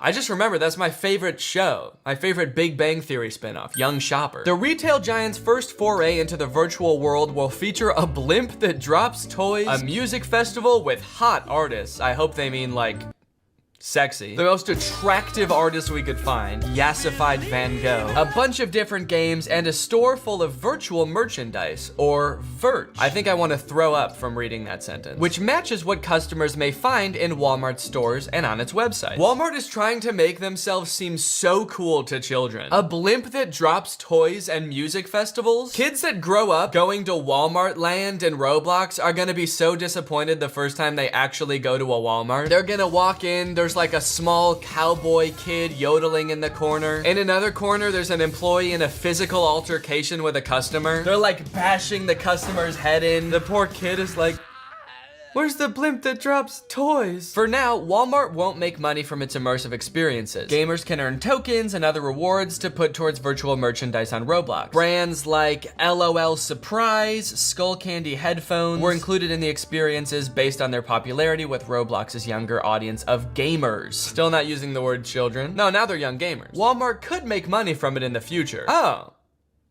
You think? You think Walmart might somehow be trying to figure out a way to make money from this? I don't know, man. Seems a little far-fetched to me. I kind of assumed they were doing this pro bono. Universe of Play has games that feature items from Walmart's top toy list for the holiday season, like Razor scooters and Paw Patrol and Jurassic World characters. A potential nudge to get Roblox users to ask for them. A potential nudge? Has the person who wrote this article ever heard of Walmart? Or like business? They're showing really popular products to kids in a really popular kids game. Maybe that could be to get them to buy the products from Walmart. Walmart Land has an obstacle course of oversized items from the retailer's Gen Z-focused beauty brands, such as skincare products from Bubble and makeup from Uoma by Sharon C. It's crazy that even in the metaverse, corporations are trying to convince you that you are ugly. You're a fully digital avatar and Walmart's still like, we can still tell you're ugly. Hello, you need to buy virtual makeup. We just talked to your smart fridge and it told us you're ugly. To be fair, of course your Roblox character needs makeup. They're all hideous. There's no way a Roblox character is ever going to conform to traditional beauty standards. They have like pitch black doll eyes. All right, guys, I don't know about you, but I'm ready. My young shopper mind is ready to be advertised to. Let's hop into this game. And so I hopped into this game. I have never played Roblox before. So unfortunately, even though Walmart is advertising this as a metaverse experience, it's not in VR. I kind of thought that every metaverse experience takes place in VR, but I guess metaverse just means it's in the computer. I don't know how that's different from like Walmart.com. That's in the computer. Is that not the metaverse? Since the game is not in VR and I wanted to still wear a cool headset, I'm gonna be wearing these cool gamer glasses instead of a VR headset. Anyway, I have actually have no idea how Roblox works. It took me a minute to figure out how to actually get into Roblox and start playing in Walmart's World of Play. So I guess there's all these worlds here. I wonder if Walmart Land is in here somewhere. Survival? Probably not gonna be in there. Yeah, Walmart Universe of Play, the new survival game. Try not to get murdered in the new Walmart Land. Apparently Roblox isn't just one game, it's like a million different games. Don't Call at 3 a.m. and it's a picture of Dwayne The Rock Johnson. Squid Game, Last to Leave, it's like a Mr. Beast video within Roblox. What is Roblox? What is Roblox? Anyway, but eventually I found Walmart Land in the recommended for you tab. They know why I'm here. New to Walmart Land? Yes. Well, welcome. It's a place where inspiration starts with play, including mini games, challenges, an obby, and more. An obby? Am I supposed to know what that is? Is that Roblox lingo? Or is that just like a word in the English language that I don't know? Oh, this is helpful. Is obby a word? Yeah, obby is a valid English word. Okay, what does it mean though? The hell is an obby? Oh. In Roblox, it's an obstacle course. Explore Electric Island, play Netflix trivia, hosted by Noah Schnapp? Wait, the dude from Stranger Things is hosting a game in Walmart Land? Compete in the dance-off challenge, make beats in the DJ. Okay, this place actually might be kind of cool. That's right, it might. Now there's some cool sounding stuff in here, like a giant cosmetics obstacle course, but what I'm really interested in is Noah Schnapp hosting trivia in Roblox. How is he just in Walmart Land? Is he just playing Roblox all the time? Just sitting there waiting to ask people questions about Netflix? How much are they paying him for this? There's no wrong way to play. I bet I can prove you wrong, Buster. Let's see how long it takes me to get banned from this world. Then we'll find out if there's a wrong way to play, won't we? So this is Walmart Land. My initial impressions of the game were not great. So this is me. See, the thing I don't get, okay, this isn't a thing about Walmart Land specifically, but why is this game so ugly? This video is just gonna be me discovering the horrors of Roblox. It's not even gonna have anything to do with Walmart anymore. What the fuck? Let me check how loud the game is.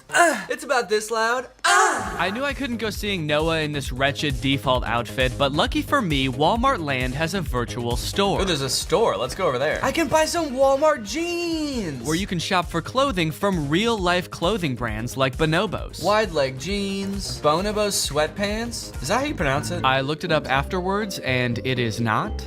Bonobos. But that wouldn't stop me from mispronouncing it the entire time I played this game. I guess I need coins to buy some Bonobos sweatpants. I don't think I've ever met anyone that's actually been wearing an article of Bonobo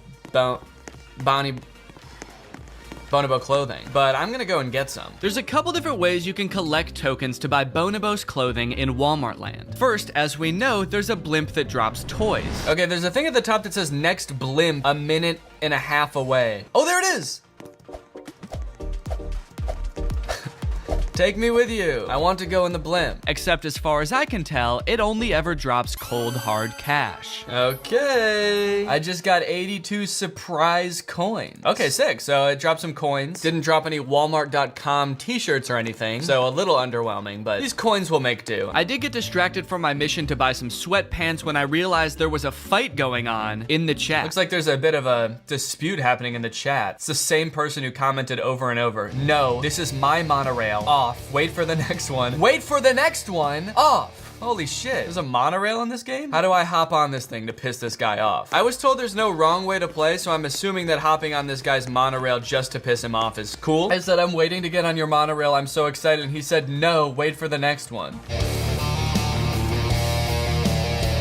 Let's go. But I guess he was pretty serious about it, because by the time the monorail came around, he was gone, and I never heard from him again. Wow, what a beautiful view I have of Walmart Land. Trying to sort of get a good vantage point to get a good look from the monorail at Walmart Land. And I sort of zoom out and just get a really good bird's eye view. Nope, okay, now I'm looking at my own taint. Sort of wanted to look at Walmart Land instead. Wait, how do I have 200 coins now? What happened here? How did I get that many coins? I still don't know. Watching the video back, I'm just standing on the monorail and I gain 100 coins for no reason. I don't know, but it's time to go buy some freaking pants! Pants, pants, pants, pants, pants, pants, pants. Guys, I gotta level with you. I didn't buy the pants. In fact, I didn't buy any Bonobos clothing. I looked at the Bonobos clothing. Oh, I can buy shirts too? Well, hold on, this changes everything. They've got Bonobo sweater blue. That's that sad feeling you get when you put on your Bonobo sweater. Got the Bonobo sweater blues, man. But then I found something that I thought was a little more likely to impress Noah. Oh, and they have Stranger Things stuff too. Dude, I could dress up as 11. Oh, wait, let me try it on.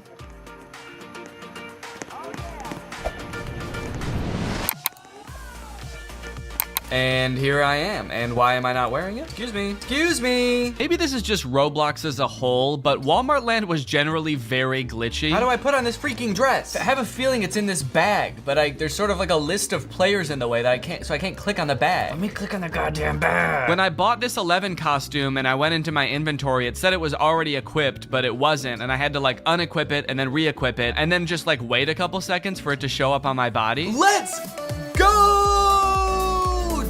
I just turned into Millie Bobby Brown from a Millie Bobby Clown. Can you dance in this game? Maybe someone in the chat can help me.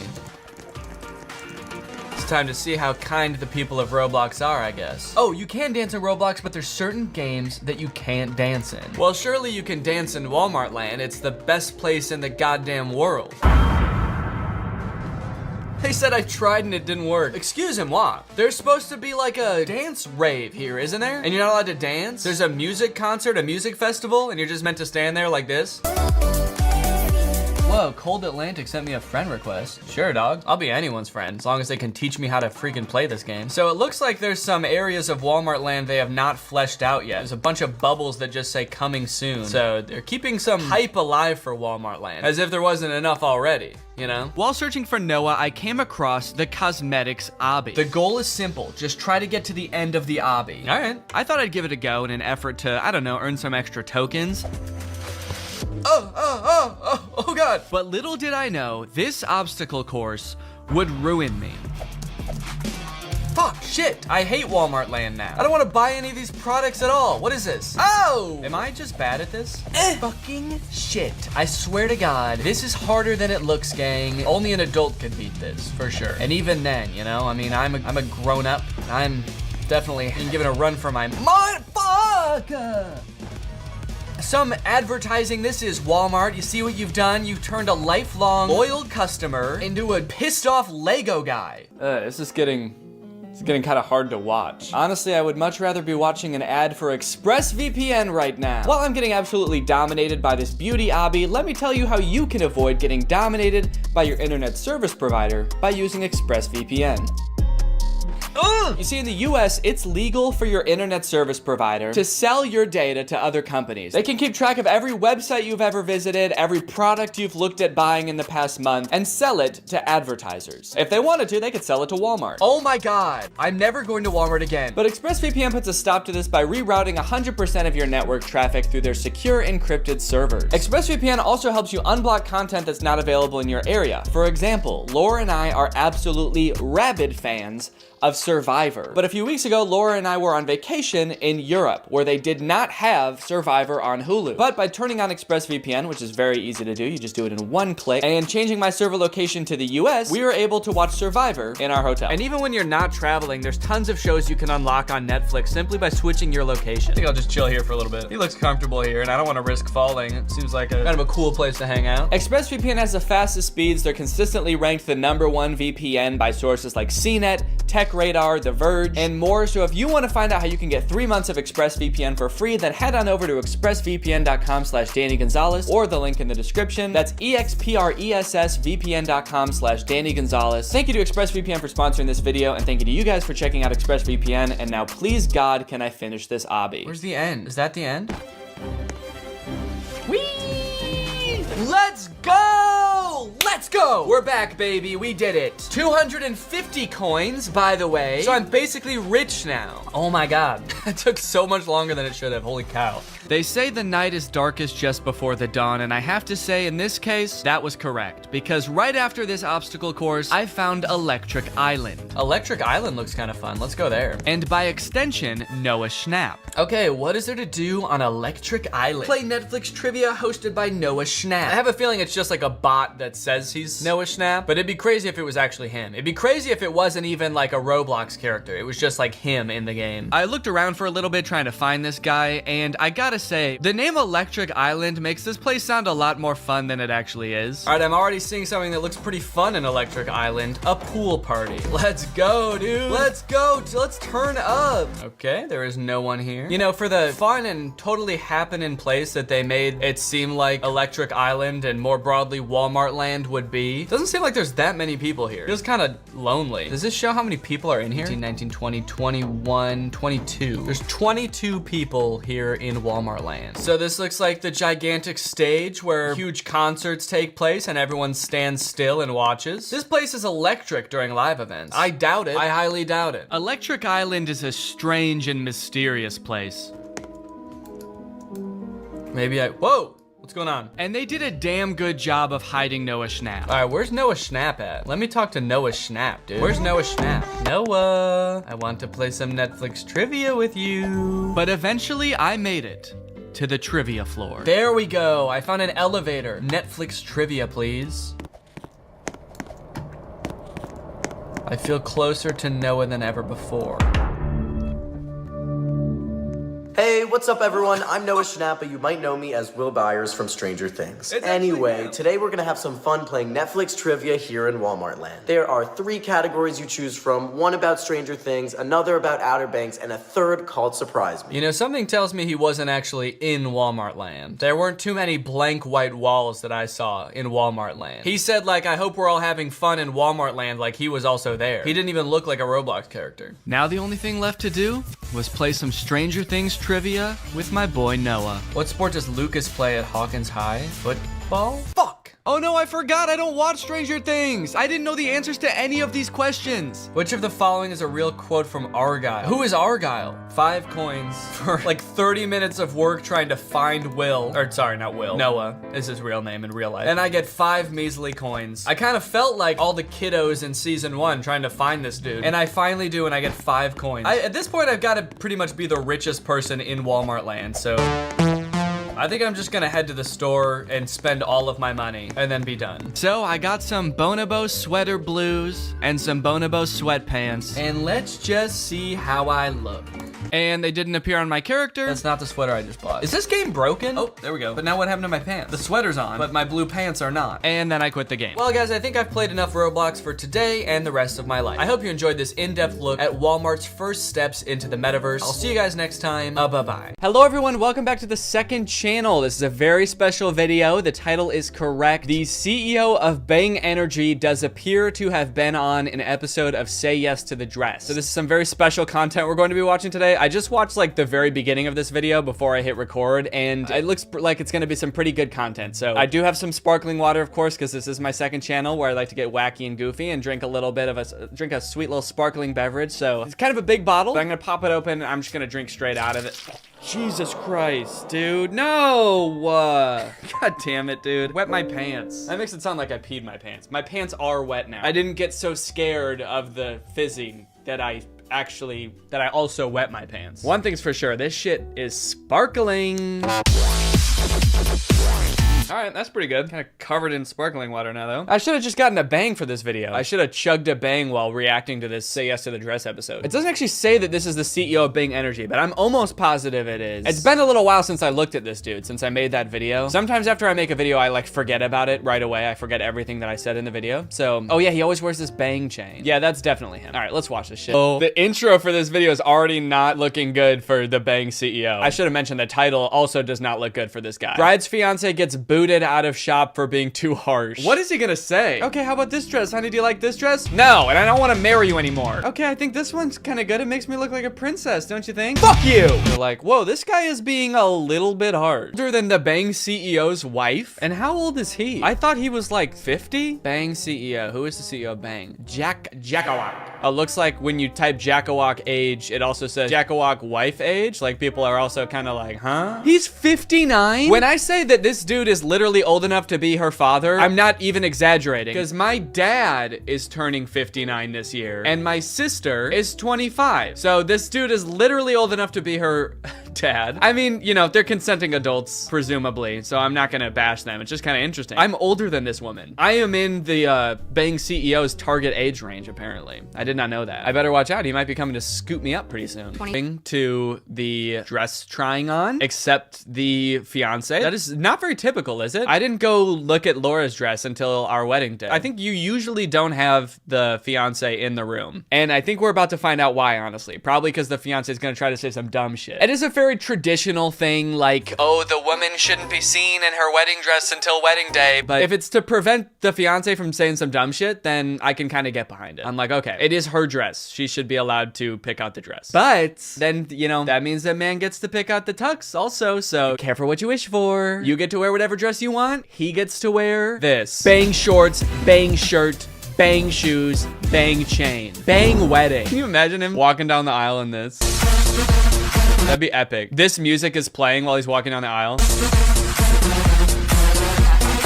point. What the fuck did he just say? She was like, I kind of want a sexy dress, and he's like, let's keep it classy. I'm sorry, says the guy like constantly surrounded by models in bikinis. Whoa, honey, we do not want you scantily clad. You know what I think about scantily clad women? You know, like the women I surround myself with constantly? You don't want to be one of them. You don't want to be one of the women that I keep around me at all times. You're gonna want to dress like someone who wants to stay far away from me, honey. I like that she said she wants a mermaid style dress. I guess I don't really know what that means. I just pictured like she's a straight up mermaid. Yeah, my fiance thought it would be kind of a fun idea if like during the reception, I was in sort of like a giant aquarium full of bang energy, and I'm just sort of like swimming around in there. Kind of like putting my face up against the glass, like banging on the glass, just kind of behind there, and then everyone else is having fun at the reception. That's kind of what we were thinking. Evil laugh. Yeah, I pretty much dressed her in everything she's wearing today. I'm controlling this whole woman's life. I wasn't gonna say anything before I knew that the guy is dressing this woman, but she is kind of dressed like a 50-year-old. And I didn't want to say anything before because I didn't want to like diss this woman's clothing. Like, I feel like that was probably just edited in, that little moment where he's like, huh? This dude is not afraid to ball out. If there's one thing that he is not afraid to do, it's spend like way too much money on everything. Look at this house they live in. At least I think this is their house. Yeah, it's a Thanksgiving post, so you got to imagine it is. This house looks like a hotel. If this dude lives in like a $7 million mansion and then it's like, your dress budget is $1,000, that'd be pretty fucked up. This dude probably spends $1,000 a day on like women in leggings to stand around him. And then he's like, and for you to dress however you want on the most magical day of your life, let's say $20? I don't know. It kind of sounds like she's cool with him being there. I mean, like she's like, I didn't really know what to do. I'm just looking at him. So it sounds like she's kind of like okay with him taking charge in this moment. Maybe she's just kind of used to it after this dude has like dressed her for the past however long they've been together, but in this moment it doesn't seem to be a problem. It seems like he's just sort of taking charge and she's like, whatever you say. Dude, I get tacky and unacceptable, dude. I don't want to keep pulling up your Instagram, man, but come on. You want to talk about tacky and unacceptable? Is that really what you want to do right now? It's just a little bit tacky. Where's like the giant gold chain and like the shiny blazer with like the really strange pattern on it? And where's all the Bang logos? I don't know. It's just a little tacky. Kittens still have claws, so. Wow, I thought I had claws, but this guy, he also has claws, and so I also still do. This guy cannot say how he feels about a dress without making it into some kind of joke. Scale from 1 to 10, it owes points. Everyone like laughs at his joke. He's like, yeah, I guess this kind of is about me, isn't it? What can I say? He's a natural entertainer, all right? That's why Bang is so... They didn't show his reaction. They're supposed to show the shot of him like crying or whatever, seeing his beautiful bride coming down the way. Maybe they cut it out because he made another dumb joke. You may kiss the bride. Look at that. It all worked out after all. So happy to be Mrs. Jack Owak. He's so perfect. She picked the right dress. Beautiful, classy. She rocked it. Jack, we do know that you're just saying that, but it's nice of you to pretend on the wedding day. Very gentlemanly of you. This dress is literally everything that he hates, so good lying. All right, well, I hope you enjoyed this video. I'll be back shortly with another one, so stay tuned and make sure you subscribe. Bye. Hello everyone and welcome back to my second channel. This is my second channel. It is not my main channel. If you thought it was, then go and get your brain checked by the brain doctor because you're just plain dumb. So a couple days ago I decided to try streaming and playing Minecraft for the first time live on Twitch, and it was really fun. I had never really played Minecraft much before, just like a few times, so I didn't really know how to play, but the chat helped me through and it was fun and I had a good time. Unfortunately, I did not remember to record that because I wanted to record it and put it on my second channel, but I was not able to do that. But today I'm going to be playing again on Twitch, and this time I am remembering to record it, so this is going to be that. So I apologize that I'm dropping you into the middle of a game that I've already started, but to be fair, I haven't really done that much anyway. Like, I think the only thing I did was like build part of a house and then leave that area and go somewhere else. So I barely have any resources, and I have a house that I built somewhere else. So it's basically like starting from scratch. Today I've got a nice special treat. I've got a limoncello LaCroix, and I'm gonna bust this baby open and enjoy it while I play some Minecraft. So I hope you guys like this. I don't really know if people that follow me are like huge Minecraft fans. To be honest, I'm not really a huge Minecraft fan. I just thought it would be kind of fun to experiment and try something new. I think it's mostly fun because I don't know how to do it. So I hope you enjoy this video, and you know, if you got some LaCroix, crack it open and sip along. If you guys remember from last time, I have found this village. I ran around in the dark a lot and I got killed a lot, and I got some resources. All of which I have right now. So this is everything that I have. I also started to build a house elsewhere, but then found out that I was on an island. Then I found the mainland, which is where I am now. I also fell down there and died because I wasn't looking for a second. The only other time I played Minecraft was like twice in college with my brother, and for some reason I made a Robin from Batman and Robin skin. I'm not even like a big Batman fan. I really don't know why I did that. Basically, I think what I need to do right now, people were saying, is that I needed to build a bed and stuff. Don't tell me to punch Iron Dad. I already know I'm not supposed to do that. Oh, another thing that I have done since the last time I streamed is I watched like a bunch of Dreams YouTube videos. I've never watched like any Minecraft content before because it was not that interesting to me. His videos are so interesting. I'm getting chased right now by a skeleton. I was like hooked on it. They're so well done. Do you guys think that I should venture out in the night to go kill sheep to make a bed? Wait, do I have wool? I think I might have gotten some last time. Oh yeah, I have wool. Okay, so maybe I can make a bed. Oh, I can just use a villager bed. But just generally, like, I don't really know if, like, where I should build a house. Wait, guys, there's someone in this bed. Can I get in it also? No, I guess I can. Is he gonna be mad at me? What happened here? Why is there green sparkles everywhere? I think we might have just made love because he was in bed and then I got in bed and then there were green sparkles everywhere. And I don't know what Minecraft love looks like, but that seems like it to me. Oh, take the bed. Whoa, guys, that seems kind of fucked up. I just made love to this guy. Now you want me to take his bed? Get that head, get that bed, then leave. So now I'm gonna go make my own house, I guess. Whoa, dude. Is he spitting on me? Shit, who knew that llamas could be so goddamn aggressive? But this seems like a good spot for a fort. Now I need to build, firstly, a crafting table. I remember that. And then I need to build I need to build planks to make the crafting table. But then I need to make probably an axe so I can cut down some more trees. And I will take all of this and make a crafting table. Oh, furnace too, okay. Yeah, I remember people were saying that I need, no, oh no, fuck, I don't want all this. Oh no. Now I've got 3 crafting tables. That's gonna come in handy for when I'm crafting 3 things at once. Is there any way I can turn these back into wood? Because I don't want just 3 crafting tables. Oh, I have an axe? But what? Oh, there it is. Oh, it's stone. That's why I didn't see it. Damn, I've got a stone axe. Kind of popping off right now. I'm just gonna get a bunch of wood so I can make my little house. People seem like wood is a pretty solid material for a house. People also seem to think I'm popping off, so that is good news. That area looks cool. What's going on over there? You know what I'm also realizing is that, like, there can be things just floating if you just get rid of the things below them. So maybe I can make, like, a floating house. I'll need enough resources to do... Okay, where did these sticks come from? Oh, do they come from the tree? Let's start laying the foundation for this house. Ooh, this is like, what kind of wood is this? Acacia. Huh, cock planks. All right, I'll just make a house out of cock. I'm gonna build my house up in the air. It's gonna be floating. Maybe just a few feet off the ground, but that's still pretty sick, you guys gotta admit. Yep, I'm popping off. A wise man built his house upon the air. I believe that's what is in the Bible. Let's put some cock stairs down. Right here. Okay. Wrong place. I'm gonna make the front of the house go like this. That way I have like a little landing in front where I stand before I walk in through the door. Press F4, then shift. I feel like that's a prank. That's gotta be a prank that makes my game quit. The weird thing that I've always felt like growing up is like I've never been very into video games. I think it's because I'm really bad at them. Or maybe it's the other way around. Maybe I'm really bad at video games because I never really got into them. Compared to all my friends in high school and stuff, I just like was so bad at video games that I never really got that into them. That's why when I was like, oh, it would be fun to stream, I was like hesitant at first because I was like, but I'm not good at any games. Like if I tried to stream like Fortnite or something, it would just be so sad. Like I've played Fortnite before. I've killed like 2 people ever in that game. And I've played many games. I'm just really bad at it. So it would be, I mean, maybe that would be fun to watch because I was so bad, but it would just be not so fun for me. But Minecraft is kind of chill. All right, look at this house, dude. I have to build a furnace now, people are saying. I need to figure out what I need in order to build that. It does not look like it's in my list of things here. Can someone tell me what things I need to build a furnace? I need stone, okay. Let me just put a quick 2 torches in here to light this bad boy up. And then I'll go find some stone. It looks like there's a lot over there. Oh, make a stone pickaxe. Yeah, I should probably do that. Lucky for me, I've got a crafting table that I can just set right here. And I'll stand on top of it and I'll make a stone pickaxe, baby. Thank you for the advice. I bet I'll just bust through it now. Oh yeah, look at that.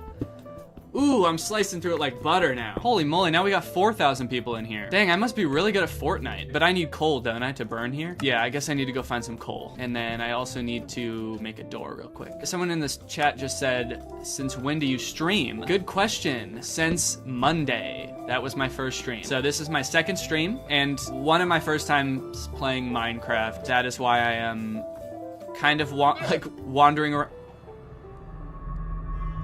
Was that the sound the llamas make? Oh, llama. Okay, yeah, people are saying llama. Okay, that was weird. Oh, yeah, he did it again. Wow, why does he make such a weirdly human noise? Hey, dude, what's up? See, the thing is, I say this to Laura a lot. I'm like, I really wish that I was better at video games. I feel like that would be like a really fun hobby to have, because that's like what a lot of people my age do with their free time is play video games.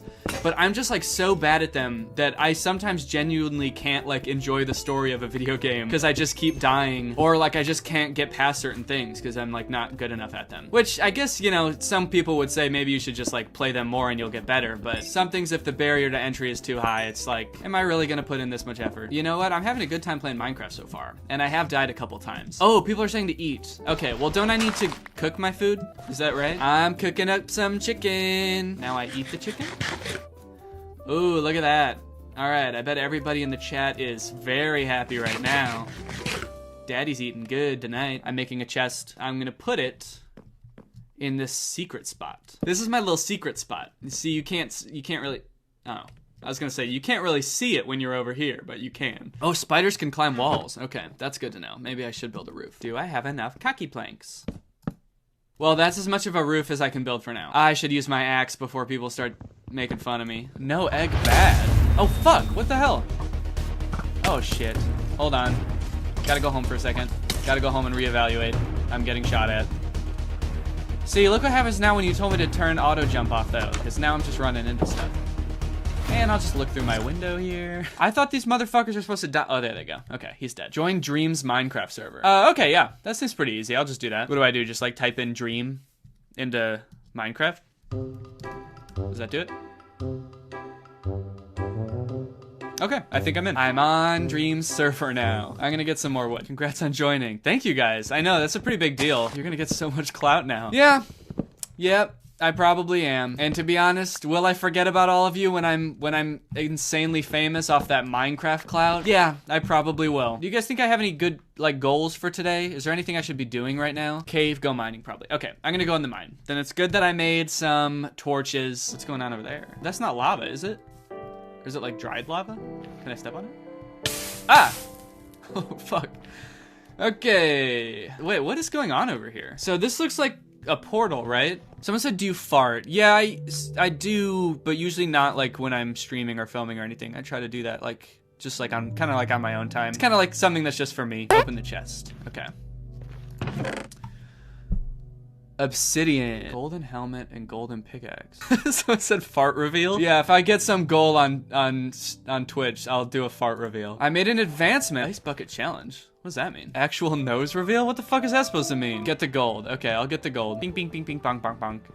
Bing, bing, bong. I didn't get the gold. Oh, don't break that unless you have an iron pickaxe. Guys! Who said that? Who told me to break the gold? Fuck you. Dude, that was not cool. I need an iron pickaxe to get the gold? So I guess I should go do that, right? I complete the portal. What do I need to do to complete it? What do I need to... Do I put obsidian? Does it just go like around like this?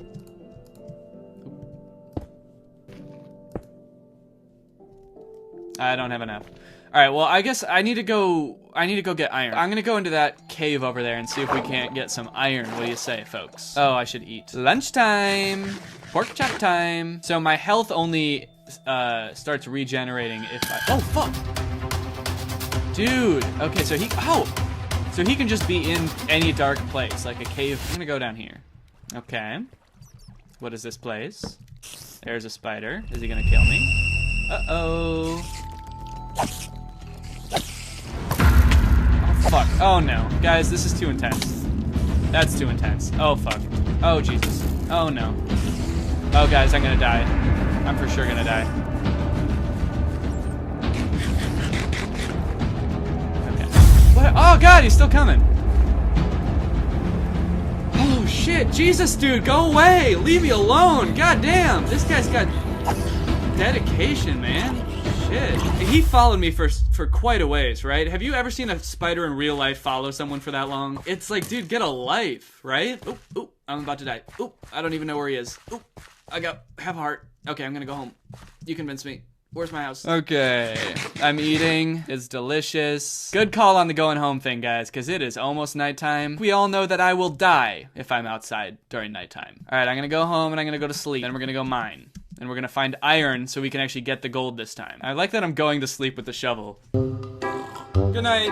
And I wake up with the shovel. This is my most prized possession. I must sleep with my shovel. This is the tech shovel. It's got self-defense mode. All right, another day. Chopping down the cock tree. Should I put on this helmet? It looks like kind of epic. Wait, why does it say curse of vanishing? Is this a curse? It vanishes when you die. Oh, okay. So it just surprised me. Whoa, okay. That guy definitely blows up, doesn't he? Yeah, we're gonna stay away from that bloke. So how am I ever gonna go in there if there's just like a guy who's gonna blow up standing at the entrance? All right, I'm just gonna, you know what? I'm just gonna hop in here real quick and swim around and see what I find. Whoa, this is like a really expansive spot right here. Look at this. Should I get this coal? Not with an axe.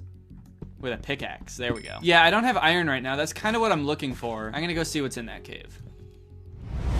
Ah, is that iron? Ah ha ha, I think I found some. Oh, eat. Yes, thank you guys for You know what, maybe this is kind of like the ideal Minecraft experience for a beginner because you guys remind me to eat constantly. Like I would definitely be forgetting to eat all the time if it wasn't for you guys. Everyone should play Minecraft for the first time with 4,000 people watching them.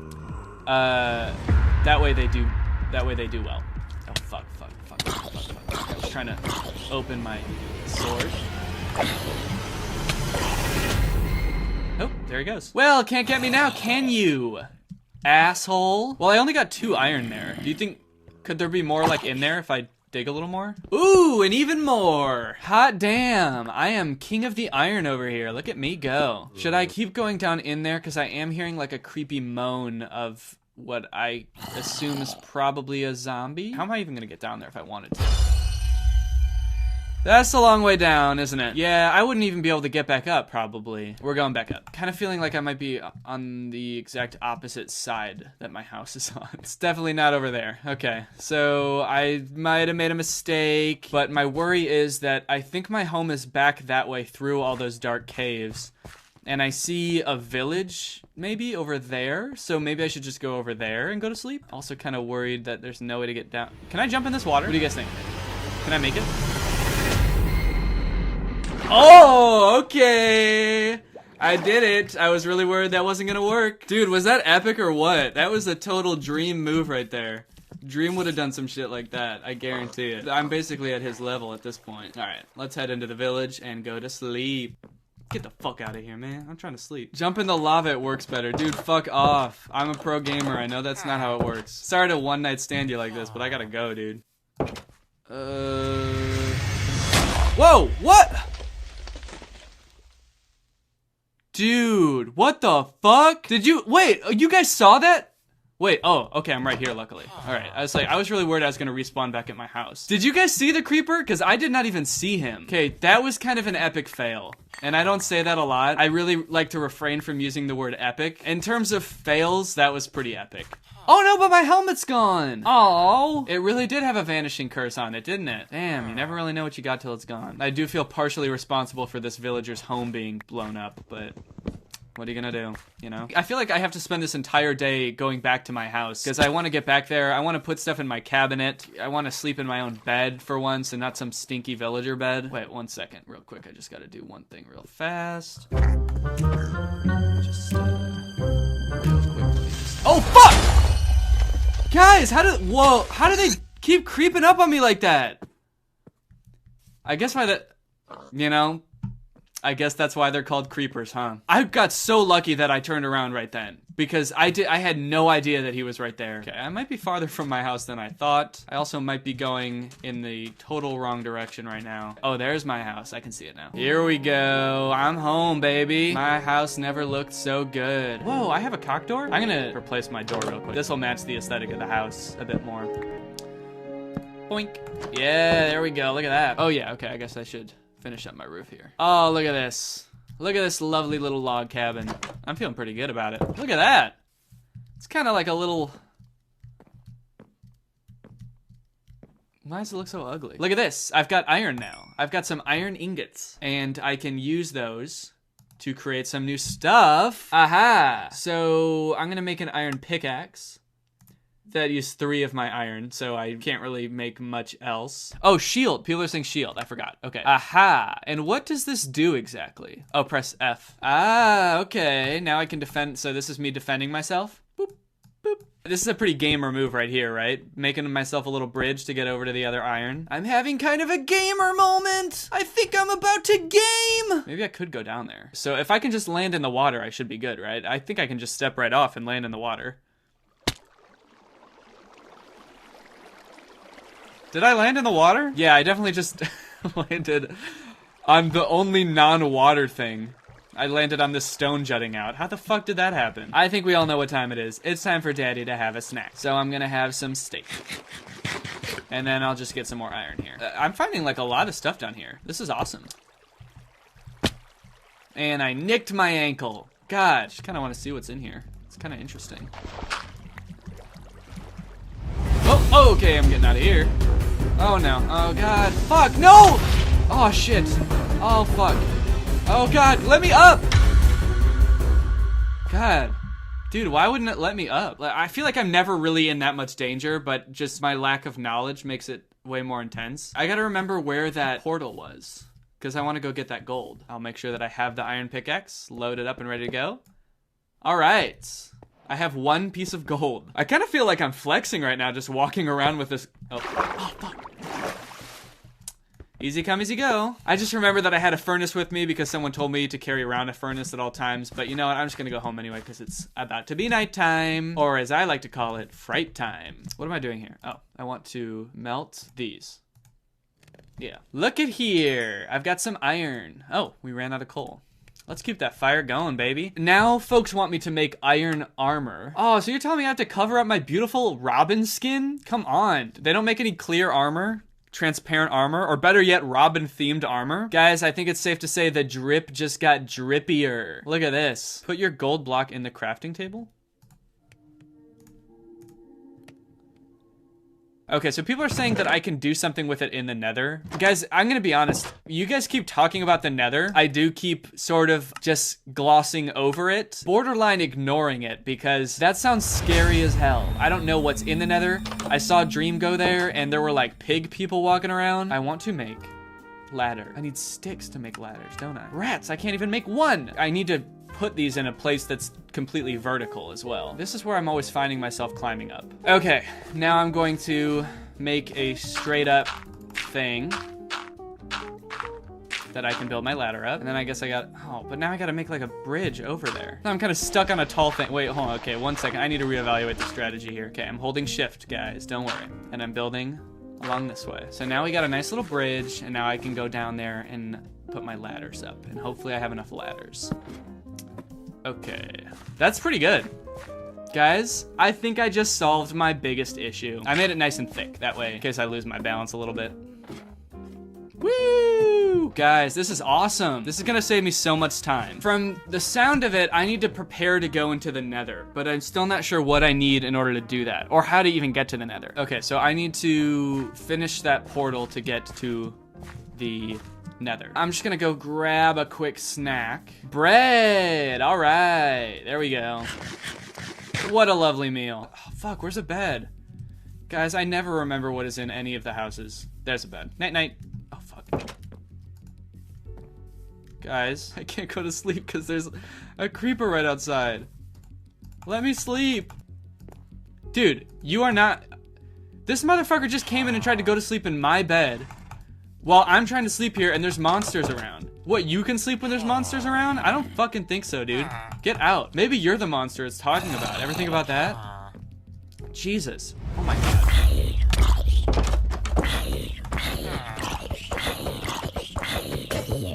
Okay. There we go. Finally. Wait. Oh. Oops. Wait, did I do it? No, it's still nighttime.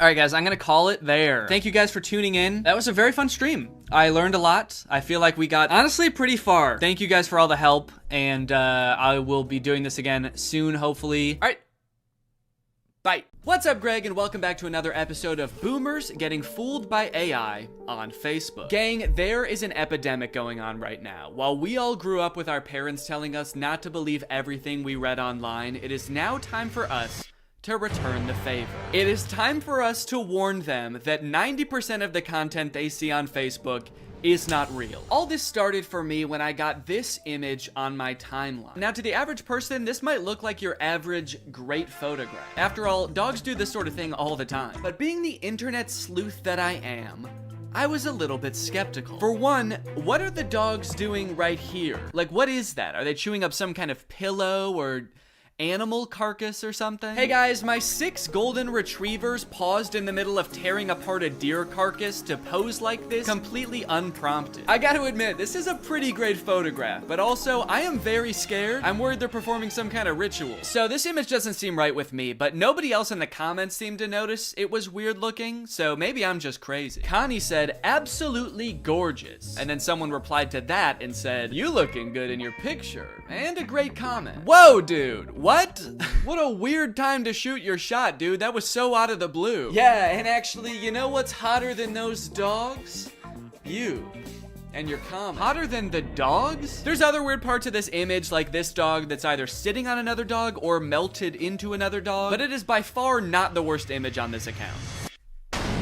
You know, they say some people's dogs look exactly like their owners, and I think this is a great and terrifying example of that. There's a mix of responses on this image. Somebody should call the cops. Absolutely love. Creepy. Okay. Kinda mean. Look, I think we can all agree it's a terrifying image, but that baby did not choose to be born half dog, okay? He was probably cursed by a witch. Please be nice to him, he has enough to deal with. Plus, you haven't even seen this full image. You'd be really creeped out if you saw that this dog actually has human feet and ass. As I began to click on these AI-generated photos on Facebook, I started to get recommended them more and more, to the point where now, when I go on Facebook, it's pretty much just AI-generated content. This is another account that I found that posts images like this. It always seems to be a child sculpting something very impressive out of trash. And the people in the comments just eat this stuff up, dude. Great work. Keep it up. Great talent. Nice one. Thanks. What do you mean, thanks? Did you ask the kid to build this? Oh, finally. The kid I hired to build me a car is done with it. I can't wait to drive it around. I am 2 feet tall and a caveman, so this is perfect for me. All of the images in this genre give off the vibe of like, oh, look at this poor kid. He probably lives in a rural African country. He's probably poor, doesn't have many resources. But despite all that, somehow he is an incredible sculptor. Somehow he's defied all logic and found 1 million cloves of garlic to recreate the Titanic with. Could you do us a favor, guys, and just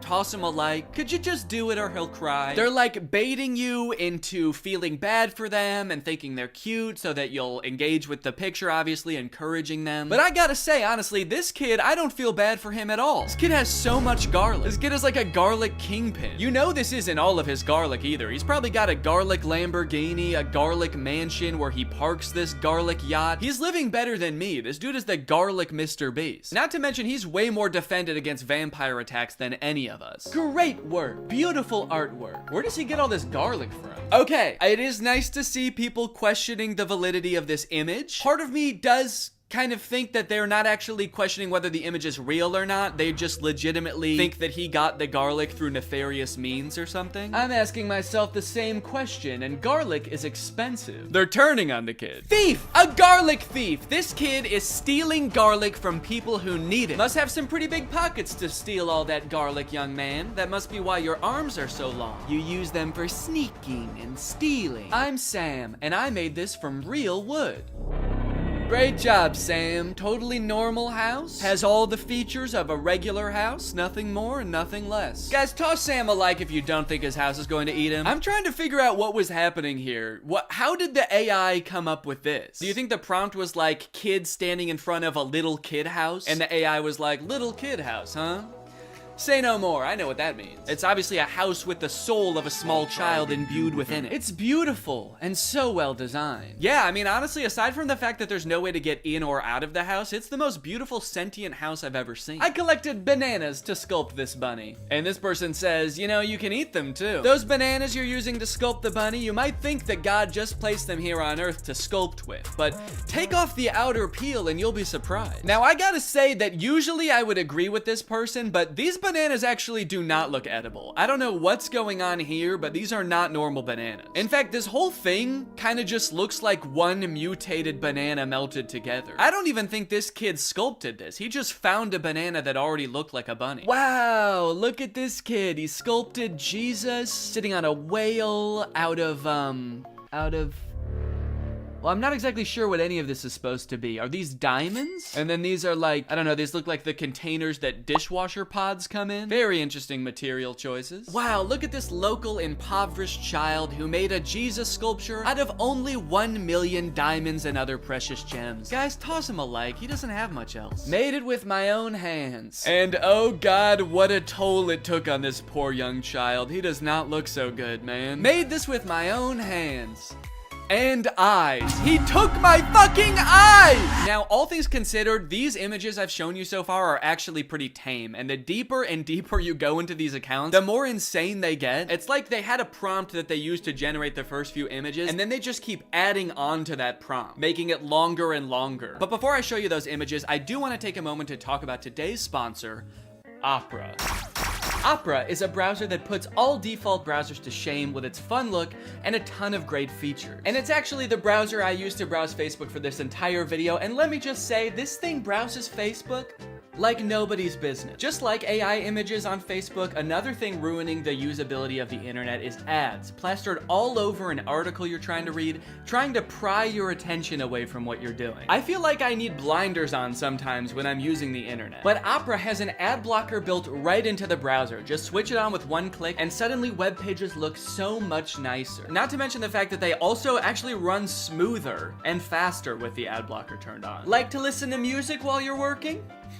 Who doesn't? I would be listening to music right now if I wasn't filming this video. That would be very distracting. Well, Opera has a music player built right into the sidebar of the browser, which works with Spotify, Apple Music, Deezer, Tidal, and more, so that you don't have to constantly be switching between apps. This makes me feel much more productive when I'm working to just have everything in one neat, tidy place. You also have the ability to take snapshots right within the app. You can add text, add stickers, turn it into a silly meme or a YouTube thumbnail. Then you can send them to friends using Messenger like Facebook Messenger, WhatsApp, and Telegram, which are also built right into the sidebar of the browser. If you're working on the go, as I often do with my trusty laptop, you can switch on the battery saver with just one click, extending your browsing time by up to an hour. So if you want to check out Opera, it's totally free. Just use the link in my description to download Opera today. Thanks to Opera for sponsoring this video, and thank you to you guys for checking out Opera. Okay, like I was saying, the prompts just seem to keep getting longer and longer. It seems like one of the big tricks that these accounts use to get people to engage with them is by including Jesus or other Christianity symbols in their images. So this account at first just posted Jesus in the sand. This guy sculpted this gigantic Jesus thing. Everybody thinks it's beautiful. The caption is, "Why don't pictures like this ever trend?" Clearly baiting people to engage with it and like the picture. But then after Sand Jesus, I saw Sand Jesus on a log. Then I saw Sand Jesus on a log on a guy. Then I saw Sand Jesus on a log on 20 guys. Is there an AI that is also coming up with the prompts in the first place? Because like, who is coming up with these? These don't even seem like something a human being would come up with. Like in this one, why is Sand Jesus holding a smaller Sand Jesus? And why is he on like a runaway log? Like this guy is like, oh no, my Sand Jesus on a log with another Sand Jesus. It's getting away. Say what you want, but this is definitely my favorite part of the Bible. Another interesting thing about these pictures are the comments. Like all of the comments on the vast majority of these images is just amen, amen, amen, amen, amen, amen, amen, amen, amen, amen, amen, amen. No questions, no concerns, just amen, amen, amen, amen, amen, amen, amen. Construction worker making Jesus using only a hammer. Amen, amen, amen, amen, amen, amen. There's an entire genre on Facebook of AI generated images of Jesus made out of vegetables. And then show this on the screen with like a scary sound effect. Dun, dun. And you'll never guess what the comments are. Amen, amen, amen, amen, amen, amen. On these images, you will not find a single comment questioning what is going on here? Has this always been a thing? I don't think I've ever seen anything like this before. No one's questioning why these kids' hands are facing the wrong way. Why, if he is made out of vegetables, are his eyes so blue and lifelike? And obviously, I'm not trying to make fun of Christianity at all here. If anything, I think these pictures are kind of disrespectful to Christianity because they're just like using these fake, ridiculous images to bait people into engaging with their profile so that they make money. But you should already know by now, it gets worse. It gets way worse than vegetable Jesus, dude. You got crab Jesus, you got shrimp Jesus, and of course you have another shrimp Jesus. Amen, amen, amen. Who is this for? It's on like a legitimate Facebook account. This account has 117,000 followers. Who is meant to appreciate this image? Christian shrimp? Hey man, shrimps gotta get to heaven too. How else can they be saved from their shellfishness? I'm convinced that there was not a human running this account at all. I think this account was conceived of, created, and is currently run by an AI. There was never a human involved. And not only that, I'm also starting to suspect that the comments are also bots. There is no other explanation for the amount of engagement on these pictures, and like serious engagement. And also all the comments are like saying the same things, and they're all very generic. So it feels very bot-like. So if that is true, then technology has created a corner of the internet where an AI is interacting with another AI, and they both think the other one is a human. Does that not just feel wrong? Like, I kind of feel like a third wheel just being on this page. Learning that AIs interact with other AIs without humans watching at all feels like learning that, like, ghosts hunt other ghosts. Thought they were here to scare us. What the hell? And of course, the caption of Shrimp Jesus is, made it with my own hands. Do me a favor and destroy it with your own hands. How about that? Can you unmake it, please? Another popular thing for them to add into these images seems to be flight attendants. There is a lot of flight attendant-centric AI-generated images, oftentimes with Jesus as well. And I'm assuming that whatever this account started off posting was more tame than this, like it kind of made sense. The caption is beautiful cabin crew, Scarlett Johansson. So I don't know if it had something to do with Scarlett Johansson on a flight or something, and then the AI just kept changing the prompt over and over until it was this. Here's another one with the exact same caption. I like that a good amount of the comments on this one say good luck. Good luck, amen. Good luck, amen, ma'am. I have no fucking clue what's going on here, but good luck or congrats? I don't know, man. It's crazy how much these accounts post. If I just scroll through here, you can see these accounts post literally hundreds, if not thousands of times a day. Just post after post of nonsensical images. What is this? What is this supposed to be? And it's like, why? Do they make money from this? I've scrolled a lot through these types of pages, and I've never seen like a sponsored post or anything. So it's not like they're doing ads for companies using the following that they've built with these pages. Because like, who would the ads even be targeted to? Christian shrimp? After doing some research, I found this video that this guy made called Make Money Posting AI Art on Facebook Using Free Tools, where he basically explains that you can sign up for Facebook's monetization program, and basically you get paid kind of like on YouTube based on how many views your image gets, and I think on Facebook it has something to do with how many likes. So some of these accounts might be making bank. Most people think that clickbait is some shady, taboo, weird kind of topic, when in fact, all it is trying to get a click. Yeah, guys, clickbait is not necessarily a bad thing, just as long as you're honest about what you're delivering.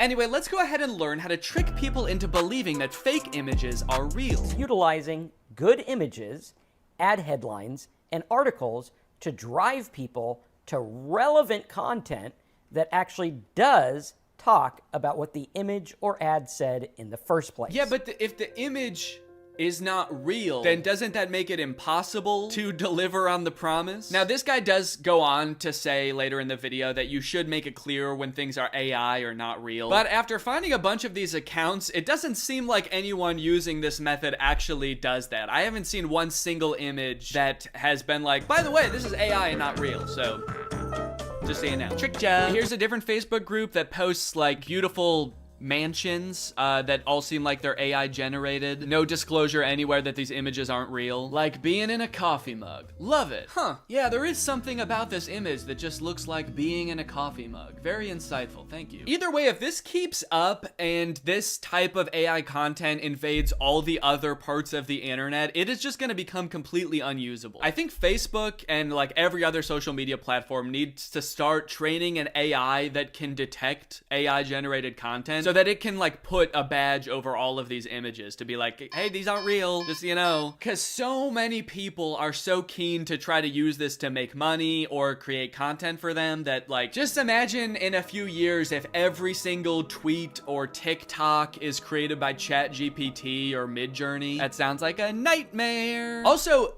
AI uses images and videos on the internet to train itself. So if like most of the images and videos on the internet become AI generated, and a lot of them look as bad as the ones that we've seen, isn't the AI just gonna get worse and worse? If it thinks that that's what real life looks like, what is its bad replication of that gonna look like? After I watched that one video, I started looking through a bunch of other videos on how to make money using AI, and there's a bunch of other ones that I think people should know about. This dude's video is called I Got AI to Create My Facebook Ads in 10 Minutes. The first few ways that he shows are pretty tame. It's just like using AI to create product photos using an existing product that already exists. The AI is just being used to enhance the photo, like change the background. But this next one is crazy. We'll drop our product URL in here, type in our target audience, which is females aged 18 to 45, and then we can hit next. And then it generated 2 ad copy examples that we can use. So he just gave this service the product description that he's trying to advertise. It came up with a script for him, and now it's going to use AI to have this random woman lip sync the AI generated dialogue. Spa day, meet the mocktail wash, my intimate savior and relaxation partner. I don't know who this woman is. I assume that she must have like licensed her likeness to this service. I hope she did. But even still, I feel like you have to be super careful as an actor if you're gonna be licensing your likeness to a service like this, because you could end up advertising anything, and that's kind of terrifying. Okay, here's another tutorial about a similar method. Today, I'm gonna show you how to make ads like this or this completely with AI, and what I'm about to show you is scary. It's crazy to acknowledge how scary a tool is, but then your first thought is like, well, how can I make money off of this? Top 10 scariest ways to make money. Number 1, fake AI ads. Let me go ahead and show you how to make them. What you're gonna wanna do is go to this website, and then click on new project. So he shows this ad for his website that sells licorice, which has gotta be like the most whimsical business idea I've ever heard of. But he reveals after the ad is done playing that like half of the people in this ad were AI. Or at least like the video was real, but their lips were AI and the dialogue was AI. Some of the creators in this ad are AI. Hey, entrepreneurs, have you ever wondered why testimonials like this work so well? How, like, it's because people assume that the people on their screen are real people talking about a product that they genuinely enjoy, thus giving the product more credibility and maybe generating fake videos of fake people endorsing your product who have never experienced your product because computers cannot eat licorice is maybe a little bit unethical. I'm kind of starting to think that this guy doesn't care, and that he thinks that we're all dumb. When we are speaking to people on the newsfeed, they are in their dumbest, most stupidest, dumbest state. Don't worry if you feel bad lying to people, guys. They're actually really dumb, so it's okay. Obviously, clickbait and scams and fake product testimonials have always existed and will always exist. It just sucks that it seems like it's becoming so much more accessible and a whole new generation of business owners are choosing to adopt the practice. AI is a really broad term, and in most cases it's a tool, and I've seen like artists use AI as a tool to improve their workflow, not just like using it to type in a prompt and use the result as an end product, but like use it like you would use any other tool in Photoshop. So if it's making artists' lives easier, I think that's one thing, but to use it to trick people or create the most bland or disturbing content I've ever seen on Facebook is super disappointing. And I'll be the first person to admit, like, it is cool that this technology exists. It's cool that computers can even generate such realistic, albeit horrifying images in the first place. But can we not just pause for a second to think about how doing stuff like this is gonna make nobody trust anything anymore? Or at the very least, the entire internet is just gonna become unusable because it's just gonna be bots interacting with other bots. Can someone make a movie like the movie Her, but it's actually just two robots falling in love and they both think that they're falling in love with a human? That's gonna be big with this new internet, dude. Anyways, I hope you guys enjoyed this video. If you're new here and you're not subscribed yet, make sure you subscribe and turn on my notifications to join Greg. Greg is what I call my subscribers. So if you're not Gregged up, go ahead and smash that subscribe button and absolutely obliterate the notification bell. I'll see you guys next time. Bye-bye. This house is a disaster. Toys everywhere. Dirty dishes in the sink.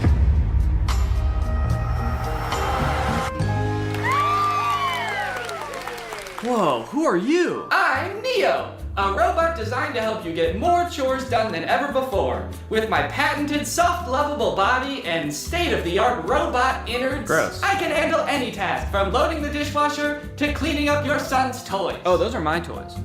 Oh! I'm so glad you're here. Finally, a fully automated robo-maid. Oh, well, technically I'm not fully automated. Let's get started right now. You said it.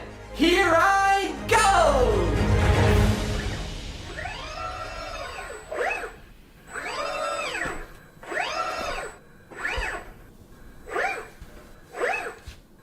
Okay, are you good then? I'm fine! Okay, I'm just gonna get to work on a video then. Splendid! I'll just be up here working in a tremendous amount of pain! What's up, Greg? Today I want to talk about a topic that has been fascinating me for years: the progress of humanoid robots for the home. On the surface, this seems like maybe one of the best use cases for AI. A future where none of us have to do chores anymore. There's just some little metal freak who lives in your house and gets off on doing them. A few years ago, we could barely get robots to stand up straight, and even when they did, they looked creepy as hell. Do you guys remember Sophia? She was that scary-ass robot that was going on like talk shows 7 years ago to show off her state-of-the-art realism. This video of her on Jimmy Fallon got 25 million views. I think she thought they were gonna kiss, dude. Look at her hands reaching up to his face. She's like, kiss me, Jimmy. Kiss me like you did backstage. Jimmy's like, guys, I think your robot's acting weird. She's saying crazy stuff. Fuck me, Jimmy. Every popular video that Sophia was in was from like 6 or 7 years ago, so I'm not really sure what she's up to now. This is the last video that was posted to her YouTube channel. It was 5 months ago. Sophia, you know me, right? I'm your father. You know what I can't wait for? Is this the first time you've talked with a robot? I hope this isn't too weird. We're going to have to break you to rebuild you. And I need your help. Okay, so she's not doing well at all, I guess. That was terrifying, man. I was like, hey, we haven't heard from her for like 6 years. And the last video that she posted, this guy is like, I'm your daddy. Remember me? I'm gonna have to kill you. But things have moved pretty quickly in the robot realm the past couple years. This company 1X just recently announced that it has developed the world's first humanoid robot that you can buy to go in your home. His name is Neo, and they've been working on him for some time. This first announcement video is from like a year ago. The robot picks up a bag and hands it to someone and poses with a person for a picture. So this is just an announcement that they had like started working on this robot, so they only have like 3 seconds worth of footage. Just the robot handing her a bag and then posing for a picture. Kind of seems like maybe the robot only functions for 3 seconds at a time before it, like, I don't know, gains sentience and tries to destroy. The clothing may be an effort to cover up what 1X says is a, quote, muscle-like anatomy. Oh, gross, dude. Don't show us a picture of its dick when you say the phrase muscle-like anatomy. Does this thing have a penis? Also, they said that this thing has a 7.5 mile-an-hour max speed. That's like an 8-minute mile. Why would this thing need to run that fast if it's just doing chores in your house? You forget your bag at home and you look out your rearview mirror and this robot is just sprinting down the road chasing you. Your bag, you forgot Congrats, we're back. Okay, here's some little demos of Neo doing stuff like putting away the dishes, handing this woman eggs that were already within arm's reach of her. Now, you might be looking at this cord and thinking, oh, that's kind of lame. Does this thing need to be plugged in the whole time? But don't worry, this is just a leash to make sure he can't attack this woman. Now, it's interesting that this robot is like in a tracksuit. He's kind of swagged out with a sweater. Not exactly the Jetsons-esque metal robot we were all picturing in our childhood. It is nice and cozy, but like, what happens when this thing gets wet? What if he spills egg on himself? If you have this thing doing chores in a household with children for more than like a week, it's gonna smell like shit. And I guess you could just take off its sweater to wash it, but then you're gonna see this thing's dick, and I really don't wanna see that. Okay, but those were just the early beta videos. This is the official announcement that you can pre-order Neo. Now, this came out 3 days ago as of recording this. And look at this, now Neo has a much improved look. Instead of that black face visor, they gave him the creepy black eyes the parents have in Coraline.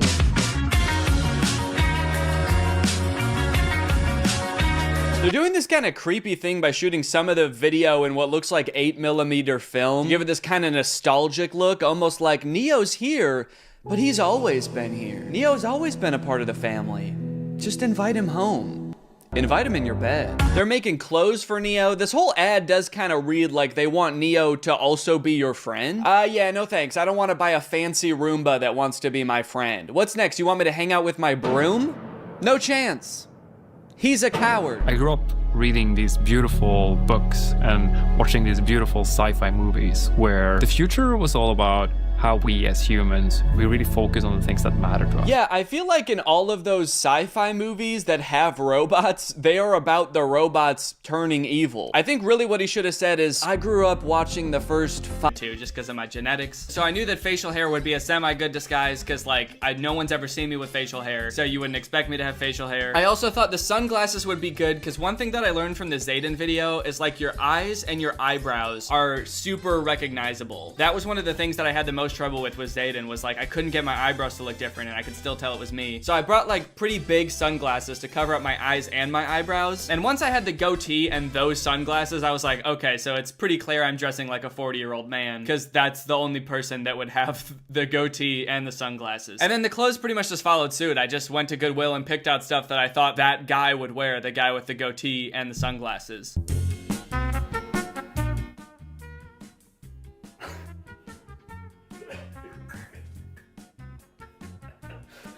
Do I look like a different person? A little bit. I feel like this just looks like I have cotton balls in my mouth. Do you think I can lip sync with this and it'll look like normal? For sure. Okay. Okay, yeah, I feel like it actually does help. I feel like it's making my voice deeper or something too. Just drop like 3 octaves. Howdy, y'all. I'm about to premiere my new song. This is kind of freaking me out. I feel like I really do look like a different person. I do feel like my mustache is a little crooked, but you know what? Maybe my face is just crooked and that's the problem. Okay, so lots of questions about the disguise. Why didn't you slightly change your voice so it wouldn't be too obvious? Why the hell didn't you use a voice changer? Why didn't you think to change your voice? Did you really not think we would recognize your voice? Why didn't you change it? Why didn't you change the pitch or tone of your voice in the song? Huge giveaway, my dude. I guess that was sort of an oversight. I remember thinking at the beginning, maybe I could just record the whole song with my voice and then pitch it down 1/2 step on the computer, and then it would sound like my voice, but just a little bit deeper, so maybe it wouldn't be so recognizable. Or maybe pitch it up 1/2 step, depending on which sounded better. And it turns out neither of them did. They both sounded like I recorded somebody and then pitched their voice up or down. I'm a fucking clown. Maybe that would make it sound less like me, but it would have made the song sound bad and not like a real person. And I wanted to prioritize making a song that people would actually want to use, as opposed to having the perfect disguise. Also, I sort of said this in the video, but like, I really did not expect that many people who knew who I was to see these TikToks. I think I said something like 800 million people use TikTok. I only have 4 million subscribers, so even if a bunch of my subscribers see my videos, it's gonna be pretty small percentage-wise because there's so many more people that use TikTok. So I guess I really underestimated how many of my followers would actually see the video in the first place because of TikTok's algorithm. So that's another reason I thought I was safe. It's not that like I really thought that this disguise would fool all of my followers. I just wanted to look like someone else because like in my head, my followers wouldn't really even be seeing these TikToks, just random people would. So it's more just like covering up my face so I'm not like immediately recognizable as me. This person said, how come you didn't hire someone else to sing the song for you? I think it would have worked if it was sang by a different voice. I half agree with that. That's actually something I didn't think about. Hiring somebody else to sing it for me. That would have been a good idea, and I probably should have done that. I just didn't think of that. The part where you said, I think it would have worked if it was sang by a different voice, I don't necessarily agree with that. I mean, maybe you're just specifically talking about the disguise. A large focus of the video was the disguise. A lot of people sort of came away from the video thinking that the reason that it failed is because my disguise didn't work, and I don't really think that that's true, because the whole goal of the video was just to get to 50,000 videos. It wasn't to successfully disguise myself. In fact, I honestly think that people figuring out it was me helped in the long run, and I think it definitely helped in terms of making the video more entertaining. If the video had not blown up and also nobody recognized me, there would have been like pretty much no video to make because nothing would have happened. My account would have just like stayed at 10 followers and none of my TikToks would have been seen, and nobody would have made videos with it. There was definitely problems with the disguise, but I don't think that that's the reason that the song didn't blow up. In fact, I think that my disguise being bad actually helped the song blow up, just not for the reasons that I wanted. So I got some posters that I feel like Ned Flames would really dig. Hello. I got a Rick and Morty poster and then a Marvel Avengers poster. I guess I haven't really established too much about like who Ned Flames is as a person, so I'm just sort of flying by the seat of my pants. Just whatever feels right when it comes to him. Honestly, I feel like I'm taking the disguise thing a little bit too far. This video, I keep having to remind myself this is not what this video is about. This video is about trying to get this song popular, and this whole disguise thing is kind of taking up all of the time that I have allotted to do that. So hopefully it works. In hindsight, what is something you feel you could have done to better the chances of getting your desired result with the song? Yeah, so this is sort of along the lines of the same question. Like, if it wasn't the disguise that made it fail, why did it not blow up on TikTok? I actually just saw this video by YoBGS. He uploaded it 4 days ago, right after I posted my video, and it's sort of like a reaction to my video from this dude who is a radio DJ. Obviously, he knows a lot about music and like why certain songs blow up, and he gave his opinion on why the song didn't become as popular as it could have, and I actually agree with a lot of it. So if you want to watch that, I'd highly recommend it. But basically what I think is that there's a few reasons. One is the song didn't commit hard enough to any of the things in particular, with the exception of maybe the I'm a fucking clown line. I think the beat was a great beat for just like a catchy pop song, and at first that's what I thought that I needed for a TikTok song, but looking back on it, I feel like I picked the wrong beat. I should have probably looked more at the songs that were actually getting popular on TikTok, because now I see there aren't really any songs on TikTok that sound like Circus. So I think I should have tried to replicate an actual TikTok song a lot more than trying to get it to just sound like a generic pop song. But even then, I think I would still be worried. That would only work for like the dance portion, but then that wouldn't work for like the POV portion, because that should maybe sound like a heavy metal rock song. Like that's what POVers kind of like to use, like people like Goverbo. So I don't know, it's hard to say if like one beat would work for every portion. Maybe I should have just like released a bunch of different songs for each like line and just made like a bunch of 15-second songs and put them on TikTok. Maybe that would have worked better.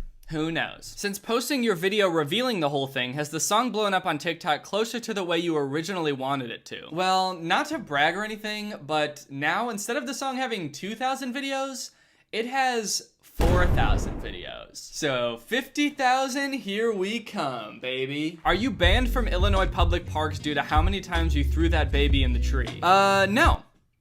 That isn't the reason I'm banned from Illinois public parks. It's a different reason. What was the most difficult part of the process? Writing the song, making the videos, creating the persona, etc. Making the TikToks themselves, like actually recording them, wasn't that difficult, but it was a huge pain to every time I wanted to make a video to put back on the mustache and the goatee, and then like get changed again, put on a Ned Flames outfit. That was kind of a hassle. Maybe I would have made more TikToks with the song if it weren't such a pain in the ass to get in that costume every time. Maybe I should have just like stayed in the costume all day and should have lived like Ned Flames for a few days. Definitely the actual hardest part of making a video was editing the entire thing. I had a pretty insane amount of footage that I had to edit. It was, I don't even know if I could guess, but it was probably like 5 hours at least of footage that I had to edit through. But I think really the difficult thing was like turning it into an actual story. Cause like once I was done editing, it was kind of just like a bunch of scenes of me talking to the camera, but you didn't really get a sense of like what was happening from scene to scene, like what the actual story of it was. It was kind of just a bunch of me like doing stuff and not explaining it. Once I thought I was done filming, I actually had to go back and film all of that narration that was me in front of like the purple background, actually like explaining what was happening at each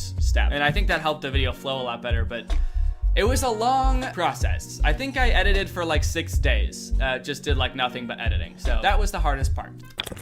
Oh, this is something that I forgot to mention in the video, but I never talked about. I'm curious to how TikTok views translated to Spotify streams before everyone figured it out.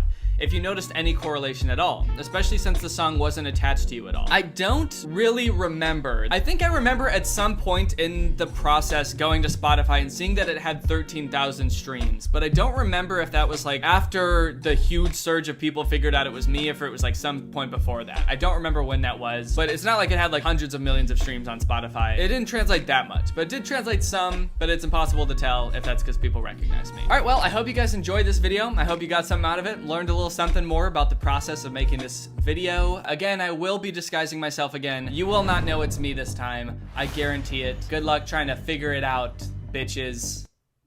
Bye. What's up, Greg, and welcome back to another episode of me losing my absolute marbles over some ones and some zeros. I think it's kind of funny that this series where I try to find the worst iPhone game has become one of my favorite types of videos to make because I am not a gamer. I do not know good games. I don't really know where I get off calling these games bad. In my free time, I play next to no video games. And if I am playing a game, it's just Minecraft on hardcore mode, and I'm dying after 10 minutes and then not playing it again for 3 months. How is it that these AAA developers spend millions and millions of dollars on these games like Call of Duty and God of War? They work their devs to the bone, and their games literally do not appeal to me at all. But like one person with a laptop and a stupid idea like a game called Animal Go, it's just a really poorly made ripoff of Pokemon Go, is like the most interesting thing in the world to me, and I have to play it immediately. And if you're wondering, no, that was not a hypothetical title. That is a real video game called Animal Go Find and Catch Animon Edition. That is a Pokemon Go ripoff that I am going to be playing. I was just searching for Pokemon Go ripoffs in the App Store and I found this, and I knew I had to play it immediately. Although it was kind of hard deciding between that and Trumpy Man Go Bounce Balls at Him, but I think overall Animal Go has a little bit more to offer. As you walk around a neighborhood, your smartphone will vibrate when there's an animal nearby. Take aim and throw an animal ball. You have to stay alert or it might get away. Search far and wide for animal and items. Let's play it all. I don't really know if I can put as much stock into a suggestion to play the game coming from the game. Hey guys, here's kind of a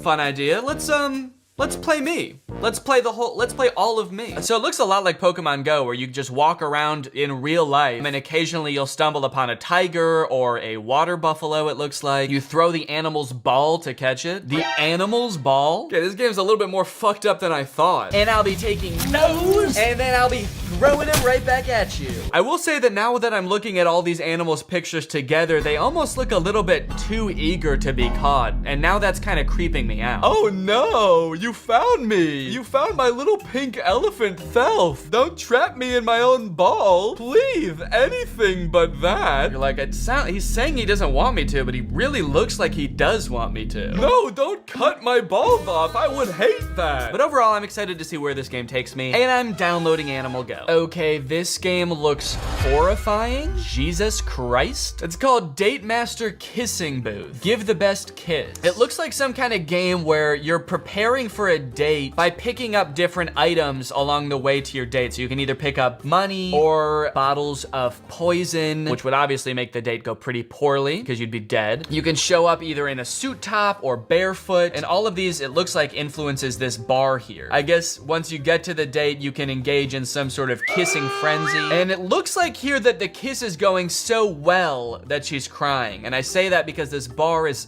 filled up to the top where this emoji is absolutely, I mean, he's indisposed. He's out of his mind. So this is horrifying for sure, but I think that the other end of the spectrum is also gonna be terrifying because it's a puking emoji. So like if we pick up one wrong thing, is she gonna puke on our tongues? Also, I'm curious about all the different stuff you can pick up. So obviously showing up in a suit is better than showing up barefoot. But then the next thing down the road is you either pick up sneakers or a bed. It's like, first off, I thought we already decided if we were wearing shoes or not at this one. Why does every option seem to be like, okay, so you're not gonna show up barefoot. Are you sure you really wanna wear shoes to this thing? Okay. And then also, like, are you stopping at an IKEA on the way to the restaurant to buy a bed frame? Also, not to harp on the shoe thing, but he is already wearing shoes. He's walking to the date and he already has on shoes. So why the fuck would he take them off before he gets there? Okay. That's enough about the shoes. Oh, it looks like so there's different kissing patterns. So in this one, you're sort of doing a little swirl with your tongue. Not so much of a frenzy as it is sort of like a kissing hypnosis. You are getting very, not sleepy, you are getting very horny. Wait, what the fuck is going on here? What is this? So we walk to the date, which I haven't acknowledged is like 30 stories up off the ground. And I guess that's where the date is taking place. And then it looks like after we're done kissing her, her like satisfaction meter is off the charts. It sort of appears that she's just been like discarded as she's drunk with love. And then we're just kind of like, all right, and off you go. Okay, I gotta figure out what's going on there. So I am downloading Date Master Kissing Booth. Okay, here's another interesting knockoff. This one's called My Goat Life Simulator. Crashy adventure of cute goats. This is not the actual goat simulator game, the very popular goat simulator game that a lot of people have played before. This is My Goat Life Simulator. Don't get it twisted. A short fun game where you will take charge as a virtual goat and explore the beautiful green land for your progress. How long will you enjoy yourself as a goat? I don't know, man, that's sort of up to you. You design the game. They're sort of making it sound like a challenge. How long can you last enjoying this game? That's the challenge. Try to do it as long as possible. Let's play the whole game. Let's all play. Join the mate of your dreams, have kids, build a dream house for your family. So it seems kind of like a fun little just like life building game. I am curious to see what a goat's dream house looks like. Explore the green town and find all the secrets of your success. Fight for the queen's crown and win the queen title? Wait. What? Where the hell did that come from? The description took such a drastic turn. This is not what I was led to believe the game was about at all. It was like, live a simple life on the farm, grow your family, find the mate of your dreams, kill the queen, stage a coup and become emperor, take charge as a pro fighter, and knock down other goats to rescue your family. Our family was kidnapped by other goats? The simple life of a goat, you know? Trying to dethrone the queen like a Shakespearean play. Hamlet was actually based off goats. Enjoy the story of a real goat with a map to hang out in the town, a full-fledged feeding mode. What does that mean? A full-fledged feeding mode where you have to eat plants every 5 to 10 minutes for survival. Yeah, just like a real goat. You know how goats have to eat plants every 5 minutes or they'll die? I'm glad it's a full-fledged feeding mode though. Game developers, if you're watching this, I will let you skimp on any part of a game except feeding mode, okay? I need a full-fledged, no compromises feeding mode. Let me look at these pictures to try to figure out what the hell you do in this game. Escape from thief, okay. At least he's following COVID guidelines, that's good to see. Kick and pot the ball in hole. Okay, so there is a castle in the background I'm noticing, so I guess that's where the queen lives. I guess where we're gonna live pretty soon, actually. Jump over the wooden boxes in the yard. Hell yeah. Okay, now I'm in. I wasn't in before, but now that I know you can jump over the wooden boxes,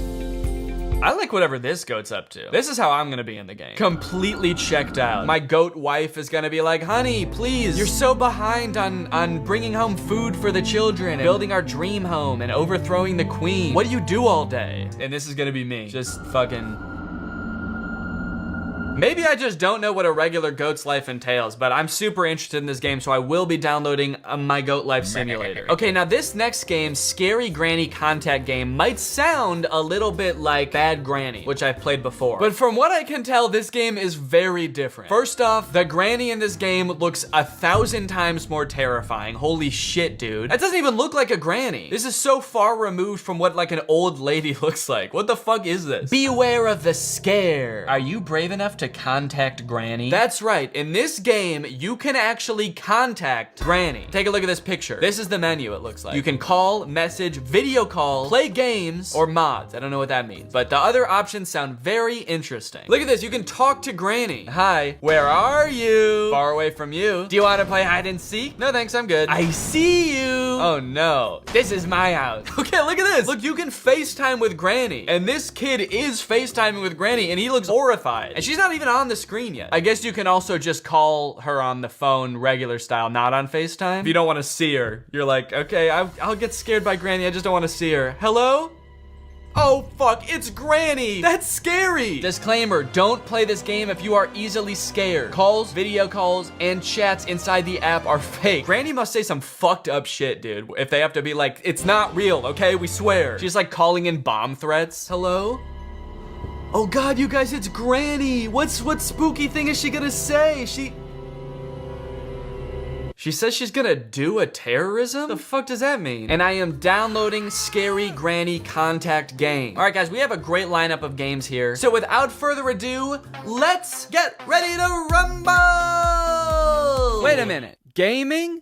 On an empty stomach? I don't think so. You know, I might not know too much about gaming, but I do know that trying to game without a delicious and nutritious meal in your stomach is a big mistake. But luckily, today's video is sponsored by Factor. Factor delivers fresh, never frozen, dietitian-approved meals right to your doorstep. You guys know I'm not a huge fan of the hassle of grocery shopping, which is why I like HelloFresh so much, and Factor is actually owned by HelloFresh. And I think where Factor really comes in handy, for me personally anyway, are those times where I want a meal at home, I want to eat healthy, but I also don't want to whip up a meal from scratch. Factor takes the guesswork out of everything, they take the prep work out of everything by giving you the meal in its entirety, ready to go. All you have to do is heat it up and you've got a delicious and nutritious meal. Factor offers keto meals. They offer calorie smart meals, chef's choice, vegan, veggie, pretty much any type of meal to fit any type of lifestyle Factor has. Their plans range from 4 to 18 meals per week, so however many Factor meals you want in a week, they can fit your lifestyle. They've also got a bunch of fun add-ons like these smoothies, which are very tasty. So if you want to check Factor out for yourself, then head on over to factor75.com or click the link below and use my code Danny50 to get 50% off your first box. That's factor75.com. Use my code Danny50 for 50% off your first box. Thank you to Factor for sponsoring this video.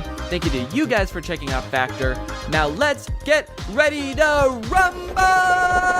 All right, boys and girls, it's time to play Animal Go. When I first opened the app, I was greeted with a very fun character creation page. There's a little player on the screen and it's telling me to enter my name. And the player is sort of dancing like this. Okay, what should I make my name? What is the name of someone who would go around catching animals? Cruella de Vil? Yeah, my main objective in this game is pretty much to skin every animal alive that I find. The first thing I noticed as my character was plopped into the world was a button at the bottom of the screen that said free animal balls. So I pressed it and it turns out the way you get animal balls in this game is by watching ads. A task that is significantly more embarrassing to do in public. You know, the nice thing about these games, you know, people say it about Pokemon Go too, is they get you out, you know? They get you out and about, walking into random fields, holding your phone like this. It's been a long winter and I haven't spent a lot of time outside lately, so it is kind of nice to just be walking around, I'll give them that. When I arrived at my first animal, it took me a second to figure out how to interact with it. Come on, dude, get to him. Jesus, is he running away? The hell? Wait, actually, is he actually running away? How do I get to him? Wait, oh, I passed him. But eventually I clicked on it. Do I have to click on him? And it was go time. Animal Go would like to access my camera. Hell yeah. This elephant had the upper hand immediately. Despite being right in front of me on the map, to my surprise, he was right behind me. Ah. And to my terror, he was in the sky. He's in the sky. Oh my God. I do have to give the game some props though. I really didn't think that there would be any kind of like augmented reality aspect to this game like there is in Pokemon Go. It just seems like something that's kind of difficult to figure out, and I think I'm right because they didn't really figure it out because the elephant was in the sky. But the elephant is firmly planted in the world. It's just not in the right part of the world. It should be on the ground, I think. So herein lies the first problem. There was absolutely no instructions on how to catch this thing, on how to capture this angelic sky elephant. I did not know what I was doing. So I just kind of fucked around for a while. I flicked the screen, I tried tapping the elephant until the game, I guess, just decided, no, you're done. It's not gonna happen today. You're not gonna catch the elephant, so you're done. Did I get him? It went back into normal view. Did I catch him? No, I didn't. I shook the failure off pretty quickly though and immediately set my sights on a new animal, a lion that was hanging out in a baseball field. Did they put him in the dirt? It's like the worst place for him to be is in this like muddy, wet sand. But hey, I guess that's where lions hang out. The muddy, wet sand of a baseball diamond. Oh, fuck. Oh God, I can't. Watch what happens when my foot goes in here. Ugh. Can I just catch the lion from here? You could if you had any animal balls left. I don't have enough balls. That's right, when you watch an ad, you get 20 animal balls, but every time you throw a ball, despite the fact that you can see that ball coming back to you to be thrown again, you're actually losing that ball. To watch an ad to get more balls. I think I honestly have a better shot on the other side of this dirt, so I'm gonna go around. Oh yeah, I'm closing in on him now. And of course he's gonna be right behind me. Yep, there he is. I seriously have no clue how to do this. Look at him, he's just standing there begging to be caught, and I can't even figure it out. He's giving me these like longing eyes, like, please, please, Danny, I just want to be in a ball. It hurts to be out here. You may be having, oh, wait, did I get him? Didn't say I got him, but maybe. God damn it, dude. I think I just ran out of balls. My next attempt did not go well either. I even tried buying some magic dust from the store, but it turns out that that doesn't actually do anything. Where's the magic dust? There's no magic dust on my screen. I don't know where that went. I feel like my little Cruella de Vil character just snorted it the second he got it. He was like, oh, magic dust, sick, thanks. How the fuck are we gonna catch this lion, dude? I don't know. Oh my God, I'm just gonna waste all my balls. When I was playing this game, it was 45 degrees outside. I was getting cold. I was starting to lose hope. Do you think the people working in those office buildings are watching me right now, wondering what the hell I'm doing? But just as I was about to give it all up and throw in the towel, please, God, let me catch this water buffalo. Maybe I can, like, I hit him to, like, weaken him or something? Or can I move him around? What did I do? Wait, why did it vibrate? It vibrated that time. Did I catch him? Dude, I got a Bakoko! Needless to say, I was pretty much on cloud 9 after catching my first animal, but don't worry, I didn't get too cocky. Because I actually had no idea how I did that, and I couldn't do it again. I could not replicate my success. To the point that for the remaining half hour I spent at this park playing this game, I could not catch a single other animal. Touch, touch, touch, touch, touch, touch, touch. No, okay, that didn't work that time. There's one right here. There's another Bakoko, I think. Tap, tap, tap, tap, tap, tap. Don't have any fucking balls! I don't know what it was about that Bakoko that was so eager to get caught, but the other animals did not share its sentiment. So, I packed my bags, I went home, and I gave up. Until I was sitting on the couch a few nights ago, and I decided, you know what the heck, let me give this game a second shot. Let me see what animals are around my house. And immediately, I caught an El Coro, and that's when it clicked. In order to catch an animal, you have to get the ball's trajectory to peak right where the animal is. So I tried again. I caught a Libum. I was ecstatic. And after that, I was on a roll, dude. I couldn't believe it. I couldn't believe how many animals I was catching. I caught another Bakoko, a Bucarita. I evolved my elephant into an Elkadar, my lion into a Libusha. Can you believe it? Little old me owning a Libusha. Didn't think I had it in me, did you? So I think it's safe to say I've got this game pretty much down. Is it good? No. Is it fun? A little. Date Master Kissing Booth was next. Luckily, I could play this one from the comfort of my own home. I would rather get trampled by an Elkadar than play this one in public. Certainly don't want this game sending me notifications. Certainly don't want it tracking me. Hey, Date Master Kissing Booth is tracking your location and we noticed you're on your way to a date. Do you want to swing by an IKEA to pick up a bed frame on the way? Maybe a shoe store? The game mechanics of this game are pretty much exactly what you would expect based on the pictures of this game in the App Store. Okay, so I'm this stinky, flea-ridden man. Oh, and I am wearing no shoes. There's no sound in this game, so you just silently walk down this road in the sky, picking various options on the way to your date. And then you get to the kissing portion. Since it was my first time, I wasn't necessarily in a rush when I got to this part. I was more so marveling at how upsetting the visuals were. Oh, gross, dude. Oh, but apparently you have to be pretty quick during this part. An oversight, which I was severely punished for. Did you see how she got mad when I took too long? Okay, oh, oh, what the fuck? Wait, oh God. Is she gonna puke on our tongues? She threw up because I took too long to move my tongue while kissing her.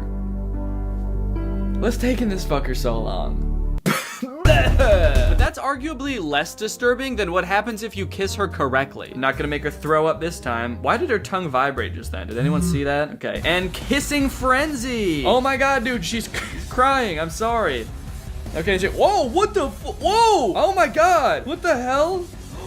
Dude, that was scary as hell. She turned into a rag doll. It was like her bones were breaking in midair. Under some kind of demonic love curse, my date is cast into the air, mouth agape, bones squishy, honestly. Looking like a character in Stranger Things getting their soul eaten by Vecna, or whatever Vecna does in Stranger Things. Remember that? And then I guess whatever she lands on determines how well you did on that course. Your soulmates. If I was really soulmates with this girl, I could have shown up without all of the extra shit. I I could have showed up without the suit jacket, and she would have loved me anyway. I'm not buying this whole soulmates thing. After a while of playing this game, I started to feel like the choices you make along the way don't have much of an effect on your final score as long as you do well in the kissing section. So on the next go, I purposely picked a few of the bad options, like a bucket hat and jeans, and I still did pretty well. Instead of soulmate, I landed on beloved, but I mean, honestly, that still sounds pretty good to me. Like, it still sounds like she likes me, you know? She wouldn't call me beloved if she wasn't like a little bit into me. When I tried purposely picking every bad option, however, I was not met with such grace. I was met with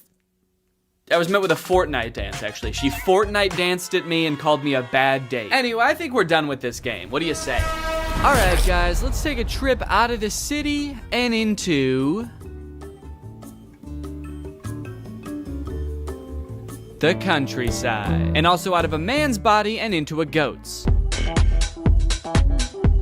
So I thought this game was gonna be kind of like an open world game where you can live out the life of this goat as you see fit, but it's actually a very straightforward story type game that takes place over the course of 6 levels. The first couple levels of the game just get you acquainted with the general vibe and mechanics of the game. You pass through tires, you climb up a tower, all things that get you familiar with the controls. Your goat also has a pretty sick jump. Whoa, wait. Oh my God, oh shit. Can I like fuck with these goats over here? Can I, whoa, sort of like grind it along the goat, like a skateboarder. Let's attack a horse. Whoa. And speaking of the goat's jump, I don't know what happened, but this is not the same game that it was advertised to be on the App Store at all. Half the things it lists on the App Store you can't even do in this game. Things you can't do in this game include jumping over crates. They had 2 pictures where the goat's jumping over crates in the game. You never do that. Escape from thieves. There are no thieves. This little goat golf game. You also never get the chance to rescue your family from the goat kidnappers, or whatever it said in the description of the game. That never happens. The first half of this game is pretty lame, honestly. You're just stuck in this small little pen. You can't even leave the pen for most of the game. Things you can do in this game that aren't listed in the App Store. Pop a ball. Jump and knock red ball. Oh, I don't know how this happened. How did the description of the game end up so drastically different than the game? Did whoever made this game get in some sort of horrible accident between completing the game and putting it on the App Store and developed amnesia so they just had to like guess what was in the game? Anyway, the story really starts to pick up around level 5 when we're told we have to go pay the queen a visit. Level 5, give Goat Queen a visit. Queen guards are causing a great deal of pain and disturbance to your yard animals. Go talk to her strongly. Talk to her so fucking jacked. Your Highness, I would like a word. Could you please keep your guards out of my yard? And while that did sound pretty fun, after a few very boring levels of being trapped inside this pen, I started concocting a different plan. Okay, now, hear me out. I could go to the castle, but this is the first time I've been let out of my pen ever. I might not get another chance like this again to escape and just start a new life entirely. So maybe I want to do that. So with nothing on me but the horns on my head, I made my escape. Oh, fuck! What the? Damn it, dude! Look, there's an invisible wall right here! Like, 2 feet away from where I was supposed to go. What about this way? Yep, okay, there's an invisible wall there too. What the hell, man? Now I do want to kill this queen. I feel like she's behind it. Let's go talk to her jackedly. Okay, so then I storm into the castle. I give the queen a piece of my mind. My queen, your guards are disturbing my animals. So what? I ordered them to do it. She ordered her guards to just disturb my animals? Hey, go down there and disturb those motherfuckers, dude. Then you are a bad queen. Who the hell are you to judge me? I like that their body language doesn't match the growing intensity of the conversation at all. The queen is just like laying. Who the hell do you think you are anyway? Eventually we decide talking isn't gonna cut it. We need to fight. So let's check out the combat in this game. Fight with the queen guards. Oh shit. Oh my God. Maybe I'll jump over and get on the other side. Sort of a cat and mouse chase now. We're all going in circles, trying to catch each other. One of these days, I'm gonna catch you, motherfucker. And when I do, I'm gonna grind over top of you so hard. So this little chase, this little sort of playing hard to get, makes up about 90% of the combat in this game. The reason it happens is because they made your goat's turn radius really wide. So if you want to face your opponent to attack them, you have to do a little circle. And then if your opponent wants to face you to attack you, you, they also have to do a little circle. So before you know it, instead of fighting the queen's guards, you're sort of engaged in this fiery dance of passion with them. Anyway, I killed all the guards, and then I killed the queen. Oh, she's dead. And you might think this would solve all our problems, yes? No. Apparently, this whole issue goes even higher than the queen, because once we kill the queen and become the queen, be a queen is the last instruction. And then just be a queen. That's pretty much it. Just be a queen. Then the game gives us some mission where we have to go and destroy the owner's house. Level 6 destruction. Wait, there's more? Mess everything up in the garden and destroy some expensive things in the owner's house. Who is the owner? I didn't know we had an owner. I thought the queen was the owner. There's been no mention of an owner this entire time, and then it's like, finally we can get our revenge on this guy. Whoever this owner is, though, we must have really fucked them up by destroying their house, because we never see him again. I mean, we never saw him in the first place, but we definitely never see them now. They must come home to their house being ransacked by a goat, and they're just like, fuck, the goats have taken over. I gotta skip town. He's probably in some city now, walking down a street in the sky, picking options for a date. Okay. Level 3, feed your family. So I already played this level. I mean, I'll do it. Don't get me wrong, I love feeding mode. After you beat the game continues to present you with levels that you already played. I think in hopes that you won't realize that you already beat the game and you'll just keep playing it over and over. So in order to avoid accidentally playing this game forever, I think it's time this goat's life comes to an end. And who better to kill it than a scary granny. Now, before I talk about scary granny contact game, I should probably say that if you don't want to get jump scared by a scary granny, then you probably shouldn't watch the rest of the video. I'm gonna do my best to not make it like super loud and startling when it happens, but Granny is a very mischievous woman. She likes to pop out when you least expect it. She's kind of a sick little freak like that, so just be warned. I like that before we've even started playing anything, Granny is already trying to communicate with us. She's just whispering, I see you, over and over. You ever pay $6 just to get screamed at by an old lady? I have. Because in order to even select the play game option from the menu, you have to pay, you guessed it, $6. And all the play game option is like a fake trivia game that lulls you into a false sense of security, and then Granny pops out at you when you're least expecting it. And I mean least expecting it, dude. I was sneezing when it happened. Oh, fuck. Oh, shit. Jesus Christ, dude. Okay, so the whole play game thing is just to, like, fuck with a friend, I guess. You're like, hey, play this fun trivia game I found. Hold on, let me just open it up real quick. And you open it, and they hear creepy music and, like, a granny whispering, I see you, while you get it set up. And then you're like, okay, here you go. How long did the 100 Years War last? It's not suspicious. Calling Granny is a little bit lackluster. The first time I contacted her, she was hellbent on playing hide and seek. Do you want to play hide and seek? But then when I finally agreed to play hide and seek with her, she hung up. Are you coming to find me? So we didn't agree on when and where we were playing. She just hung up and I never saw her. Maybe she's hiding, I guess, and I was supposed to go find her, but I still don't know where she is. The second time I called her, she was just like breathing heavily. She was out of breath. She sounded like she was on death's door. Granny, are you okay? You do not sound too good, Granny. Either that or, I don't know, I guess maybe she is playing hide and seek and she's in her hiding spot and she's like so excited for me to find her that she's panting basically. Can't wait for this motherfucker to find me. I'm gonna scare her. I'm so good. I'm a crazy grandma. Okay, let's message her and then we'll do the video call. Unfortunately, messaging Granny is much the same. I really thought this was gonna be some kind of AI chatbot where Granny is responding to what you're saying. And if this is some kind of AI, it's an AI that is designed to mimic a scary old woman that doesn't give a shit what you have to say, because she's gonna say what she wants to say whether you like it or not. And what she has to say is she wants to play hide and seek. You want to play hide and seek? This kind of seems like the same conversation we were having on the phone. This is my house. No, I'm at my house. Ah! Jesus, man. FaceTiming Granny is pretty funny, though. Granny game would like to access my camera. Okay. Hey, Granny. Granny, flip the camera around. I can't see you. Granny. Oh, fuck.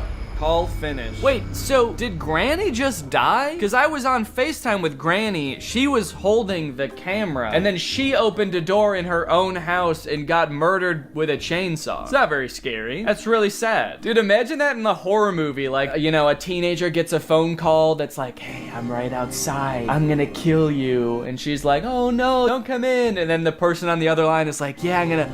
Oh, fuck. Oh, shit. Dude, I'm getting mugged. I'm getting mugged. Help. They want all my money. No. They're stabbing me. Brittany, help. They're stabbing me. All right, guys. Well, I hope you enjoyed this deep dive into the App Store. If you did and you're not subscribed yet, make sure you subscribe and turn on my notifications to join Greg. That's what I call my fan base here on YouTube. And I will see you guys very soon.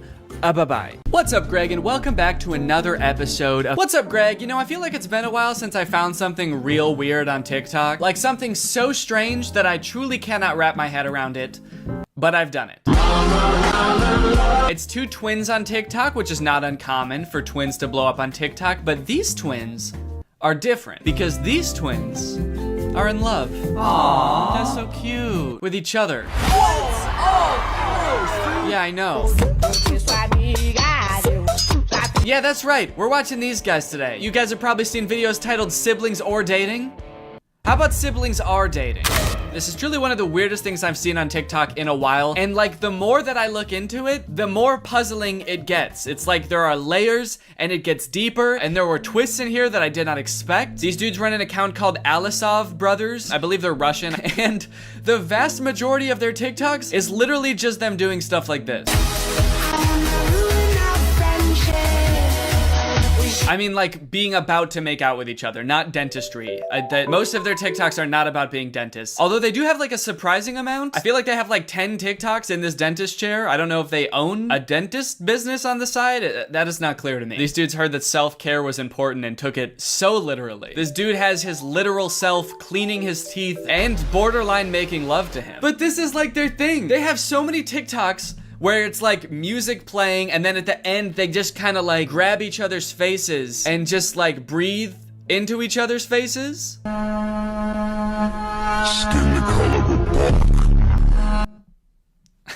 nice. Nice, dude, that's awesome. Has your brother ever been so right at math that you wanted to make out with him? I guess that's kind of the relatable angle they were going for here. Every video I watch, I feel like peels back another layer of their lives, revealing another even more confusing layer.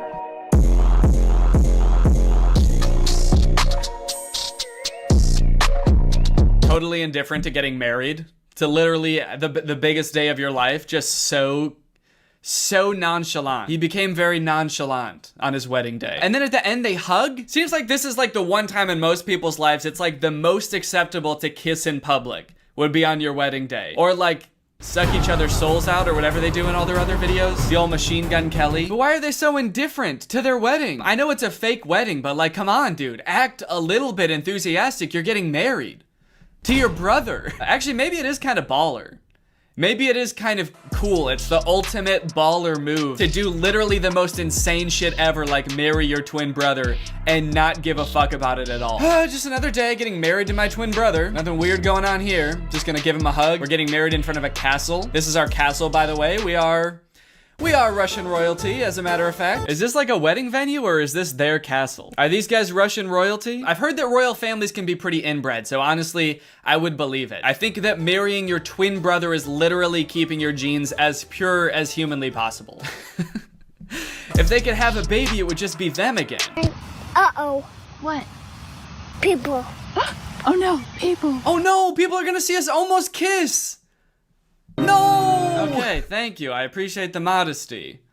I'm right here. Thank you for once looking at the camera and realizing what you're doing is insanely weird. Thank you. Yeah, I don't know. This TikTok to me seems a little bit hard to swallow. I'm gonna call BS on the entire premise of this TikTok. As if these dudes are bashful or modest in the slightest. These dudes have a TikTok account with 2 million followers that is centered around these two brothers who want to have sex with each other all the time. I don't think that if they were gonna kiss and they saw someone watching, they would stop. They'd probably be like, oh yeah, come here.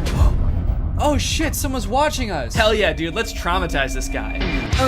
Okay, so clearly whatever's going on here is just like for shock value to get views on TikTok. I'm gonna give them the benefit of the doubt and assume that whatever this is, it's not like a real romantic relationship. It's just these two brothers who thought, hey, if we do this like weird shit, we can probably get really famous on TikTok. And I guess they have like 2 million followers, but like this video has 70,000 likes, which on TikTok is not that much. And some of their videos have like 7 or 8,000 likes, which I don't know about you, but to me, makes this a lot weirder. Like, people will do weird shit for fame and millions of dollars all the time. You can't stop people from doing that. But for like 5,000 likes, you're gonna make the whole world think that you're in love with your brother for 5,000 likes? Is it worth it? It'd be funny if this is them just realizing that people can see all these TikToks. They're like, oh fuck, we've been posting these to a public audience? Oh, that is not good. I thought these were just for us.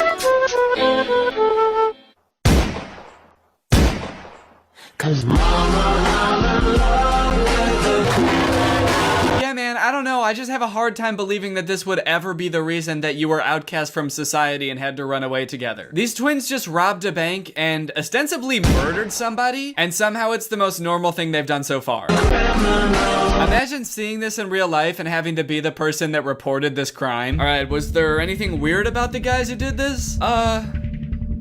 Yeah, there was a lot. Oh no, is this another set of twins? No! What are they gonna do? Oh man. Oh no.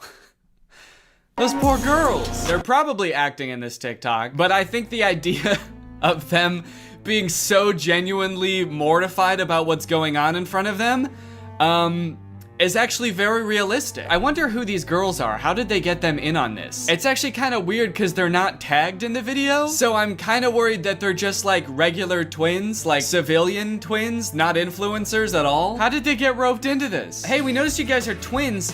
So are we. We have like 2 million followers on TikTok. Do you guys want to be in a video with us? Oh, yeah, that's awesome. That sounds fun. What kind of videos do you guys make? Oh, just pretty standard TikTok stuff. We do like dancing, pranks, silly comedy skits, challenges, making out with each other. We want to make out with each other so bad, but we never get to. We're two horny twins that just want to kiss, but we can't. Two poor twins go back to their job the next day and their coworker's like, hey, are you guys okay? You're both acting really weird today. Did something happen? I guess it just goes to show that you never really know what someone's going through. It could be this. Do you think that the guy twins are kind of like looking at the girl twins wondering like, what are they doing? Why aren't they making out? Do these girls not know that this is what twins do when your other twin is tied up and he's got no choice? You put his arms around you and you breathe him. You breathe the poor guy. One thing that I think is really funny about these guys is that on their Instagram, they have a business email in their bio. What company would ever want to sponsor two incestuous twins? What kind of business inquiries do they think they're gonna get? I just imagine these guys going to their manager and being like, hey, do we have any new brand opportunities? And he's like, yeah, actually, we've got 7,000 emails from people offering to pay you to stop posting forever. Oh, that's kind of weird. So that many like individual people want. No, it's companies. They're literal companies that want to pay you to stop posting. Big ones too. McDonald's, Coca-Cola. They're willing to put a lot of money into getting you guys to stop. I actually went through their profile a bit and I did find one post that I think is sponsored. It doesn't say hashtag ad, but it says products used in this video and it's tagging this company at 7 days. And it's an ad for a makeup company. Kind of an odd collab. I don't really know how that fits the theme of the account. I guess it could be for people who are in a relationship with someone that doesn't look exactly like them. And so maybe you can use this makeup to make them look more like you or something. I'm not really sure. So not every one of these guys' TikToks is about them wanting to kiss each other or like rub up on each other. They do have a couple of like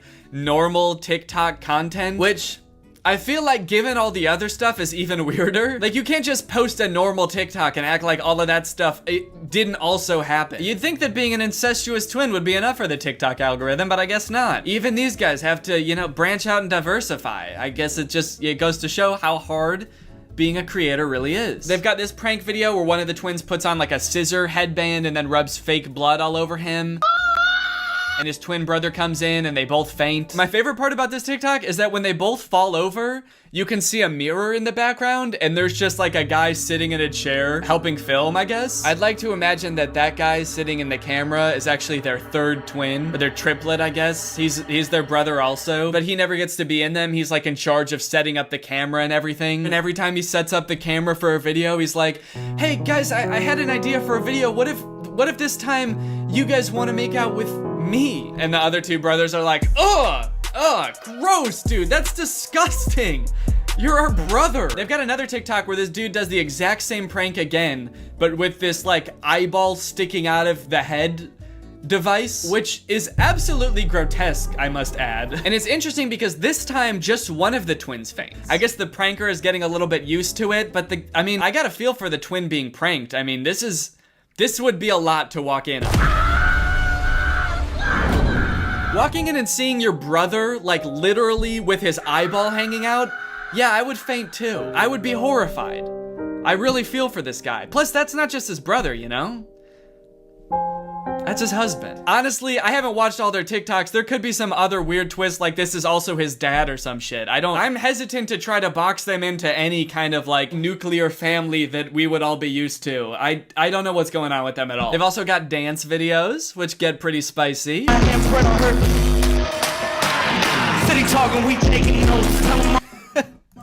I like to imagine someone scrolling down their profile being like absolutely disgusted by most of their TikToks and being like, oh, thank God, finally a normal TikTok. Oh, fuck, dude. There's a comment on this one that says sus, but I'm starting to accept it. Is this how quickly as a society we become desensitized to things now? What changed? What made you start to accept it? I'm so confused. I feel like something must have happened to this person in their own personal life outside of watching these TikToks that made them accept it. Like maybe their brother got really hot all of a sudden and they were like, whoa, maybe I spoke too soon.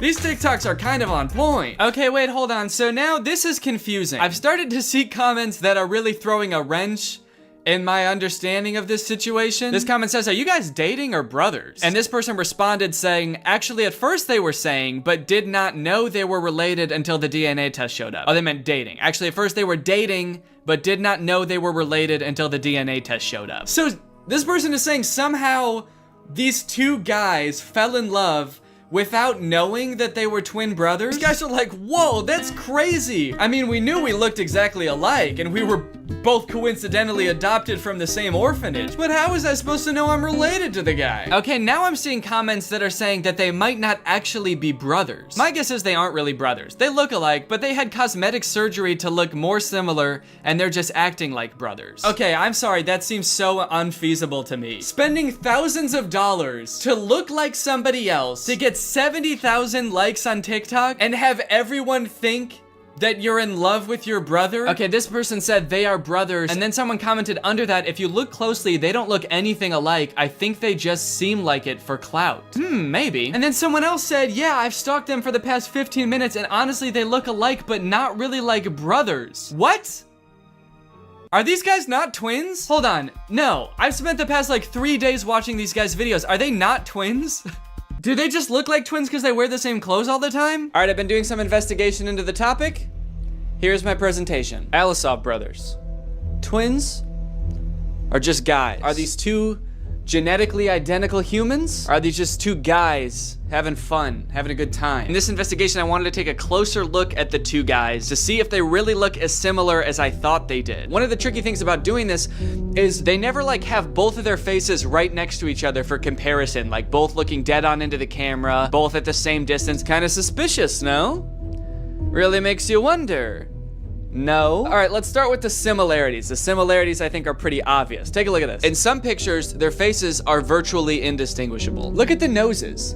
This is the same nose. The shape of the nostril, the curvature, that little swoop that makes it look like just like a ski slope. That if you were a little skier, you'd probably just ski right off, and then land in the twin brothers' mouth because they'd sort of be right next to each other like that. They've got the same eye color. Look at the ears too. I mean, that's like having the same nose and the same ears.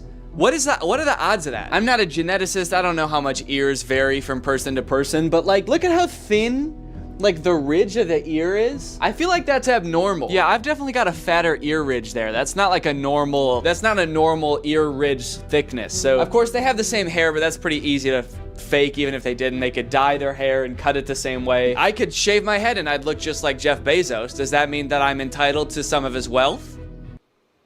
Now let's talk differences. Do the boys have different facial structures? I hope you can tell, but I've noticed in a few of their TikToks, one of them seems like he's got a lot slimmer face. It's very defined right here. This guy's face is a lot more smooth and a lot more round. In some of their videos, I've noticed that their eyebrows look different. This is a makeup one and it's before they put on makeup. Their eyebrows look more different than when they are wearing makeup. This one's eyebrows are kind of a little more curvy. They go whoop. These ones, a little more straight. See that? So there are some differences. After looking at them for quite some time, there are some differences. But does that mean they're not twins? Zach and Cody, Dylan and Cole Sprouse, these are genetic twins as far as we know. As far as today's top scientists know, these boys are definitely twins. And even when they were younger, I mean, you could tell them apart for sure. Like, they had differences. And now they're all grown up, and I'd say they look even less alike. I think that happened